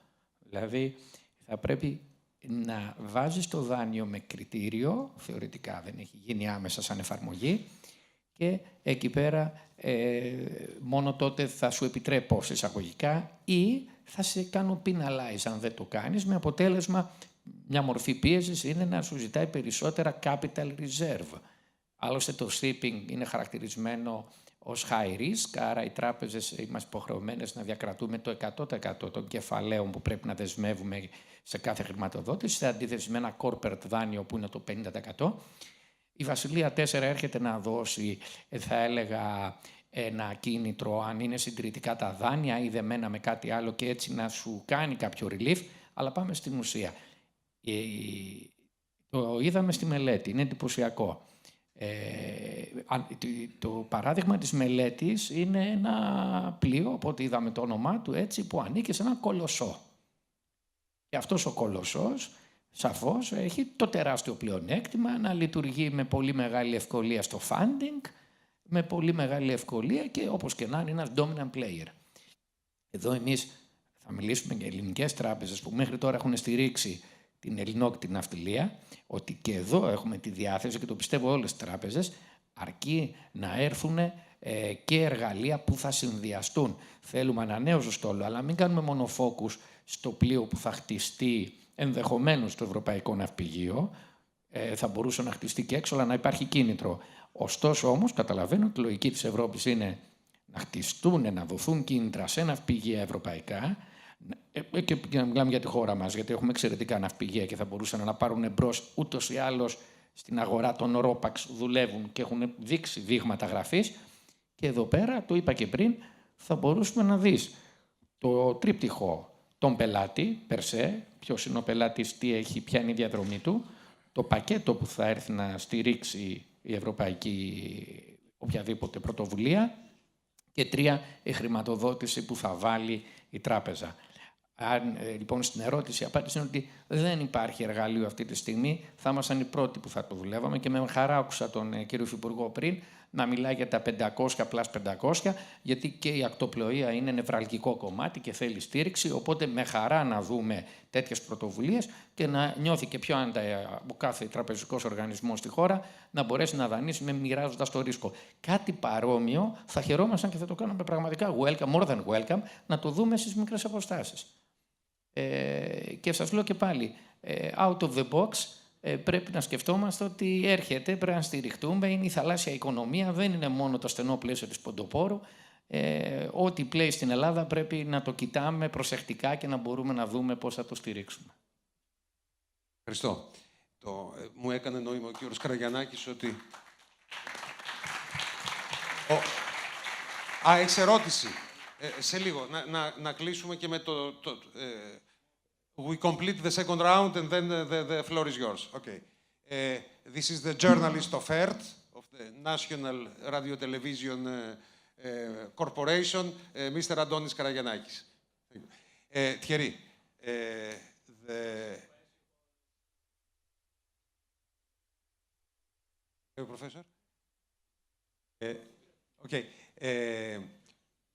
So, Professor Van Slander, you were in this panel, and the description of the situation of short sea that you heard is mostly related to the Mediterranean short sea shipping, because most of the members of the Greek sector operate in the Mediterranean and Black Sea, not so much in the North Sea or in the Baltic Sea. Do you have to give us a short picture of if there are differences there, or if the baseline is exactly the same? Thank you, and thank you for having been a very good human ChatGPT, because you gave very good summaries of what those gentlemen were telling in Greek to me, so thank you for that. No, I think the situation is quite similar, actually, if we compare the Mediterranean compared to the north of Europe. And by the way, many short sea connections cross those regions. I mean, like the example I've shown, Antwerp-Valencia, you have both, of course, the northern European part and the Mediterranean part. So I think it's quite homogeneous in terms of the market situation, in terms of access to financing, in terms of issues that they may be facing, not to name one, congestion in ports, for instance, with all the disruptions going on these days. So I think there's a very similar situation in both the Mediterranean area and the North European, even the Baltic area, I would say. Thank you. Ναι, είναι γεγονός ότι κάποια στιγμή που μιλούσα δεν ήταν επειδή είχα κουραστεί, αλλά του μετέφραζα για να μπορεί να συμμετέχει στην κουβέντα ο Thierry. Να πάρουμε μία ή δύο... εγώ θέλω να σας πω, στα ελληνικά αυτή τη φορά, ότι αν δεν κάνω λάθος, το δεύτερο HIOS International Shipping Summit είναι το πρώτο συνέδριο στην Ελλάδα, τουλάχιστον τα τελευταία 15 χρόνια που θυμάμαι, που έχει ενσωματώσει και ειδική συνεδρία αφιερωμένη στο European Short Sea Shipping, για να το γνωρίσουμε καλύτερα, να εμβαθύνουμε καλύτερα σε αυτό, να γνωρίζουμε τα προβλήματά του και τις προοπτικές του. Άρα είναι μια νουβοτέ δικιά μας. Χαιρόμαστε πάρα πολύ γι' αυτό.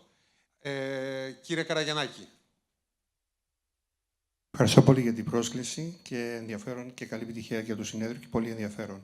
Ήθελα να ρωτήσω για τις εταιρείες λαϊκής βάσης. Έχουν θέση σε αυτά που συζητάμε? Την ακτοπλοεία αύριο θα τα ρωτήσεις αυτά. Την ακτοπλοεία. Αύριο στο πάνελ της ακτοπλοείας. Και εταιρείες και οι χρηματοδοτήσεις. Θα τα ρωτήσουμε αύριο, αλλά ήθελα να πούμε και για τις χρηματοδοτήσεις. Ναι. Επειδή προέρχομαι από ένα μικρό νησί της Άγωνης Γραμμής, στην Κάσο, και εκεί βλέπουμε ότι οι χρηματοδοτήσεις γίνονται κάθε ένα χρόνο. Γιατί να γίνεται αυτό και να μην γίνονται οι χρηματοδοτήσεις στα πλοία αυτά σε μεγαλύτερη διάρκεια, 2-3 χρόνια. Και συνέχεια να ζούμε με αυτή την αγωνία εμείς οι νησιώτες. Εταιρείες λαϊκής βάσης, αν δεν κάνω λάθος, κυρία Λεκάκου, κυρία συνάδελφη, το ξέρω ότι τη βλέπω από τα πορτοκαλί μαλλιά της. Λοιπόν, σχετίζονται με την ακτοπλοεία που είναι και λίγο δημόσια συγκοινωνία και δεν είναι απλώς business στην ναυτιλία. Οπότε, επειδή αυτό σίγουρα θα είναι πάρα πολύ χρήσιμο να το ρωτήσεις αύριο, πειράζει να το πούμε αύριο? Ωραία. Ή να δώσεις ένα πρόκριμα για να μην στεναχωρηθεί ο κύριος Καραγιαννάκης. Εγώ απλά θα πω, λέμε, εταιρείες λαϊκής βάσης, να γυρίσουμε λίγο πίσω το χρόνο. Όλοι θυμάστε τι ζημιές άπειρες γράψανε οι ελληνικές τράπεζες με τις εταιρείες λαϊκής βάσης. Έτσι, είναι μια αμαρτία που ακόμα και σήμερα δεν έχει τελειώσει. Τα απομεινάρια, μην αρχίσω να λέω ονόματα, αν ξεκινήσω από τη Ρόδο και ανεβαίνω. Και πιάσα τη Ρόδο όχι τυχαία, γιατί από εκεί ξεκίνησαν πολλά. Λοιπόν, θέλω να πω ότι σαφώς τα πράγματα αλλάξαν, οι τράπεζες γίναν σοφότερες, οι κανονισμοί γίναν σφιχτότεροι και βέβαια αυτή τη στιγμή δανειοδοτούμε. Και είναι εδώ βλέπω ο κ. Πασχάλης που ξέρει πολύ καλά το segment, καλύτερα από όλους νομίζω εδώ μέσα, χωρίς να θέλω να βάλω κάποιον έξω. Λοιπόν, Και πραγματικά έχουμε οι τράπεζες ελληνικές στηρίξει την ελληνική ακτοπλοεία μετά αυτό το μεγάλο κακό που ήρθε και όλη την ταλαιπωρία, και θεωρώ ότι θα την ξαναστηρίζαμε απλά με πιο προσεκτικές κινήσεις και με περισσότερη, έτσι θα έλεγα, διάβγεια και καθαρότητα στο κομμάτι αυτό. Όμως, ακριβώς επειδή είναι λαϊκής βάσης και θα μπορούσαν να τις ξαναδούμε κάτω από ένα νομικό πλαίσιο, θέλει νομικό πλαίσιο ισχυρό, θέλει πολύ δυνατό support. Αντιλαμβάνεστε, δύσκολα οι τράπεζες πάνε ξανά σε μια λαϊκή βάση που είναι 500 και 600 χίλιοι άνθρωποι.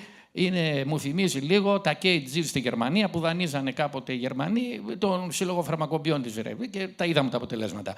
Δυστυχώς εκεί έχουμε θέμα. Ωστόσο όμως αυτό δεν σημαίνει ότι η ακτοπλοεία δεν μπορεί να στηριχτεί και με τα προγράμματα που ανέφερε ο κ. Υπουργός πριν, αλλά και με πρωτοβουλίες που θα ανήκουν στις υφιστάμενες εταιρείες που δραστηριοποιούνται στην Ελλάδα με καλό προφίλ.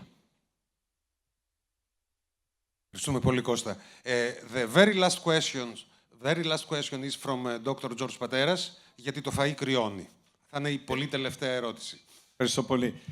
Θα απαντήσω στο Κώστα αύριο, γιατί το 15% του ελληνικού πληθυσμού ζει στα νησιά. Λοιπόν, αν δεν χρηματοδοτήσετε της λαϊκής βάσης, θα έχουμε τεράστια προβλήματα. Αλλά εγώ θέλω να απευθώ μια ερώτηση στον κύριο Σιμαντώνη. We all recognize the importance of short sea shipping. Αλλά μπορείτε να μας εξηγήσετε και πάλι, γιατί δεν το εξηγήσετε αρκετά καλά να καταλάβει ο κόσμος, με το θέμα της σύνθεσης στα βαπόρια short sea shipping και πώς δεν σας υποστηρίζει το ελληνικό κράτος.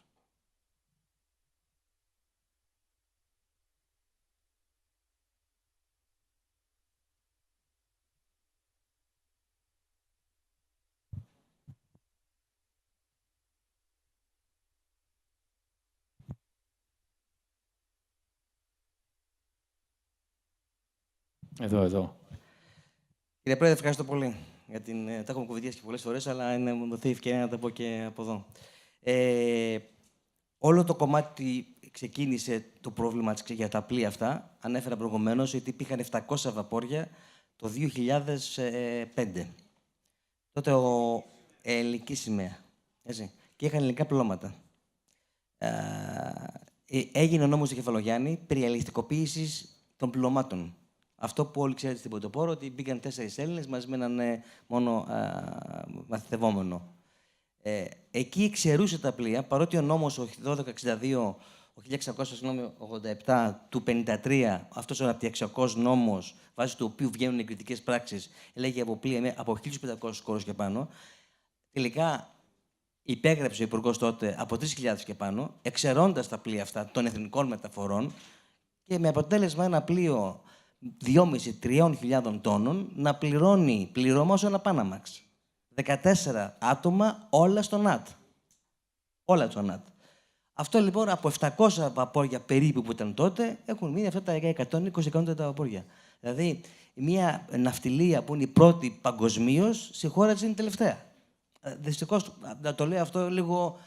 Και όχι μόνο αυτό. Έχουμε και ένα σοβαρό πρόβλημα που, αν το ακούσετε, δεν υπάρχουν βαπόρια πλέον ελληνικά να κάνουν εθνικές μεταφορές και έχουμε βαπόρια με ξένες σημαίες, including και της Τουρκίας, γενικότερα το λέω, που κάνει ενδοελλαδικές μεταφορές. Ξέρετε πολύ καλά ότι το πλοίο μας είναι ένα πλοίο το οποίο παρέχει και μία ασφάλεια, γιατί κουβεντιάζουμε και την ασφάλεια. Το πλοίο είναι για οποιοδήποτε λόγο και μία ασφάλεια γενικότερη, να μην το κάνουμε πιο σαφέστατο. Άρα αυτό το πράγμα τι κινδύνους εγκυμονεί στο να μην έχουμε πλοία με ελληνική σημαία. Και το βασικότερο πρόβλημα δεν είναι τελικά ότι παραμένουν 12 ή 13 άτομα όλοι Έλληνες. Το βασικό πρόβλημα είναι ότι δεν βρίσκουν τα βαπόρια αυτά το καλοκαίρι, ειδικά που η ακτοπλοεία και εκείνη έχει πρόβλημα, αλλά φεύγουν όλα τα πλώματα και πηγαίνουν εκεί. Μένουν τα βαπόρια εκεί. Το αντιμετωπίζουμε καθημερινά. Νομίζω αυτό είναι το μεγαλύτερο πρόβλημα. Γενικότερο πρόβλημα και ειδικότερο για το Σορτσί. Και εμείς σας ευχαριστούμε όλους. Παρακαλώ να χειροκροτήσουμε το πάνελ.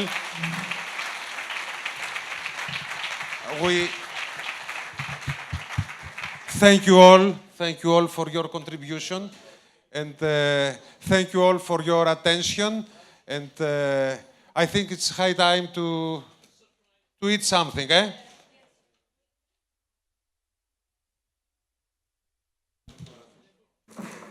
Thank you.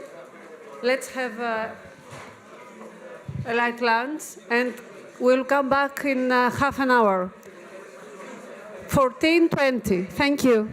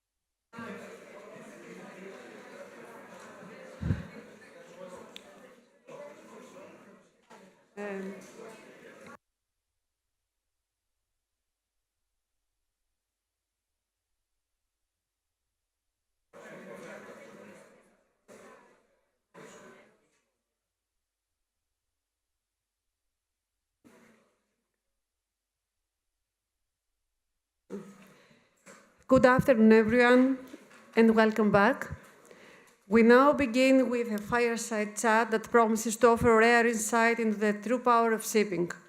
This session will be moderated by Dr. Elias Besias and features two highly respected figures in the global maritime industry, Mr. Simeon Pallios and Mr. Lucien Arcas. Please join me in welcoming them to the stage. Your Excellency, dear presidents, dear chairpersons, dear friends, dear colleagues, dear students. This fire chat is going to be held in Greek, as the two guests of today requested that this discussion will be held in Greek. So for those who do not understand the language, I kindly ask you to ask one of your fellows here in this amphitheater to help you with this translation. Κυρίες και κύριοι, αισθάνομαι μια μεγάλη συγκίνηση, γιατί σήμερα το πανεπιστήμιό μου, το πανεπιστήμιο που υπηρετώ, και από το οποίο έχω αποφοιτήσει, μου ανέθεσε μια πολύ εξαιρετική πρωτοβουλία. Να προσπαθήσω να συντονίσω, χωρίς να έχουμε ετοιμάσει καμία απολύτως ερώτηση, ένα διάλογο μεταξύ δύο μεγάλων προσωπικότητων της μεσογειακής, ευρωπαϊκής αλλά και παγκόσμιας ναυτιλίας. Ανάμεσά μου βρίσκομαι σε δύο προσωπικότητες που στο πρόσωπό τους απεικονίζεται η ιστορία 200 ετών μεσογειακής ναυτιλίας. Στο πρόσωπο του κυρίου Σίμου Παλιού, ενός ανθρώπου που τολμώ να πω και δημόσια τον αισθάνομαι σαν πνευματικό μου πατέρα,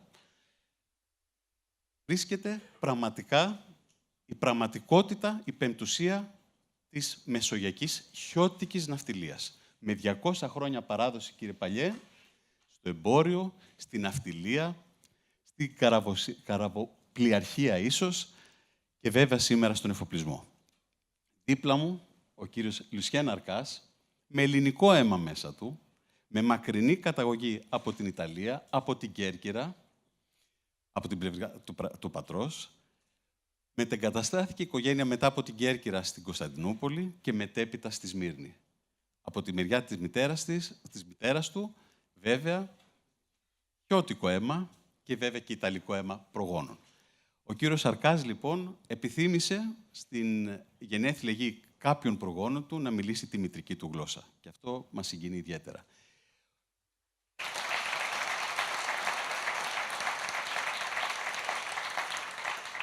Στους φοιτητές που έχω τη μεγάλη τιμή να διδάσκω, μιλάω συχνά για την εξάρτηση από το παρελθόν της ελληνικής ναυτιλίας. Είναι μια θεωρία που πολλοί επιστήμονες, όπως η Τζελίνα Χαρλάφτη, η Ελένη Θανοπούλου που είναι εδώ σήμερα μαζί μας, ο Γιάννης Θεοτοκάς, αναφέρουν συχνά και συχνά. Και ουσιαστικά τι μας λέει εξάρτηση από το παρελθόν, ότι history does matter. Και γιατί history does matter, γιατί μια βιομηχανία όπως είναι η ελληνική βιομηχανία της ναυτιλίας, έχει τις παραδόσεις, έχει τις αξίες της που περνάει από γενιά σε γενιά. History haunts us, μας λένε οι αναλυτές, οι ερευνητές, και σε αυτό το πλαίσιο, το τι σημαίνει ιστορία και γιατί η ιστορία έχει αξία, θα μας μιλήσει ο κύριος Παλιός. Και νομίζω έχει ιδιαίτερη σημασία ο κύριος Παλιός με 200 χρόνια στην πλάτη του ναυτιλιακής ιστορίας να μας μιλήσει για την παράδοση και τη σημασία της ιστορίας και της μεταξέλιξής της. Κύριε Παλιέ. Ευχαριστώ πολύ, Ηλία, για την introduction που έκανες. Ας θέλω να ευχαριστήσω τον Matthew Lodge,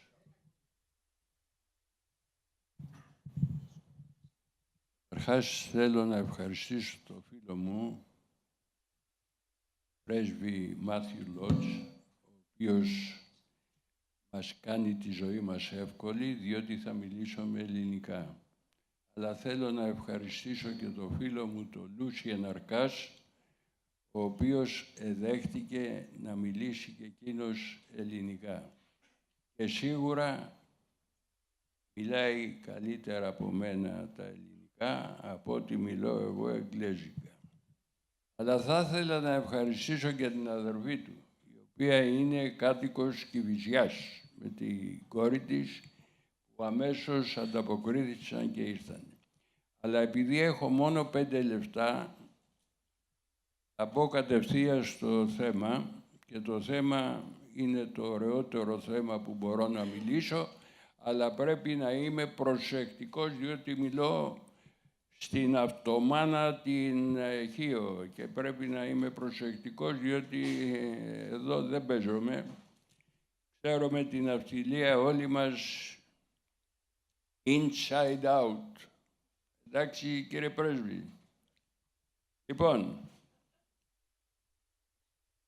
και μιτζίδες, οι πρώτοι Έλληνες ναυτικοί, μιλώ τώρα για πριν το 1850, ασχολήθησαν με τα πανιά.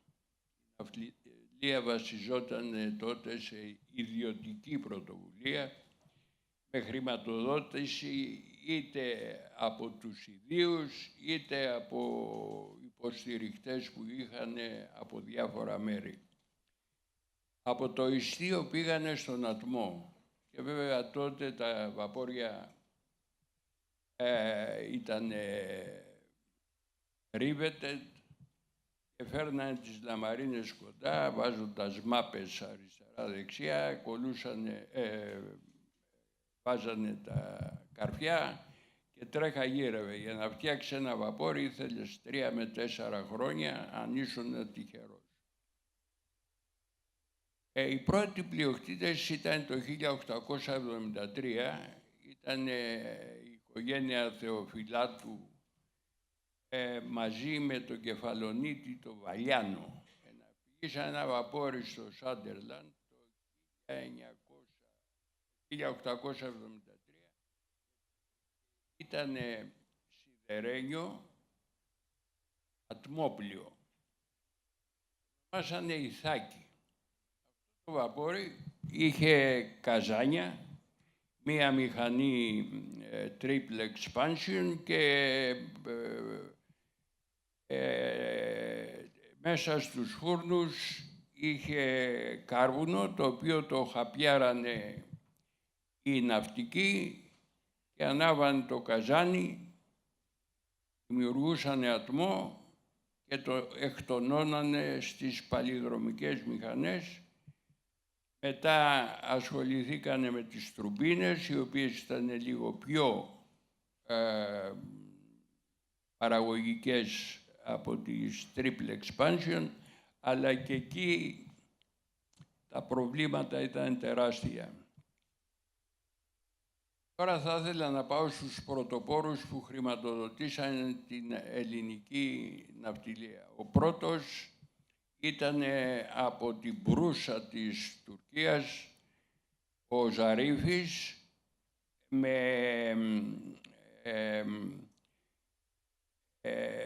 το πρώτο βαπόρι το πήρε κάποιος Ρεθύμνης, ο οποίος ήταν εμποροπλοίαρχος και το ονόμασε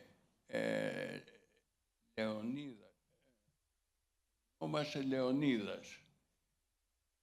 Το δεύτερο βαπόρι το πήρε ο Κουλούρας, το τρίτο Βασιλάκης, το τέταρτο ο Παλιός, το οποίο ήταν το Ελένη. Το Ελένη ήταν αυτό σιδερένιο και είχε χτιστεί το 1888 στο Γλάσκο, το ναυπηγείο Ρόμπερτ Ντάγκαν, με καζάνια, και εκεί είχαν τους φούρνους και οι θερμαστές χαπιάρανε το κάρβουνο. Μετά ο Αντώνης ο Παλιός χρηματοδοτήθηκε το 1915 από κάποιον Καμπουρίδη, ο οποίος και αυτός ήταν από την πόλη.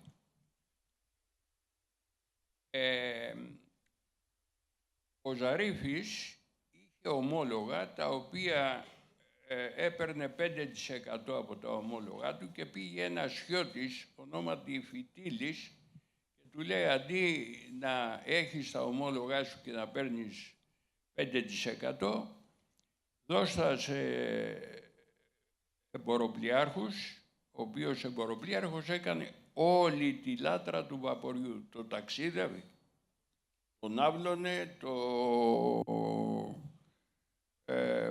επισκέβαζε, του βρίσκε το πλήρωμα, τα πάντα έκανε. Έλειπε 3-4 χρόνια και γύριζε πίσω και λογαριαζόταν με τον πλειοκτήτη, όχι εφοπλιστή, αυτοί δεν ήταν εφοπλιστές, ήταν πλειοκτήτες. Λοιπόν, η εταιρεία του προπάπου μου από την πλευρά του παλιού ήταν στο χρηματιστήριο της Αθήνας το 1908. Μαζί με τον Λεωνίδα Εμπειρίκο έφτιαξε και την Ένωση Ελλήνων Εφοπλιστών το 1916. Δυστυχώς οι περισσότεροι από αυτοί που απαρτίζουν το Συμβούλιο της Ενώσεως Ελλήνων Εφοπλιστών, εκτός από τον Εμπειρίκο, νομίζω πως δεν υπάρχει άλλο σήμερα. Αυτό θα πει πως η θάλασσα είναι λίγο ρισκαδόρικα με τον τρόπο που την κάνανε εκείνοι. Σήμερα δεν είναι, γιατί τα πράγματα έχουν αλλάξει και οι ιδιοκτήτες φροντίζουν, οι πλειοκτήτες φροντίζουν να έχουν critical mass. Αλλά ας μην μπούμε σε τέτοια θέματα τώρα, πάμε παρακάτω. Λοιπόν, οι σύγχρονοι τρόποι χρηματοδότησης σήμερα δεν είναι απλώς να ενώνουμε τα κεφάλαια του μιανού και ταλονού και ειδικώς των συγγενών μας, διότι τελικά παντρευόμαστε και συγγενείς με τα αποτελέσματα που τα έχουμε δει. Και οι Βρονταδούσοι και οι Καρδαμιλίτες και οι Εγνουσιώτες αλληλοπαντρευόντουσαν και φτιάχνανε παιδιά καραγκιόζιδες. Λοιπόν, σήμερα έχουμε πολλούς τρόπους για να χρηματοδοτηθούμε. Καταρχάς υπάρχουν τα χρηματιστήρια και όταν μπεις σε ένα χρηματιστήριο τα πράγματα αλλάζουν. Έχουμε παράδειγμα τα ομόλογα, τα leasing, προνομιούχες μετοχές, δηλαδή τα preferred shares, τα δικαιώματα προαίρεσης, τα warrants κτλ. Ένα πράγμα θέλω να υπογραμμίσω και να το υπογραμμίσω, ότι μια σωστή ιδέα βρίσκεις τρόπο να χρηματοδοτηθείς. Ενώ το 1960 και 70, αν δεν είχες μπάρμπα στην κορώνη, δεν χρηματοδοτούσε. Ήτανε δύο οι τραπεζίτες, ο Τζέρι Χάρισον και από τη Citibank ο Τόμ Σορτέλ.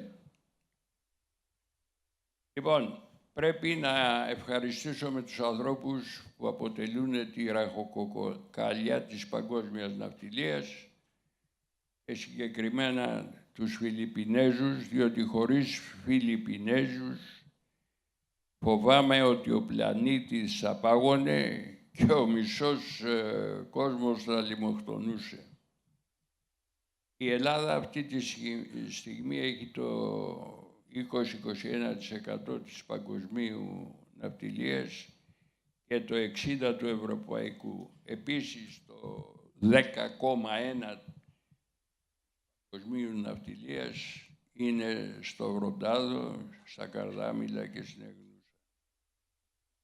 Η ελληνική πολιτική μπορεί να αξιοποιήσει τη δύναμη της θάλασσας. Είναι βασικό αυτό το πράγμα και μην ξεχνάτε ότι ο Καραμαλής και ο Κώστας ο Μητσοτάκης που είχαν κάνει βίωμά τους να ασχοληθούν. Σήμερα τα πράγματα άλλαξαν και η δύναμη είναι τεράστια και θα μπορούσε κανείς να κάνει παπάδες σήμερα. Είναι αστεία πράγματα.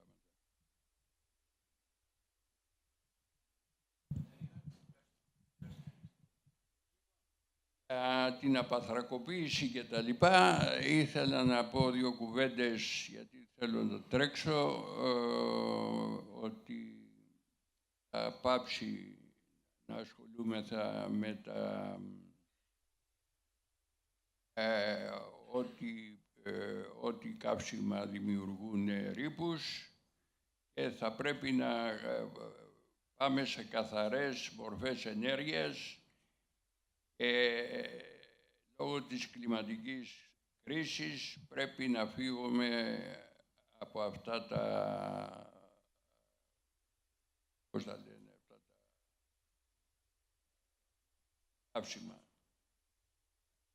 Η πυρηνική ενέργεια και η τεχνητή δεν πρέπει να μας φοβίζει, αλλά να αξιοποιούνται ως μέσα προόδου και ανταγωνιστικότητας.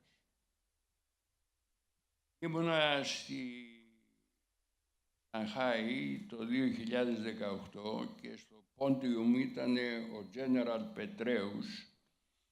Έλεγε ότι ο αυτοματισμός και η τεχνητή νοημοσύνη θα δημιουργήσει φόβο, αλλά δεν πρέπει να φοβόμεθα, διότι οι θέσεις που χάνονται 1,7 δημιουργούνται και κανείς μέχρι σήμερα δεν τον έχει διαψεύσει τον General Petraeus και προσπάθησε να πείσει το ακροατήριο με νούμερα ότι αυτό συμβαίνει.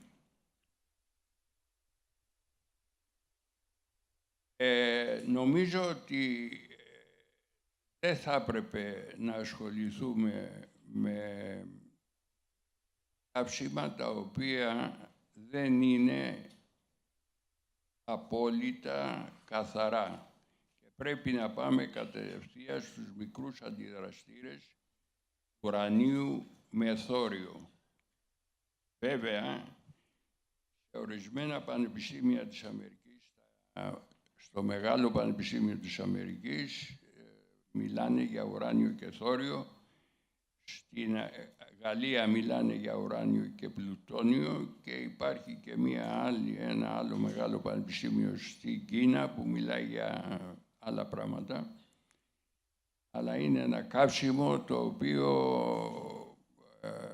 είναι εύκολο να το χρησιμοποιήσεις και επίσης εύκολο να το βγάλεις απάνω σου, διότι δεν είναι τίποτα άλλο από κάτι παρόμοιο σαν μια μπαταρία, το οποίο επαναγεμίζεται και το ονομάζουν plug and play. Λοιπόν, εκεί θα καταλήξει η ιστορία και όταν αποφασιστεί από πλευράς κυβερνήσεων, σε 3 χρόνια είναι μαζί μας.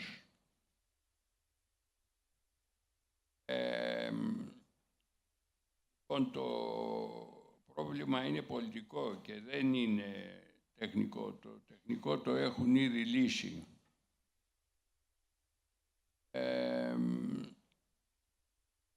Οι μικροαντιδραστήρες αντιμετωπίζουν σοβαρά ρυθμιστικά εμπόδια, καθώς η διαδικασία έγκρισης μπορεί να διαρκέσει και 10 χρόνια. Εγώ δεν το πιστεύω, διότι τον καιρό που μεταφέραμε τρόφιμα στα break bulk ψυγεία, υπήρχαν χώρες που είχαν δεχτεί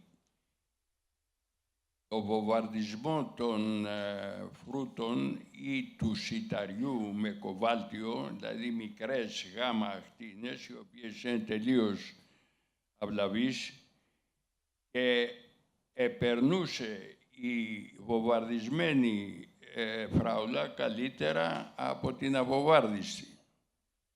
Έμενε εκτός ψυγείου 6 μήνες. Τώρα, την μπανάνα την κόβουν άγουρη. Λάθος τεράστιο. Πρέπει να την κόβουν όριμη. Αλλά μετά να την βομβαρδίζουν. Συμφωνείτε? Ευχαριστώ που κουνείτε το κεφάλι σας. Έτσι είναι. Λοιπόν,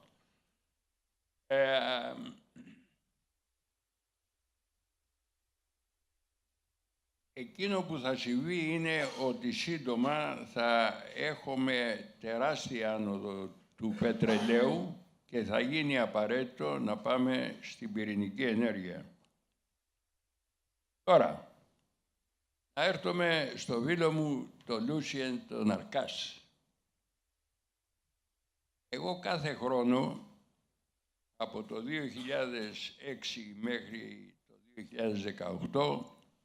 2018, πήγαινα με την JP Morgan, μάζευε 30 CEO της JP Morgan και γυρίζαμε... Κύριε Παλιά, να πούμε ίσως και στους νεότερους, τι είναι η JP Morgan, γιατί είναι ένας... Τι είναι η JP Morgan, να πούμε ίσως... Η JP Morgan είναι μία από τις 3 μεγάλες τράπεζες της Αμερικής. Θα έλεγα η μεγαλύτερη τράπεζα by far. Οι ελληνικές τράπεζες, παραδείγματος χάρη, δεν έχουν καμία σχέση με JP Morgan. JP Morgan είναι τράπεζα και οι ελληνικές τράπεζες, συγγνώμη κιόλας, είναι περίπτερα. JP Morgan μαζί με την Bank of America και το... Ξέρω ότι θα πάρω ερωτήσεις, αλλά δεν πειράζει. Θα με βοηθήσει ο Λούσιεν. Έχεις καμία αντίρρηση? Λοιπόν, στο πάνελ στη Σιγκαπούρη είμαστε με το Λούσιεν και είμαστε με το Λούσιεν εκεί και επίσης μαζί μας ήταν ο Ανδρέας ο Σόμεν ΠΑΟ, αυτός έχει καμιά χιλιάδα βαπόρια έτσι για πλάκα, είναι του ΠΑΟ ο εγγονός. Ο Σόμεν είναι ένας τυχερός Γερμανός που πήρε την κόρη του ΠΑΟ και βγήκε ο Ανδρέας Σόμεν ΠΑΟ. Πας περιπτώσει τον βλέπω και τώρα ακόμα. Και ο άλλος ήταν ο Λούσιεν. Να που έρχεται ο Λούσιεν, πού βρίσκεται ο Λούσιεν, εδώ και ο Λούσιεν. Και από τότε γεννήκαμε φίλοι με το Λούσιεν και όποτε του λέω έρχεται. Εγώ δεν πάω μόνο, έρχομαι και εγώ, για σιγά τώρα. Λοιπόν, κάτω το audience δεν ήταν χιώτες, ήταν ο ιδρυτής Σιγκαπούρη, αυτός ο γέρος εκεί, 100 χρονών ήταν, τώρα έφυγε όμως και είναι ο γιος του. Δίπλα είναι ο Τζέιμι Ντάιμον, ο οποίος βέβαια δεν ασχολείται με εισηγμένες εταιρείες στο χρηματιστήριο, διότι τις θεωρεί ότι δεν είναι αρκετά μεγάλες και για να σου δώσει σημασία το market cap πρέπει να είναι από 100 δισεκατομμύρια και πάνω. Τρέχα γύρευε δηλαδή.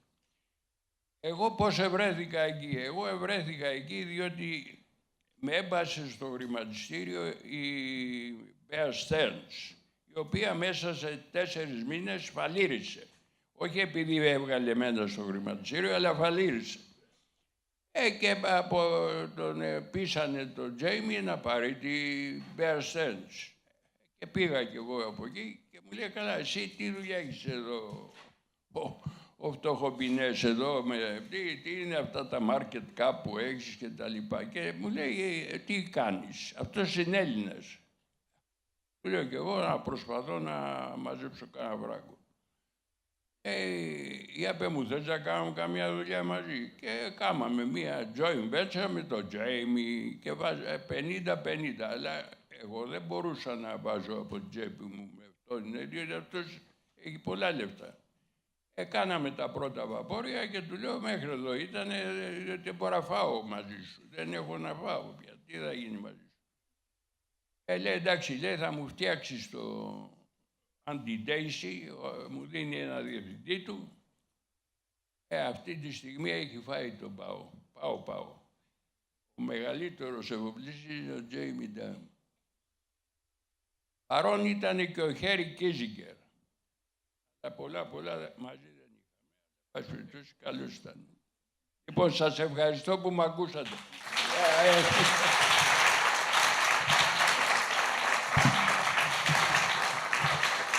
Ο κύριος Παλιός πάντοτε είναι ευθύβολος και ειλικρινής και όπως σας είπα δεν είχαμε προετοιμάσει όλο αυτό το διάλογο και την ανοιχτή κουβέντα. Μου είπε θέλω να πω αυθόρμητα αυτά που θέλω να πω. Το ίδιο και ο κύριος Σαρκάς. Μου είπε θέλω να πω ελεύθερα τις σκέψεις μου πάνω στο πώς ξεκίνησα και ποια είναι η ναυτιλία σήμερα. Κύριε Αρκάς, εσείς κάνατε κάτι συγκλονιστικό. Μπορεί οι γονείς σας να ήταν στον χώρο του εμπορίου και των μεταφορών, αλλά την ναυτιλία εσείς τη χτίσατε. Πώς πήρατε την απόφαση πριν αρκετές δεκαετίες να μπείτε στον χώρο της ναυτιλίας? Πρώτα θέλω να ευχαριστήσω τον κύριο Σίμων Παλιός που με έχει καλέσει και το Πανεπιστήμιο της Χίου να σας μιλήσω. Θα προσπαθήσω να τα πω ελληνικά. Μα αν κάνω λάθος, με συγχωρείτε. Τώρα, ο πατέρα μου αρχίνησε στα 45 την ναυτιλία. Ήταν συμβατικά και ήταν πράκτορας. Για να πάμε προγρήγορα, στα 64 μου πήγανε, έλα, εσύ θα πάρεις το εταιρεία, μόνα 19 χρονών. Κάτι χρόνια πριν. Τώρα, από εκεί και πέρα, ύστερα από λίγα χρόνια, τα πάντα πράκτορος, το πρακτόριο δεν έχει μέλλον, έχω πει. Άλλες εταιρείες κάνουν τα δικά τους γραφεία. Πρέπει να κάνω κάτι αυρητικό. Μεταξύ στα 95 είχε αλλάξει ο κόσμος και η Μεσόγειο. Η Μεσόγειο είχε αλλάξει γιατί από το κανάλι του Σούες τα μεγαλύτερα πλοία έρχονται από Ανατολή και σε φορτώνανε. Ήταν να τα παραδώσεις στα μικρά όλα λιμάνια της Μεσόγειος. Και οι μεγάλοι δεν έχουν πολύ όρεξη να το κάνουν. Εγώ αγόρασα 2 καράβια το 1995, 500 τέους. Εγώ είμαι στα κοντέινερ, δεν έχω μπει ούτε σε μπάλκ ούτε στα τάνκερ. Είμαι ο άνθρωπος της γραμμής, πάντα γραμμές. Γι' αυτό αρχίσα στα 95 για να κάνω Μάλτα, Ιταλία, Ελλάδα, Τουρκία. Άνοιξα το πρώτο γραφείο στην Ελλάδα στο 1999 με την αδερφή μου και αγόρασα και 500 κοντέινερ τα πρώτα και κουβαλά φορτίο από την Τουρκία την Ελλάδα. Γιατί σε φόρτωνα στο Πειραιά, πήρα στη Θεσσαλονίκη, Ισταμπούλ και ύστερα πήγα να ξαναγυρίσω Πειραιά για να πάρω τα άδεια κοντέινερ. Γιατί η Ελλάδα είχε πολλή εισαγωγή και δεν είχε εξαγωγή. Δεν είχε αλλάξει πολύ. Λίγα εξαγωγή, πολλή εισαγωγή. Πάμε άδειο, λέει, να πάμε να φορτώσουμε κάτι. Και αρχίνησα να φορτώνω από Τουρκία, Ισταμπούλ και Σμύρνη για τον Πειραιά. Είχα κιόλας δουλέψει στα νησιά με τον Καρά. Πότε είχε βάλει τα καράβια τα συμβατικά, ήμουν πρακτοράς του στη Σμύρνη και φορτώναμε φορτίο από Σμύρνη για κατευθείαν τα νησιά. Έτσι. Τώρα, καλά, αρχίσαμε εκεί feedering. Είναι shortsy. Και έχω μείνει στα shortsy. Ύστερα είδα που αυτό δεν φτάνει. Πρέπει και εγώ να κάνω κάτι. Και στα 2000 έχω αρχίσει να χτίσω κράβια στην Γερμανία. Είχα ακόμα μέρος που μπορείς να τα κάνεις. Οι Κινέζοι ακόμα δεν είχαν καταστρέψει όλα τα συνεργεία. Γι' αυτό έχω παραγγείλει 16 καράβια από 1.200-1.600 τέους. Έχω ακόμα γερμανικά, μια χαρά. Γι' αυτό θα δουλεύω. Έτσι και αλλιώς αρχίσαμε να πάρουμε σε άλλους μέρους. Γιατί οι μεγάλοι μεγαλώσανε. Αυτό είναι το πρόβλημα τώρα. Για εταιρείες που δεν είναι πολύ μεγάλες. Ή τους έχουν αγοράσει, έχουν κλείσει. Όλοι έχουν γίνει μεγάλοι. Μου έχουν προσφέρει 10 φορές να με αγοράσουν. Εγώ δεν πουλάω την εταιρεία. Γιατί κύριε Αρκάς δεν πουλάτε? Γιατί δεν πουλάτε την εταιρεία σας? Γιατί δεν την πουλάτε την εταιρεία σας? Γιατί δεν την πουλάτε? Why aren't you selling?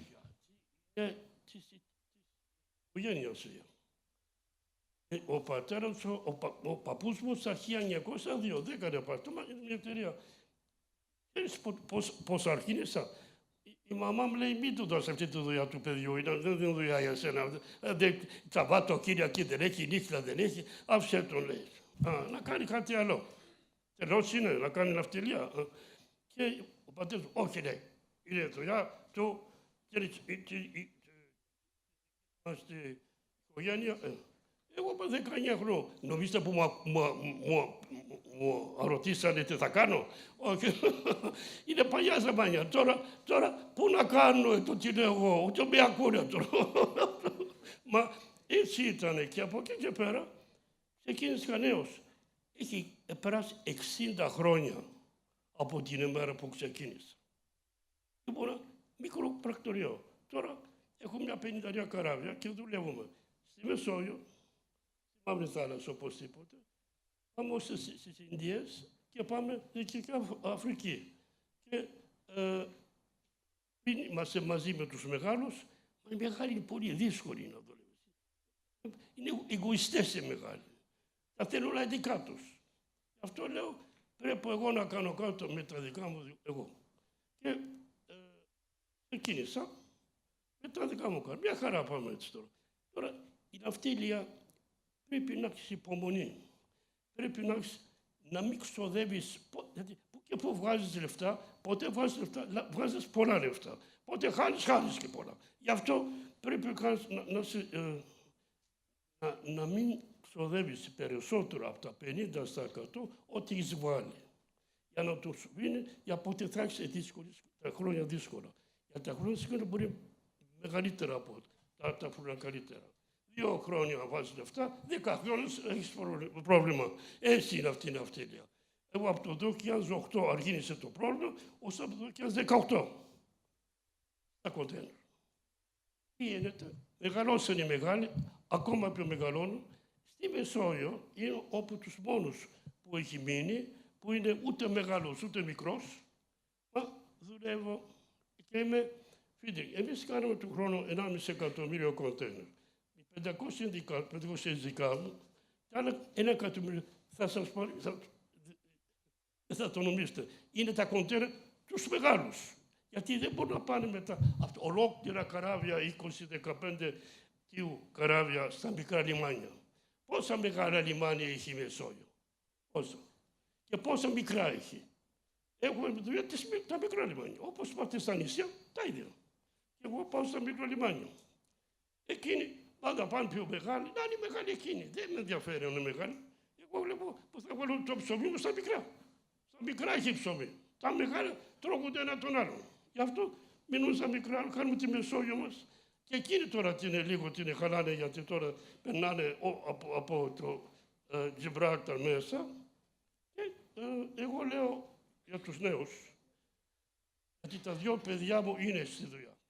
Μα δεν φτάνει μόνο η ναυτίλια. Είδα μια μέρα πότε τελειώνει η θάλασσα. Η θάλασσα είναι πιο εύκολη. Αγοράζεις καράβι, βάζεις μια γραμμή και φτάνεις σε ένα λιμάνι. Και ύστερα πώς θα πας μέσα. Πώς θα πάνε τόσα χιλιάδες κοντέινερ, πόσο μέρος έχει, πόσο χώρο έχει, πόσα φορτηγά έχει, τους ρόπους έχει. Γι' αυτό λέω, για να πάμε μπρος, πρέπει να κάνουμε μια εταιρεία που παίρνει αυτά τα κοντέινερ από το λιμάνι, έστω και να είναι χημικό μου, ούτε μην είναι δικό μου λιμάνι. Έχω 2 δικά μου λιμάνια, μα δεν είναι όλα δικά μου. Γι' αυτό από εκεί να τα φέρω μέσα στους πελάτες. Και να μπορώ να δώσω στους πελάτες μια οργάνωση από όπου διάλογο είναι, όσαμε στο εργοστάσιο του, από το εργοστάσιο και πίσω. Εκεί είναι το μέλλον τώρα. Να μπορείτε να βάλετε μαζί τη θάλασσα με τη χώρα.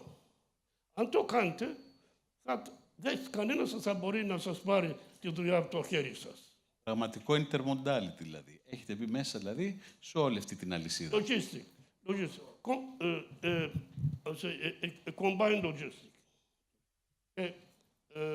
Αυτό έχω εγώ, να πούμε, 500 φορτηγά και τι κάνουν αυτά τα φορτηγά.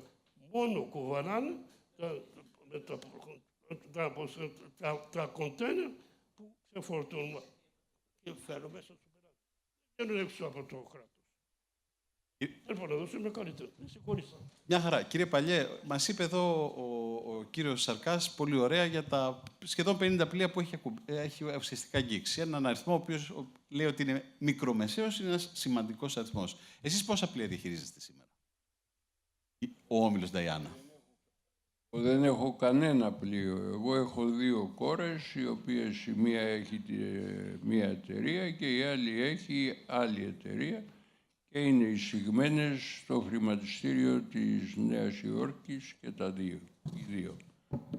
Η μία έχει tankers και η άλλη έχει dry cargo. Ναι. Αυτό είναι, δεν έχω βαπόρια εγώ. Οπότε υπάρχει η δύναμη της συνέχειας εδώ πέρα. Ναι. Αυτή η δύναμη της συνέχειας, ποια ήταν η μεγαλύτερη πρόκληση που συναντήσατε? Ποια είναι, πιστεύετε, η πρόκληση που αντιμετωπίσατε εσείς πριν από 10-20 χρόνια και ποια είναι η πρόκληση που αντιμετωπίζει πλέον η νέα γενιά αφοπλιστών? Γιατί είναι καινούριες. Λίγο μας το ακουμπήσατε, αλλά πιο πολύ τι βλέπετε, ποιες είναι οι ανησυχίες που έχουν οι κόρες σας αυτή τη στιγμή? Εμείς δεν είχαμε τη μόρφωση που έχουν σήμερα τα παιδιά. Σήμερα τα παιδιά είναι πολύ πιο μορφωμένα και τα μέσα είναι διαφορετικά.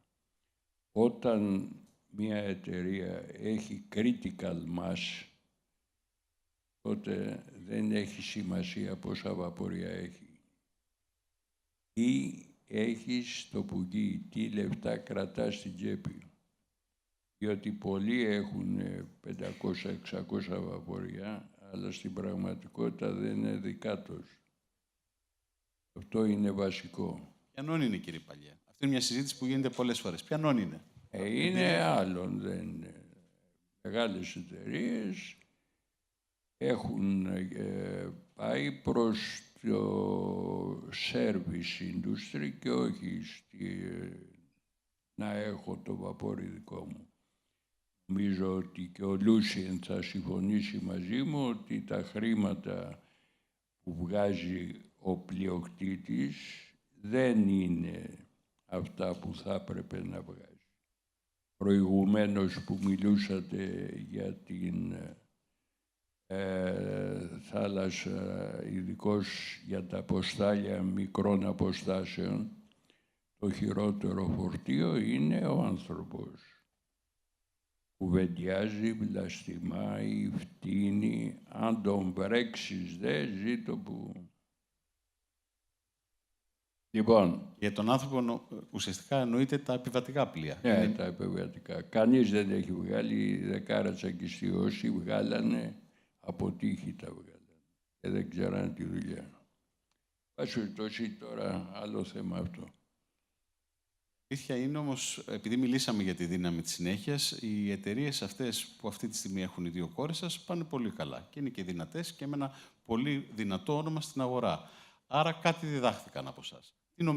Τι νομίζετε ότι τους διδάξατε? Γιατί σαφέστατα είναι εξαιρετική μόρφωση. Καταρχάς ξέρουν τη δουλειά. Και η μία ξέρει τη δουλειά και η άλλη ξέρει τη δουλειά, παρότι δεν είναι μηχανικός ούτε ναυπηγός είναι μια καλή ζωγράφος, έχει πάει σε καλά σχολεία, έχει βγάλει και το καλών τεχνών που είναι δύσκολο, αλλά το πάει καλά το πράγμα, διότι και ο άντρας της τον είχα μαζί μου περίπου 15 χρόνια και την ξέρει τη δουλειά.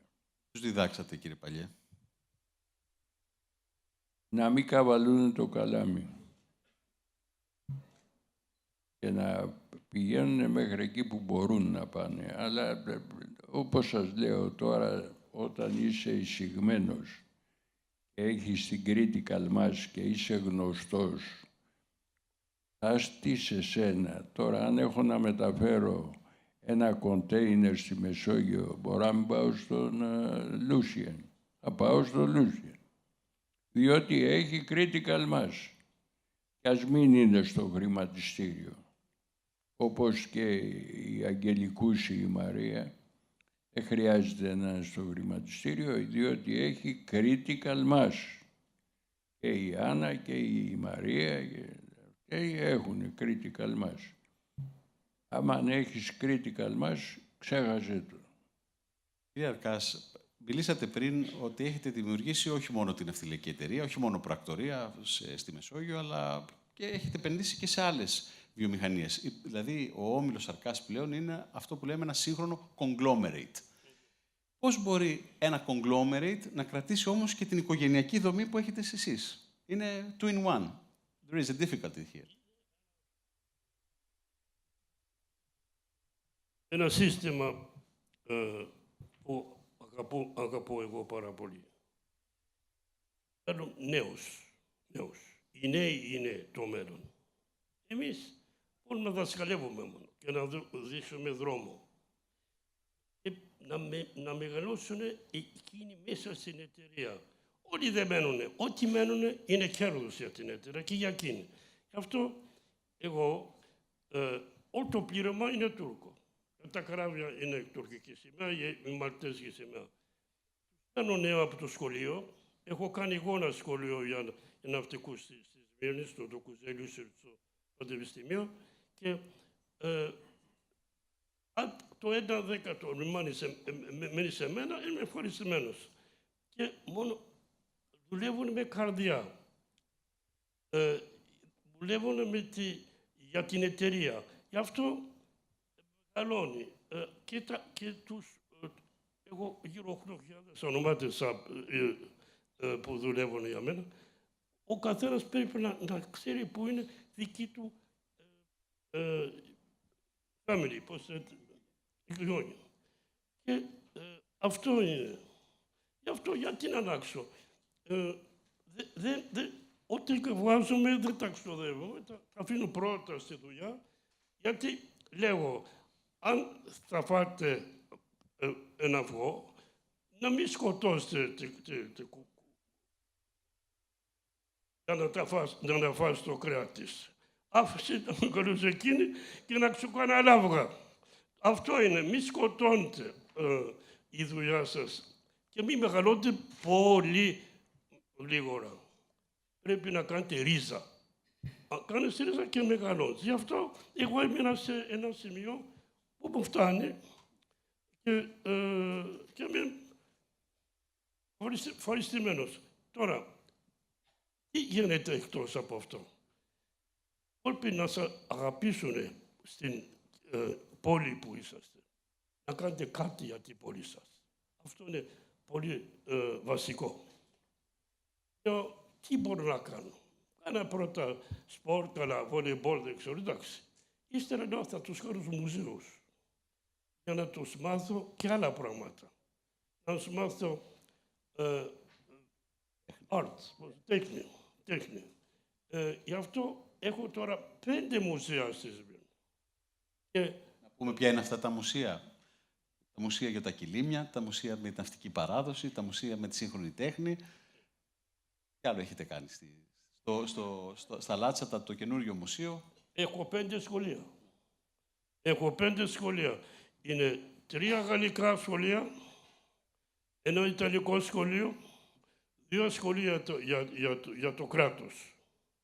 Ένα το σχολείο που έχω κάνει για το κράτος έχει γίνει ένα από τα καλύτερα, τα 10 σχολεία του κόσμου. Και αυτή τη βδομάδα έβγε. Αυτό είναι για high intelligence school. Είναι τα παιδιά που είναι πανέξυπνα από αυτά. Ναι. Όλα στη Σμύρνη. Όλα στη Σμύρνη. Στη Σμύρνη, ναι. Στην πόλη μου κάνω. Αν ήμουν αρχαιώτης, θα είχα κάνει στοιχείο. Μα τα είμαι στη Σμύρνη, κάνω στη Σμύρνη. Μα η οικογένεια της μαμάς μου, από το 1860 ως το 1820 ήταν στοιχείο. Ιταλοί. Μα φύγανε στη Σμύρνη αργότερα και μείναν εκεί. Γι' αυτό είμαστε στη Μεσόγειο όλοι οι συγγενείς. Σήμερα είμαι Σμυρναίος, αύριο είμαι Χιώτης, μεθαύριο είναι Μυτιλινιός. Τι θα γίνει. Μας όλοι μαζί. Αυτό θέλω να πω. Κύριε Παλιέ, αυτή θα είναι ίσως η τελευταία μου ερώτηση και θα ήθελα ειδικά από τους νεότερους να κάνουν κάποιες ερωτήσεις προς αυτές τις δύο συγκλονιστικές προσωπικότητες. Όταν ήρθαμε με τον καθηγητή, τον κύριο Κάπρο, να σας δούμε, επιμείνατε ότι η θάλασσα είναι δύναμη. Η θάλασσα έχει τεράστια δύναμη και πρέπει να το καταλάβουμε. Τι εννοούσατε με αυτό, τι θα λέγατε σε αυτούς τους νέους που σας κοιτάνε έτσι με μεγάλο πάθος και τι θάλασσα είναι δύναμη.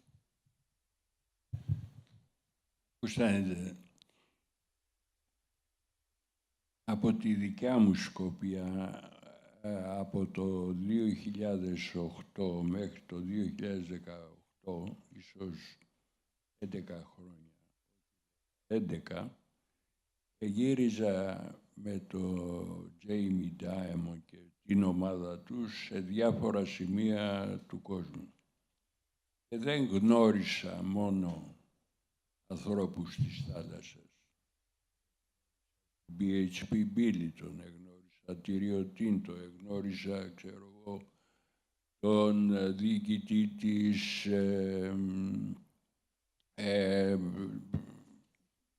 γερμανικής, της RWE, της γερμανικής εταιρείας ηλεκτροδότησης. Αυτοί έχουν βαπόρια, θένε βαπόρια για να μεταφέρουν τα πράγματά τους. Και δημιουργήσει και joint ventures μαζί τους και τα λοιπά. Το ένα φέρνει το άλλο. Αλλά εγνώρισα και διάφορους βιομηχάνους στη φαρμακευτική. Και εκεί είναι αυτούς που χρηματοδοτεί ο Jamie Dimon, διότι το market cap της Pfizer αυτή τη στιγμή είναι 300 δισεκατομμύρια. Τώρα θα αρχίσουμε να μιλούμε για δισεκατομμύρια σαν να είναι πανάκια. Δεν είναι. Είναι λεφτά τώρα. Η Johnson είναι άλλα 300 δισεκατομμύρια.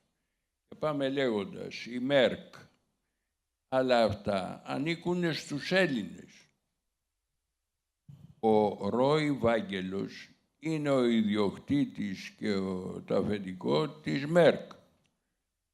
Μου λέτε, σας παρακαλώ, γιατί εμείς δεν κάνουμε τα προγράμματα της Merck στα δικά μας ερευνητικά κέντρα. Έχουμε το Δημόκριτο, έχουμε το Φλέμινγκ, έχουμε το ιατροβιολογικό, του οποίου είμαι και πρόεδρος της Ακαδημίας Αθηνών.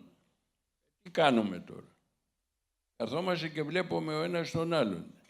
Γιατί? Σας ρωτώ εγώ εσάς, τι κάναμε τώρα? 23 χρόνια προσπαθώ να το στήσω, δεν μπορώ. Δεν έχω τη δύναμη. Ευτυχώς και βρήκα κάποιον τώρα και να μου το στήσει. Συγκαλά ο άνθρωπος. Κύριε Αρκάση, τελευταία ερώτηση. Συζητούσαμε και χθες βράδυ. Εάν η ναυτιλία σε όλα αυτά που γίνονται στον κόσμο, είτε αν ανοίξουμε τώρα εδώ πέρα το κινητό μας, μόνο άσχημες ειδήσεις θα ακούσουμε. Η ναυτιλία, ειδικά για τους νέους, έχει μέλλον? Βλέπετε υπάρχει μέλλον? Μπορεί να μην έχει μέλλον. 80% του φορτίου που μεταφορείται στον κόσμο είναι με τη θάλασσα. 80%. Μπορεί 80% να μην έχει μέλλον. 2% μπορεί να χαθεί. 80% δεν χάνεται. Αποκλείεται να χάνεται. Μόνο πρέπει να αλλάξουμε. Η ναυτιλία του αλλάζει πολύ γλίγορα. Πρέπει να διαβάζετε. Να διαβάζουμε τι γίνει κάθε μέρα.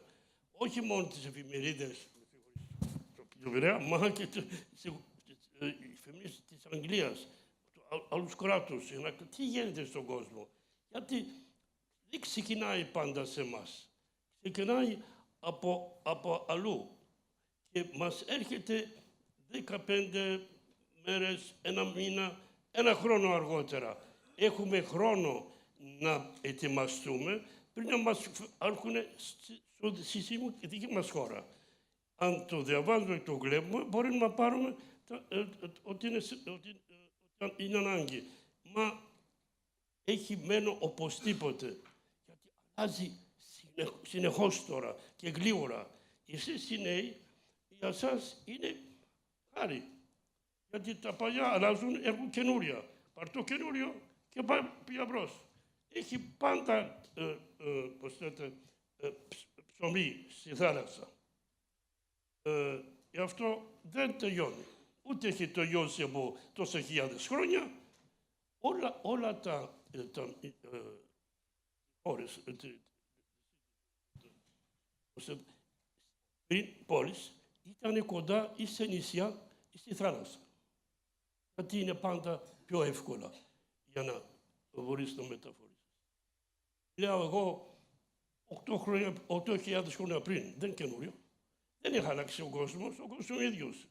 Οι άνθρωποι είναι οι ίδιοι. Μόνο τα συστήματα έχουν αλλάξει.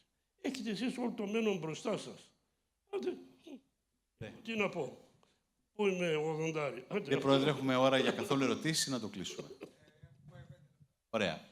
Ίσως θα προτιμούσα, αν έχει την καλοσύνη, οι νεότεροι να κάνουν κάποιες ερωτήσεις προς δύο ανθρώπους που δεν είναι εύκολο να τους συναντήσετε κάθε μέρα. Ποιοι θα θέλανε να ξεκινήσουν? Κάποιοι νέοι άνθρωποι.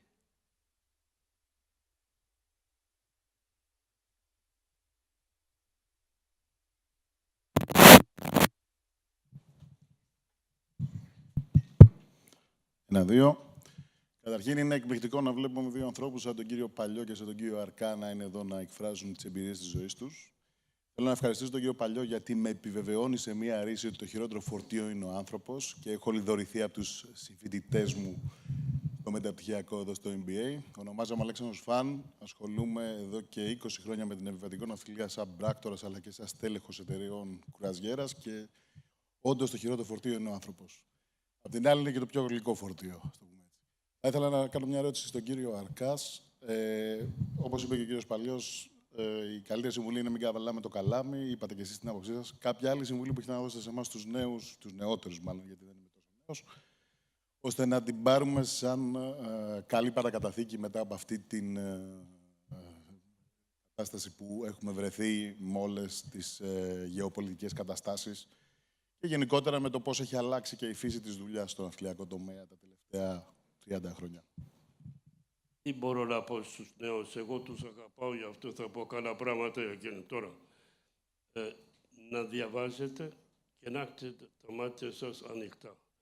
Και να μην νομίζετε που όλα γίνονται σε ένα χρόνο. Θέλει χρόνο η ναυτιλία.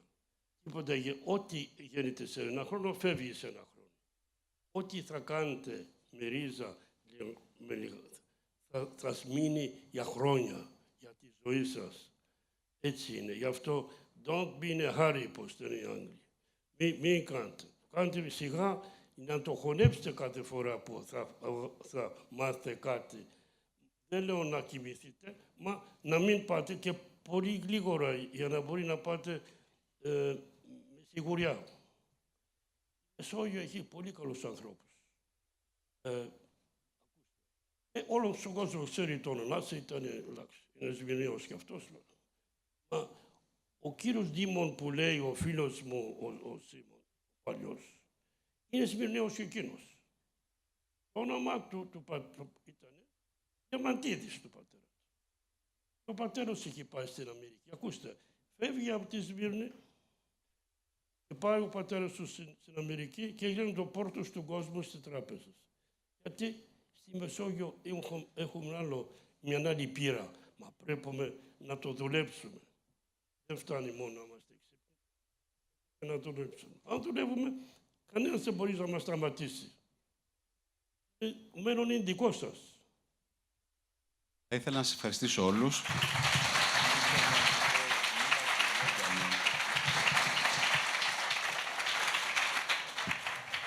Σε αυτά που είπε ο κύριος Αρκάς και πραγματικά τα πιστεύω κι εγώ, θα ήθελα να προσθέσω ότι η θάλασσα ασχολείται με καλούς πελάτες.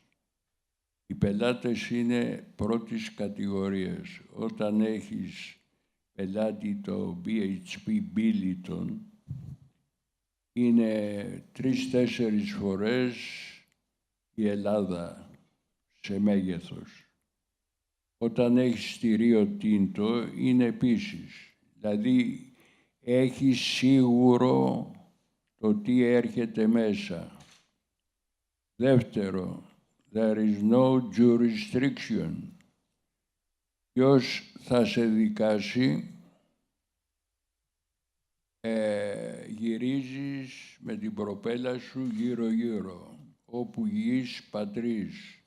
Αυτό είναι μεγάλη ιστορία, διότι εάν η χώρα σου δεν πάει καλά, εσύ δεν έχεις καμία επίπτωση.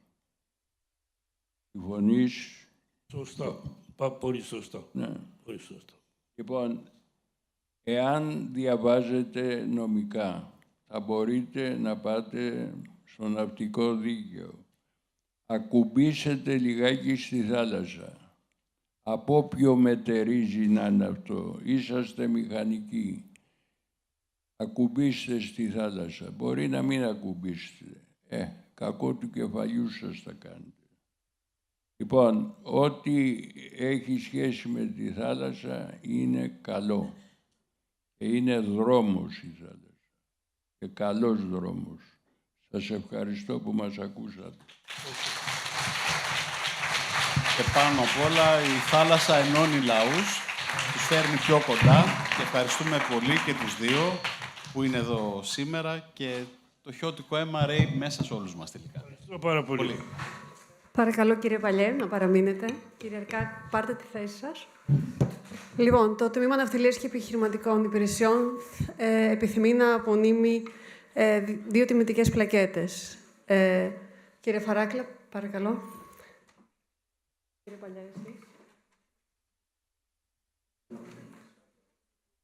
Στον κύριο Παλιό, για τη διαχρονική αρρωγή σας στο Τμήμα Ναυτιλίας και Επιχειρηματικών Υπηρεσιών. Καλείται ο πρόεδρος του τμήματος και ο πρίτανης του Πανεπιστημίου Αιγαίου.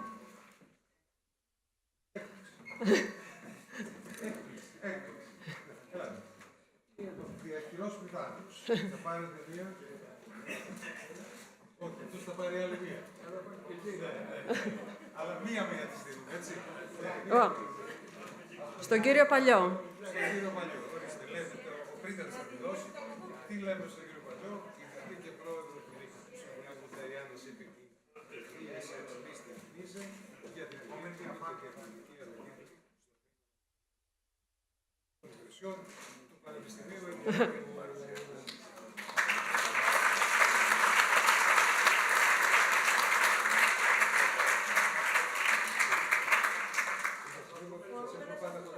Θέλουμε να την φωτογραφίσουμε.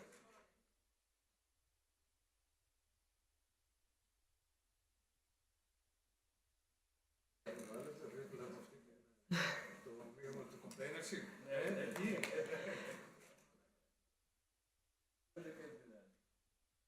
Στον κύριο Φαράκλα.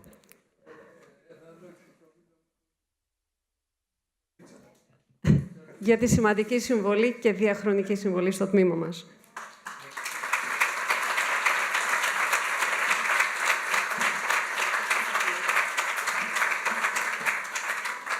Θέλω να σας πω ότι αυτοί οι δύο άνθρωποι, αυτό που γράφει η πλακέτα τους, είναι γεγονός. Δηλαδή, η αρρωγή τους είναι συστηματική, είναι διαχρονική και είναι διαρκώς ανανεούμενη από πολύ καινοτόμες σκέψεις. Αλήθεια. Οπότε το αξίζουν το ότι τους θυμάμαι αυτό. Δεν είναι λόγια περισσότερα από αυτό που εννοούμε τα λόγια. Thank you.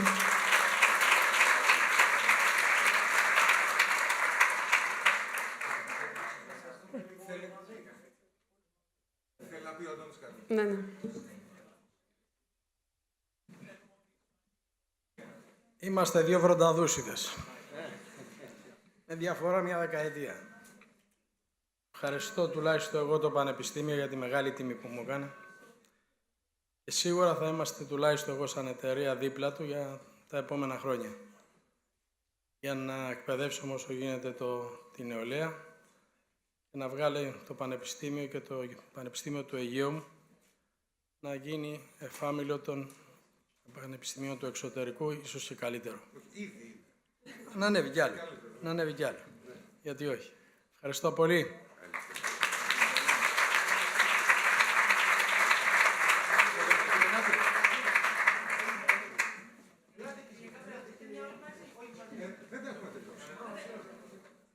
Ναι, και εγώ θέλω με τη σειρά μου να ευχαριστήσω το Πανεπιστήμιο για την τιμή που μου κάνει και θα θέλω να τους υποσχεθώ ότι πάντοτε θα είμαι παρόν.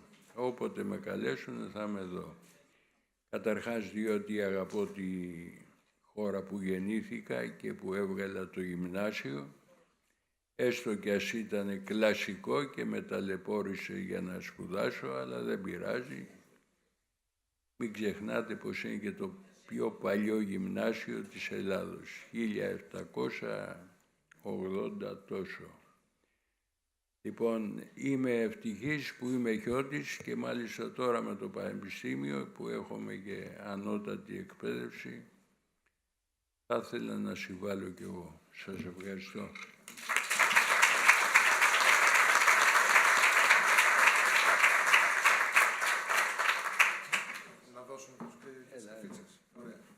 Επίσης, το Τμήμα Ναυτιλίας και Επιχειρηματικών Υπηρεσιών θα απονείμει αναμνηστική καρφίτσα στον Μίστερ Λουσιέν Αρκάς. Μας ήρθε για πρώτη φορά.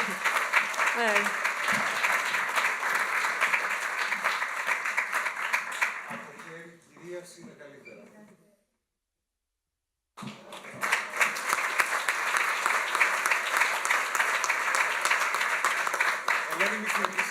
Ελένη Μίχλης.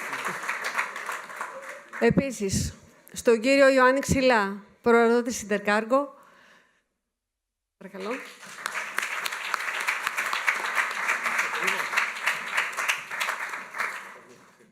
Από χέρι κυρίας είναι πιο.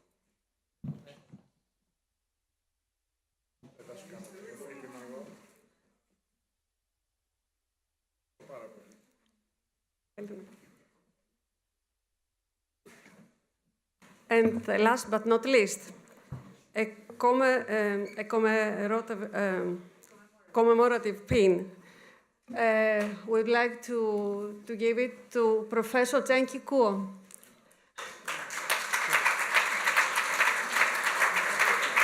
For being with us.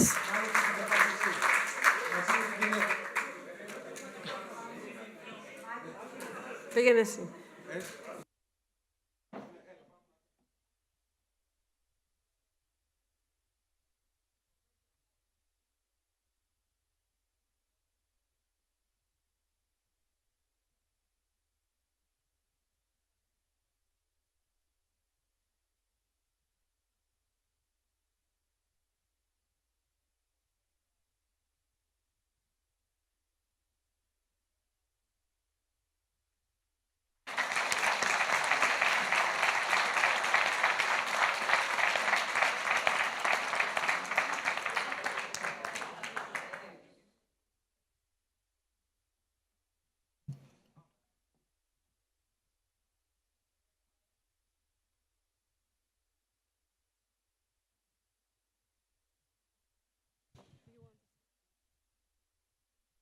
Didn't expect to say anything.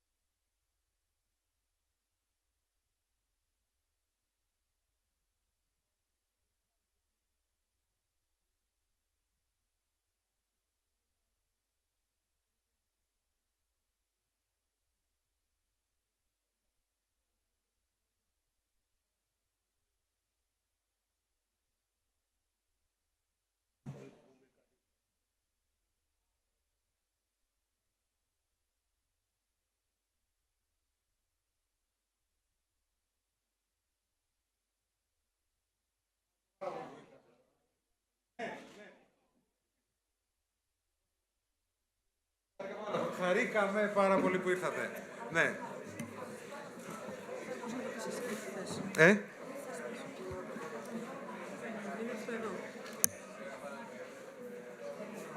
So, it's high time now to start the last session for this day one of the Chios International Shipping Summit.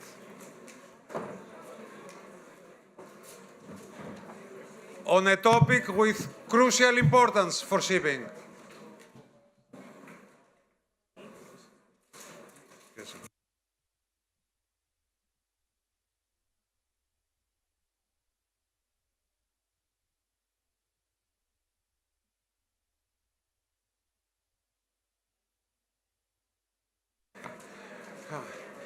So, in the meanwhile, I would like... So, the topic of this last panel is of crucial importance.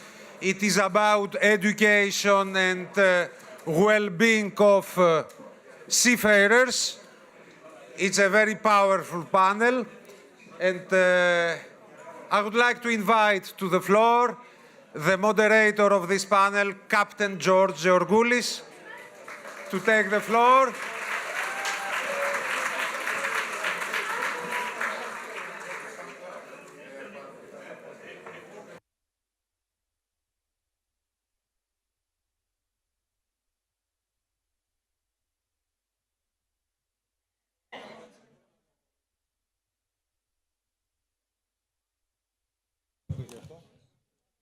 Δεν δουλεύει.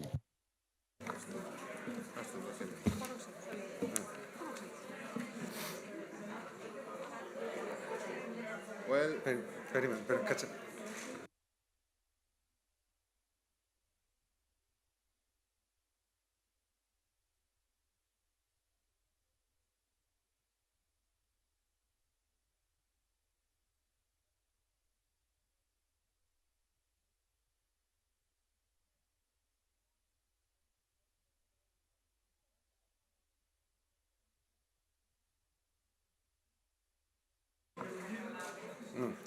So, we are going to start our last panel for today, and it is about education and the well-being of seafarers.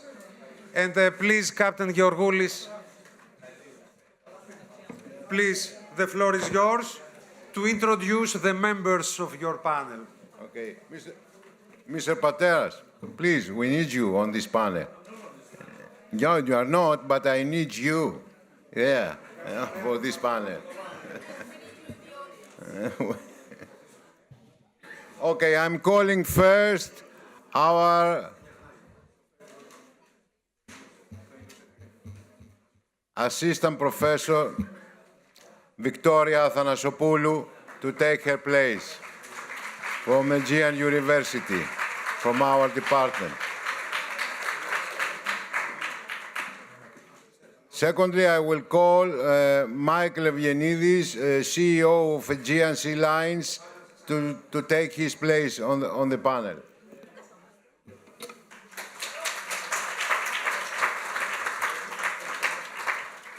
Next, I will call Dimitris Patrikios, the Managing Director of V-Ships in Hellas, in Greece and Cyprus. Mrs. Anna Yatra, from General Secretary of Vista Hellas. And last but not the least, our Professor Eleni Yakovaki, Assistant Professor of our department.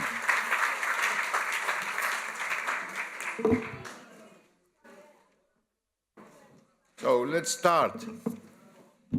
First of all, I welcome you on our panel. Now, I'm starting with Mr. Patrikios and Mr. Evienidis, one by the other.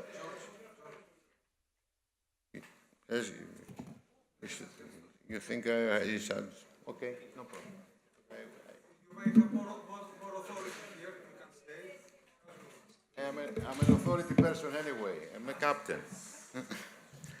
So, the question goes like that. Today, in the costing of improving human error, to minimize the human error, maritime training seems to be the main pillar.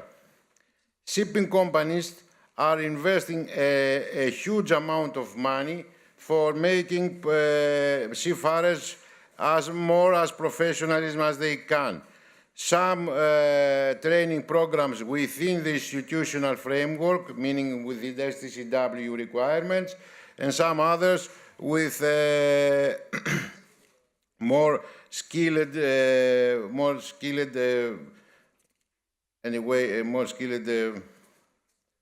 more soft skills, let me say better. But is the effectiveness of the retraining as expected?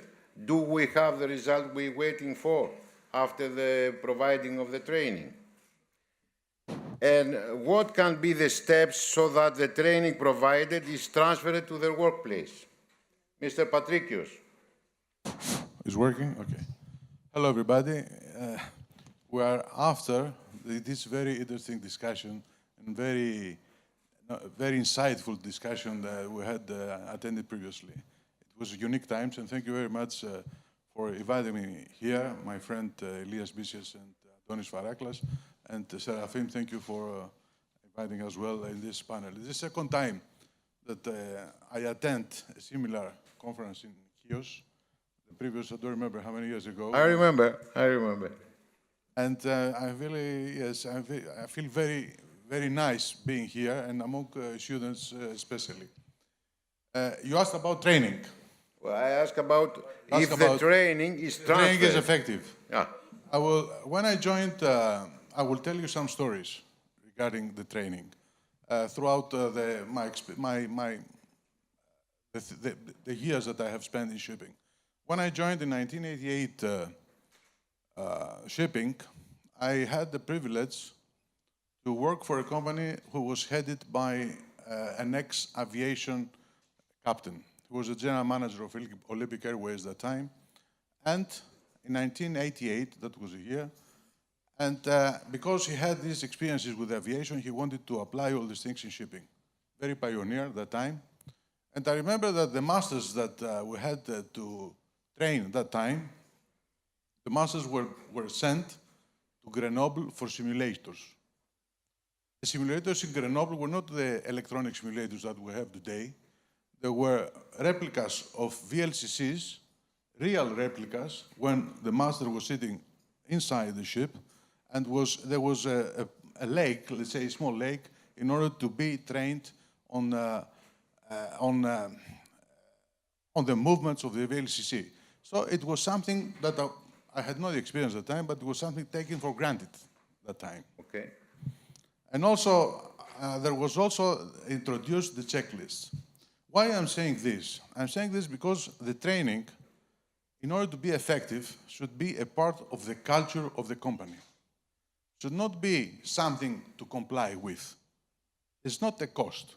If the training is considered as something that should be done because I had been asked by the regulations, by something else, and is not part of the culture of the company, then it will not work. And throughout the years, I had also the opportunity to work very close. I have mainly worked with tankers, and my experiences in tankers, I know very well what is the necessity for trained people there. I had also the opportunity to work together with the ExxonMobil and Shell. And I saw there what importance they played on the training and the new ways of training the people. I don't want to take much of your time. The message that I want to say is that the training, in order to be effective, should be part of the culture of the company. And this starts from the top. And if they believe that this is an investment for the future, then gradually all the other things can be implemented in a very efficient way. Okay, Mr. Viannidis. Thank you for the invitation as well, and for here in the panel for the well-being of the seafarers. I don't have much experience as other speakers, but I completely agree with the fact that... That's why it's so important to hear from you. I'll do my best. I believe that even though it's very important to use all the new technologies that are available, like AR, VR, in the training of the seafarers, the to-be seafarers, the most important thing for me is the experience on board. Like the first experience that the potential seafarer has on board has to be very informative for them, and it's going to be, let's say, the starting point. Either they will not follow the seafaring job, or they will. Because I think if we look at the timeline of, because a lot of people unfortunately drop out from the marine academies, which is like 50%, I think, the statistic. Okay.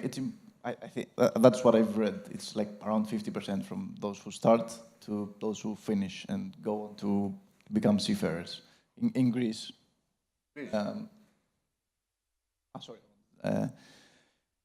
It's important to see where in the process of the whole education the dropout rate is bigger, because it could be in the first trip, it could be before the first trip. And connected to that, I also want to say that it's very important to make, someone becoming a seafarer look nice and you're going to have so much fun. No, it's not that. It's a job at the end of the day, and people should know that beforehand. And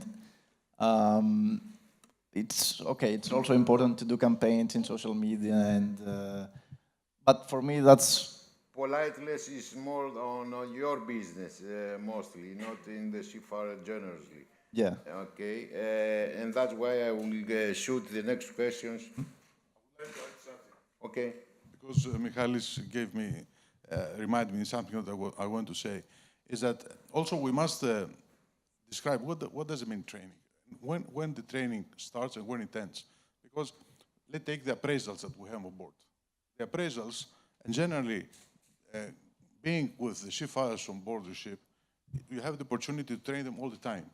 Okay. The appraisal process, because something that has been discussed many times in ship management, is the appraisal process is a training also as well. Of course. So the training is not only just going to simulator, and also how we made the safety meetings on board. So the training is something that has a holistic view and is inside the culture of the company. Yes, but that is the question. We provide it constantly and in a very constant way. But is it effective? Can we manage the accidents or the bad situations occurred on board? In the tanker industry and the wet industry, you see the results because this started from very early. I will come to the tankers again. Now, Mr. Vianidis, I shoot the second questions again for you, because we have seen that lately with young cadets, we're asking young cadets if they are willing to have a career in coastal shipping. And mostly the answer is not positive on this way. This trend is nowadays about 4 or 5 years we observe this one. Among 150 cadets, only 3 to 4% answers that we want a career in coastal shipping. What is the reason, the main reason for this to occur, and if there is any measures to reverse this trend? So, of course, I can confirm what you're saying, because in a lot of events, let's say, for example, the one that Isalosnet was doing, has done the past 2 years in our vessel Animals, yes, about from all the marine academies that the students joined, and someone would ask, who of you wants to go to a tanker, who wants to go to a container ship?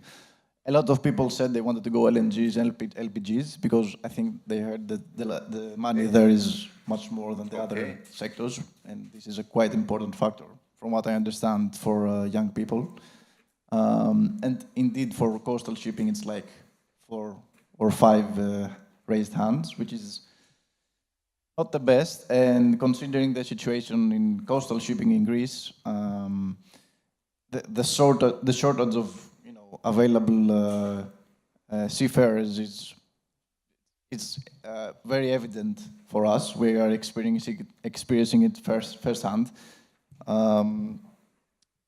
It's a very demanding job. Of course, you are in your country and you can see your family at in most of the companies you work at. Other companies, they have very,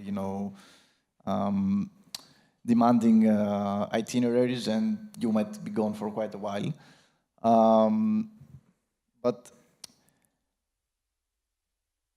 it has been noticed that a lot of young people, and I come from the island of Sifnos, and my father was telling me that in the past there were like 400, 500 people from Sifnos that were seafarers. Yeah. And right now that number is like 5, 10, if that. And it has been noticed that people from islands... Tourism is the first industry there now. Yeah. Yes, and it has been noticed that people from islands have stopped trying to be, like the history has shown, seafarers, and most of them are, let's say, in mainland Greece and all the marine academies there. And on the part on how, in my mind, this can be improved, like I said before, I think it's very important that they know what they will be going up against before signing up, because it's not all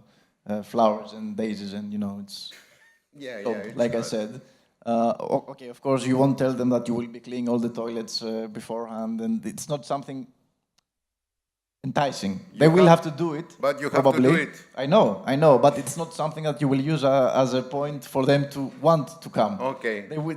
They should know that will happen. And one thing that was, let's say, that problematized me in one of those events I was talking about that happened in our ship is that some of the questions I heard from the potential seafarers were,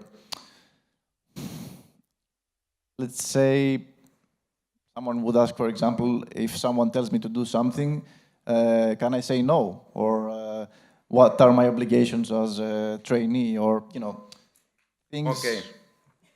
Got it. Yes. Okay, thank you very much. You understand what I'm saying. Thank you very much. Now, it's time for leadership. Ooh.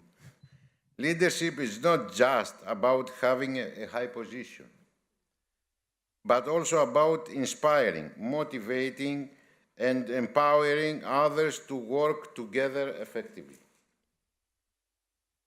As an author of the Marine Academy's book, it is being taught now to young students, to young cadets, let me say. The book is named Leadership in Shipping. So, can leadership be taught, and leadership skills can be developed by seafarers? Is the case studies analysis a tool for such a development? Mrs. Yakovaki.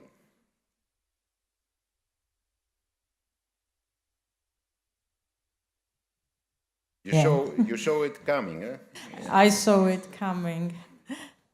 So to make a bridge with what our panel members were saying, if someone has to ask if he has to comply or she has to comply, then there is a problem with leadership. It's very clear. And the question, of course, is, can leadership be taught? I'm sure my students are taking their revenge right now by seeing me with my cheat sheet. But I'm going to, because I have put down some arguments. So leadership in shipping is not a personality trait. It's a skill set. And like all skill sets, it can be taught, practiced, and improved. That's the position we took when we co-authored the manual now used across maritime academies in Greece. It's a common position between all three authors. I wasn't alone. Leadership on board is not about charisma or titles. It's about navigating people, multicultural crews, high-stress operations, and split-second decision environments. If we expect our officers to handle that without structured leadership training, we are just setting them up to fail. And yes, case study analysis is one of the most effective tools we have as of now. Not just to transfer knowledge, but to simulate the pressure, the ambiguity, and the responsibility of command. We use real incidents, real dilemmas, and we challenge cadets to think, not just to react. It's leadership with consequences, but in a safe environment. But let me just say here, and very clearly, leadership does not work in isolation. A brilliant captain with a toxic company culture behind him or her is still headed for disaster. That's why, in our approach, we emphasize its training for both ship and shore stakeholders. Shipping companies and vessels are not two sides of the coin, they are the same metal out of which the coin is minted. You want better retention rates, you want better safety, you want a better crew morale. We also want those things for the shore side, the executives that were there. So the shore-based HR needs to understand that onboard life really has very high demands, and officers on board, on their side, need to learn to lead across cultures, hierarchies, and time zones. That's also where diversity matters, and this is not a buzzword. Our department has supervised dozens of research theses on the role of women in shipping, on inclusive leadership, on workplace equity on board. We don't just acknowledge those things. We don't acknowledge that diversity exists in the maritime. We train our students to lead through it and with it. So yes, we believe leadership can be taught, but more importantly, we believe it must be taught.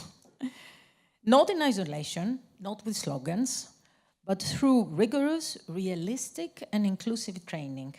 That's the only way we can make the next generation of maritime leaders ready, not just for their ships, but the world they will sail on.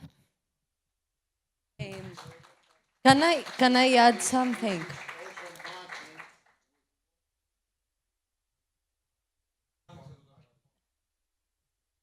That is just matching with what Mr. Patricio said just before, because as you said, it's not in an isolation environment, meaning that the culture of a company has depended directly with the leadership can be taught or not in such an environment.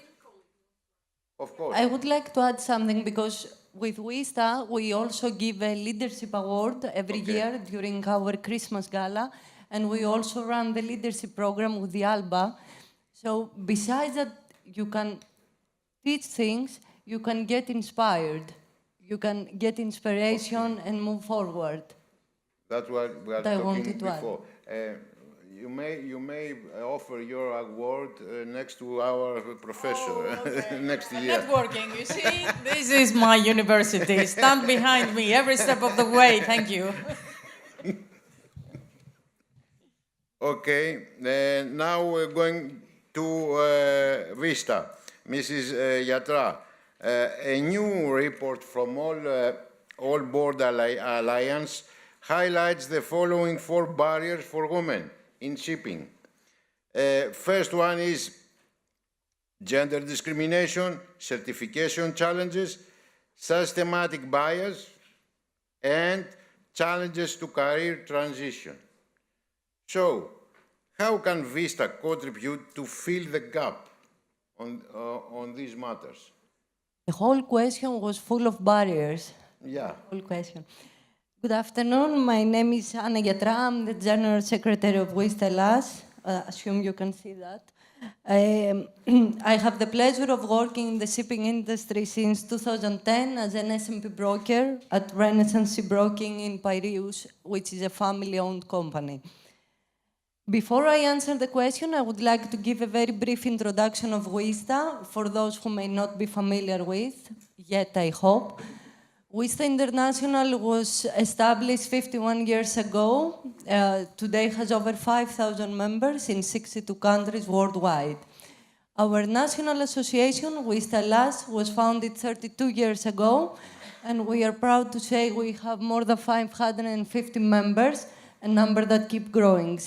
I want to add that few members are among us today, including an ex-president, Mrs. Maria Christakis. All right. Give her an applause. Yes, please.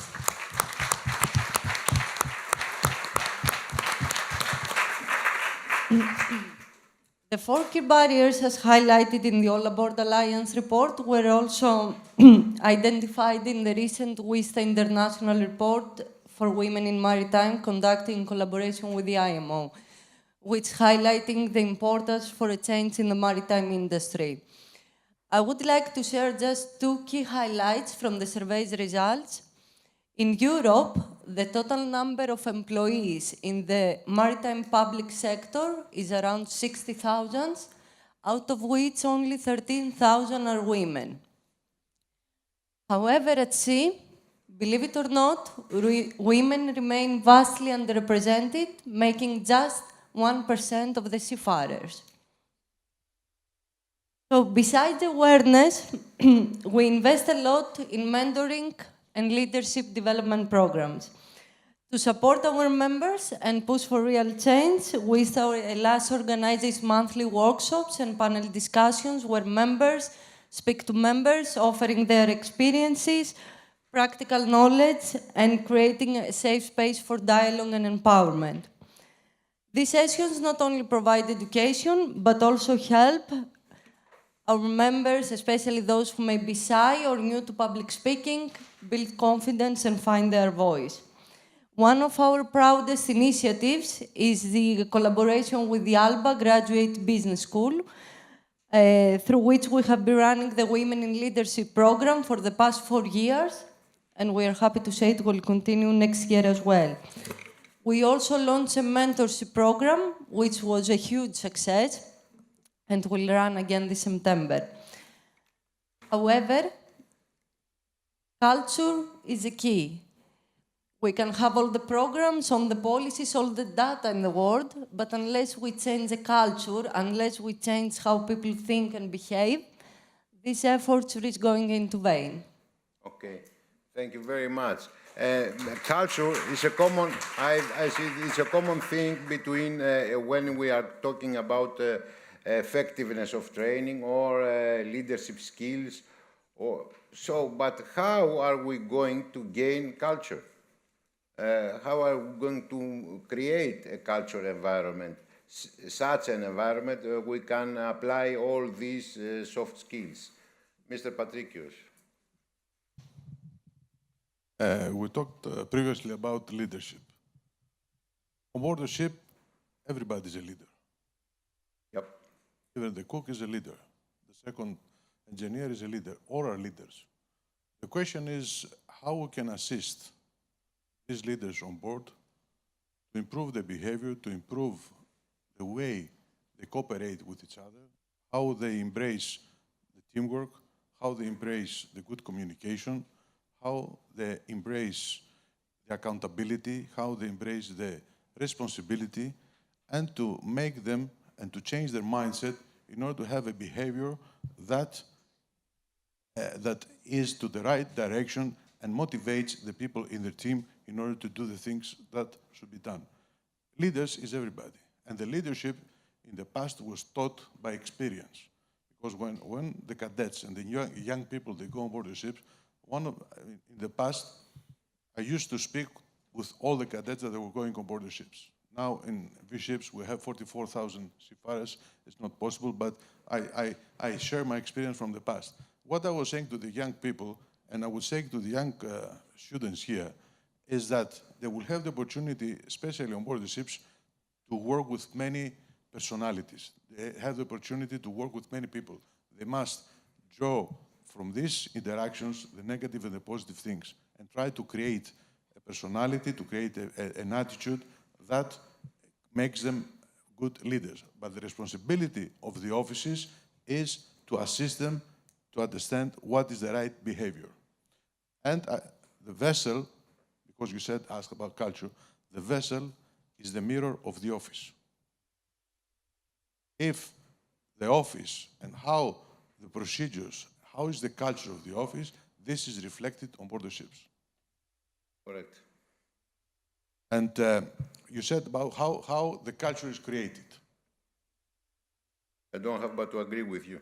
Yeah, how the culture is created. In 2000, around 2015, 10 years ago, the tanker industry started to work with the soft skills and to implement new things that now we discuss about them every time, the soft skills, etc. They gave us a book to read. That time it was sold. We participated in the program which was called Partner Safety. They gave us a book that was said the 5 principles of human behavior. And these 5 principles of human behavior is not something easy, but if you understand them, it's the way how the companies in our days should be created and designed in order to accommodate the right culture in shipping. Agreed. I remind you that in tankers, the threshold event was the creation of the TMSA. The TMSA changed the way that the tanker industry and the offices were managed. It created the best practice. It gave us what is the benchmark and how we should work in our companies. Okay. I don't want to take much. I will give you another pass now because you said tankers, so I have to shoot it as soon as possible. It has been observed that when a tanker arrives at the port of discharge, remember, discharge, where a series of inspections are to be carried out.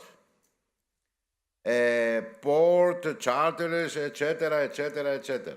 The crew is particularly stressed, and many times this stress leads to opposite results, like observations, like sometimes detentions, etc. How do you think the office can contribute to manage this stress of the officers and crew? Culture again. Listen, this is a common practice everywhere. This is not only the tankers, it's not only... In our days, the vessels do not stay in the ports for a long time. All the vessels, the tankers, the containers, even the bulk carriers nowadays. When they pass from Singapore, they must do many things. So this is a reality. How we react in this reality? Everybody should understand, should appreciate, and the office as well, and the border ships, they need planning. We go to do these things in the port after these days. Are they doing the right planning? Mm-hmm. So the leaders on board the ship should do the planning. At the same time, the office should have an understanding of all these actions, and the office as well to assist in order to have the proper support. The proper support and the proper performance on board the ship. You cannot change these things. We must plan these things, and it's very important for the office to understand all this, let's say, the heavy weight that the seafarers have on board during these ports. So it's a communication between office. We cannot change it as you said, but we can support it as far as we can. The context, how are the procedures? How are the leadership styles in the office? What are the processes? How they communicate? How they cooperate? How is the teamwork in the company? Okay. Well understood. All these things? Well understood. Okay, thank you very much. And now I'm going to the regulating framework. New data from the International Transport Workers Federation reveals abandonment of seafarers by ship owners is increased about 87% in 2024 from the previous year. In your opinion, there is a law, of course, here, but also we want your opinion. What is the reason for this increase, despite the provision of the International Maritime Labour Convention, and what could be the measures to limit the phenomenon? Thank you. Thank you, Captain, for the question. Indeed, abandonment of seafarers is a deeply considering phenomenon, because a seafarer is in a desperate situation which provokes problems, mental distress, psychological problems, etc. The reasons are, of course, difficulties, financial difficulties of ship owners. And unfortunately, some ship owners, not all ship owners,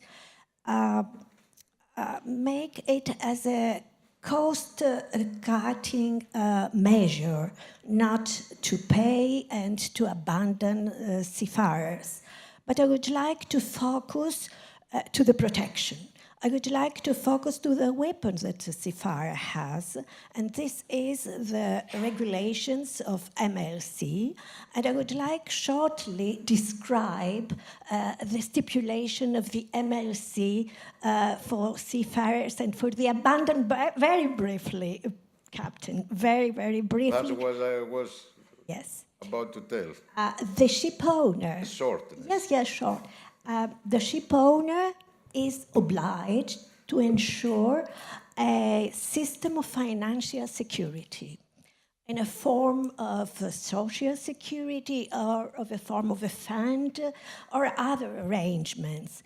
And this security, this social system of security must be available and of prompt assistance for the seafarers. The ship owner must have also a certificate, and the ship has a certificate or a written evidence of this system of security. Of course. And this certificate must be posted, a copy of the certificate must be posted in a place on board that is available to all seafarers. And of course, there must be, this certificate must include additional information about the identity of of the provider of this system of security. This is the stipulation of the MLC. But I would like to highlight the Greek law, because the Greek law and the new code of maritime law is... was in the committee of preparing this law. Yes, and I am very proud because we have a very seafarer-friendly regulation. And the regulation is that the ship owner is obliged, of course, because we have incorporated the MLC in our system. The ship owner is obliged to cover and to have this responsibility and to cover this responsibility.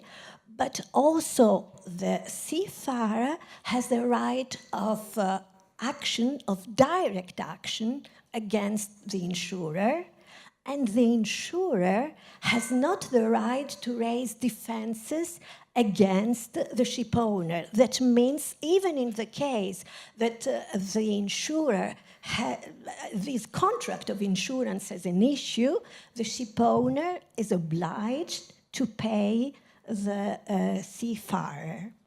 And at the end, the seafarer is considered to be abandoned when the ship owner fails to pay wages, the contractual wages of at least 2 months, when he fails to pay the cost of repatriations, and when he fails to assist and to support the needs, the basic needs of water, food, accommodation, and care, medical care.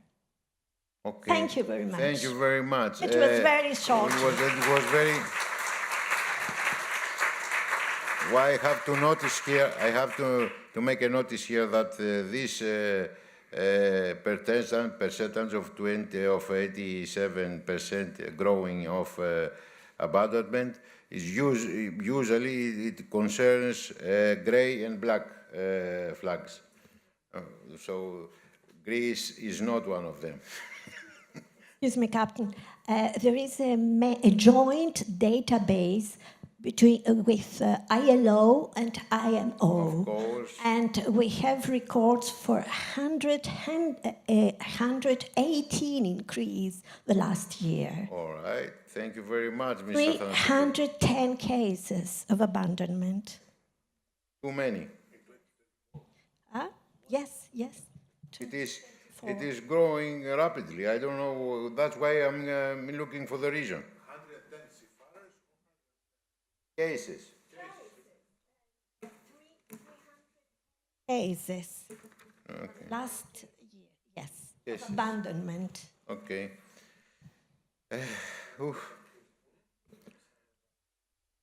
Okay, the next question goes to, again, to Mrs. Yatra. The introduction of new technologies and changes in ship operation is a factor that favors the increase in the recruitment of women on board in more technical ranks, meaning that we have more engineers due to technological improvement. More women engineers, of course, electricians, etc. I would say yes. Actually, this is what we expect to happen. These technological changes shall create new opportunities for women to enter in technical roles as the focus moves more towards specialized knowledge and less on traditional physical demands. For example, in the modern control rooms, new technologies have significantly reduced the need for physical strength, which used to be a requirement. Additionally, technology can help make the working environment more inclusive and flexible, encouraging more women to pursue and succeed in the maritime careers on board. However, to fully benefit from these changes, the industry must also address cultural and structural barriers to ensure women have equal access to training that leads to career development. Bottom line, And transition of career, as we saw it before. exactly. I will finish now, I will be very quick. Okay. Bottom line is that there is an urgent need to motivate women's representation in the maritime industry and especially on board, and reinforces why organizations like WISTA are helping and are crucial in driving change. Thank you. Please. And you asked before, Michalis, how we can attract more seafarers. In the coastal shipping. In the coastal shipping, this is something generally, not only coastal Okay. shipping. We must attract more seafarers to work on board our ships because we want from these seafarers to have people in the offices. Of course. Without Greek seafarers to work in our offices, then it will be very difficult in the future to have our offices here in Greece. Of course. And in the company I work for, in the fish ships, we use 200 people here working not only for managing the ships that we manage here from Greece, which is between 70 and 100, but also we use the people here in the Greek market to support other offices globally. And we use many women who have been on board the ships as the third officers and to come to work with us because we have the experience of the seafarers. They have the experience of the seas, which is very important for our offices for some works. And it's a good career development, this one. Okay. Thank you very much. Christina, did you hear that? Well, I don't know if she's here. Okay, now the next question is about soft skills. Let me tell you about it. The recent years, we have a significant technological shift towards automation of various on-board processes, while we tend to appreciate the resulting benefits of this shift, meaning from the shift to all traditional ways to incorporate technology shifts. A great skills gap is being created between the skills that our seafarers poses today and those required to save and efficiently sustain the new operational environment on board.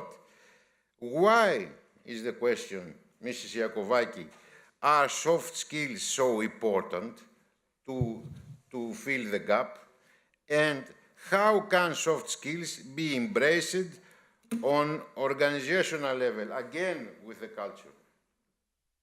Okay, let's go. Thank you for this question. Let me start by saying this. There is nothing soft about soft skills. A lot of people imagine this is some version of the charm school for beauty contestants where they ask you what you dream of and you say world peace. This is not it.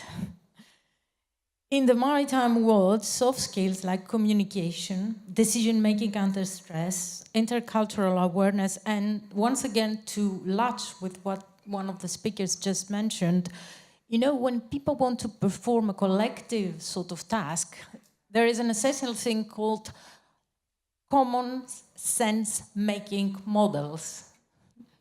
And if this has not been taught, it's impossible for them to improvise in the high end, in the sharp end. Maritime business is a sharp end industry. So all of these are not nice to have qualities, they're operational necessities. The modern vessel is not just steel and software, it's people navigating systems. And when systems fail, and very often systems do fail, there is just the crew's ability to save the day that stands between you and a maritime disaster. So, there is a challenge. Automation is increasing faster than we can adapt to it. I read somewhere that we find ourselves in the middle of the, you know, that game of chess where people asked as a compensation for every square one, and then it goes on, and it's exponential, because every time you ask something on the square. So we find ourselves on the second half of the chessboard regarding data, which means that the acceleration is exponential. So what do? We are still training cadets on the ECDIS and the simulators, but we are not always preparing them for the human-machine-human interface. Okay.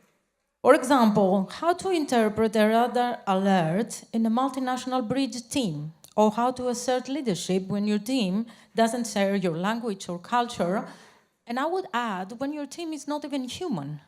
We are very, very used to give orders to computers. How ready are we to receive orders from computers? And how ready are we to contest them, and in what situation?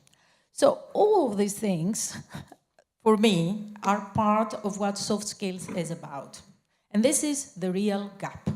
And closing it requires more than just lectures. It takes serious instructional design. This is what the university, I can only speak about the institutions I know. So the University of the Aegean has done in European-funded projects, like Azolmet, Minemnu, Captain, Slim, VRT. We were building programs where soft skills are considered trainable, measurable, and mission-critical competencies. And let me add, innovated.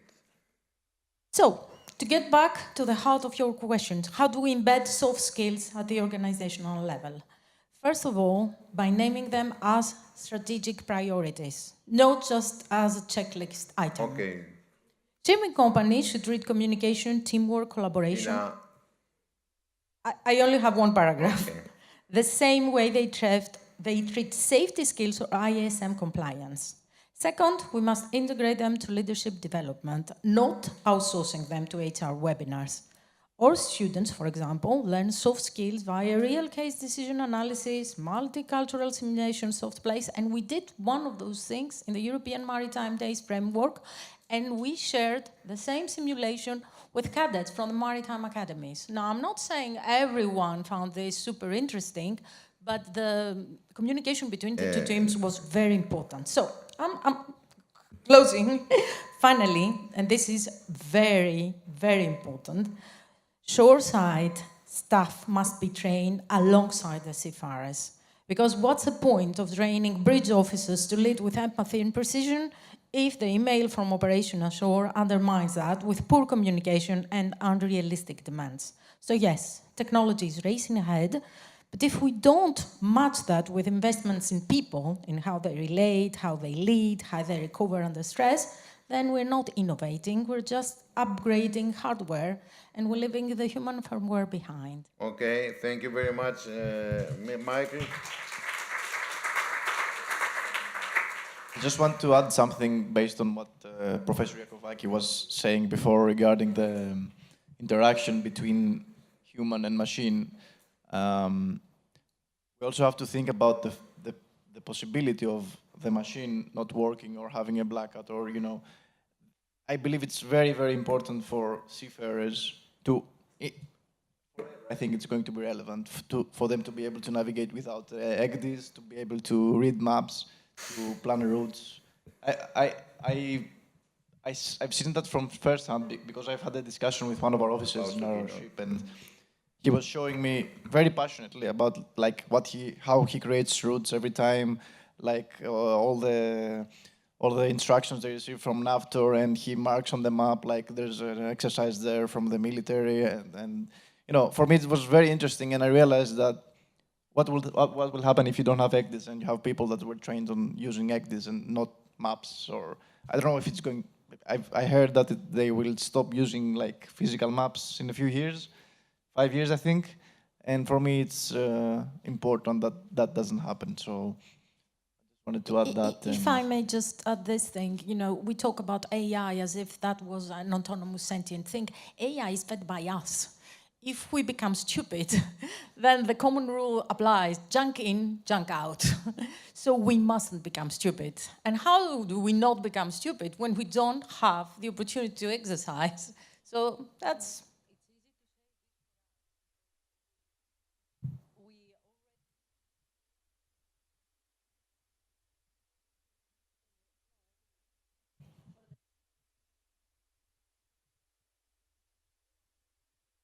Digital natives. Yes.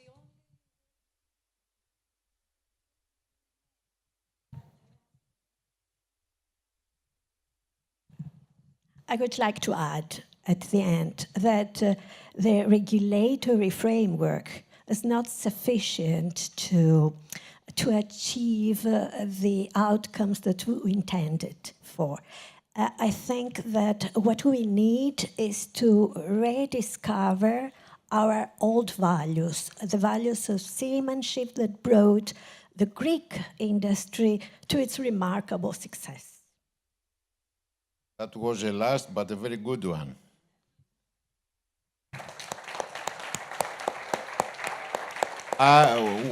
We have the time to accept one or two questions from the audience, from our students. One question. Oh, okay. Let's have one question. You have 30 seconds, not more. Is anybody? Soft skills, leadership, anyone? Well.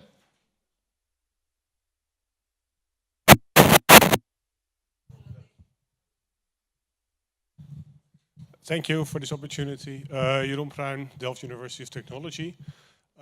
We've talked about seafarers, and of course, this morning we also talked about new fuels.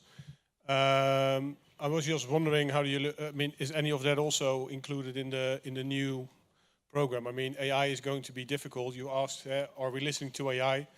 Well, every day I use my TomTom and I listen to AI, but. So I don't think that one is the difficult part, but there will be so many different, shipping will look different in the future. And are you already preparing for that, or are you already preparing for that, or is that still on the horizon to do so?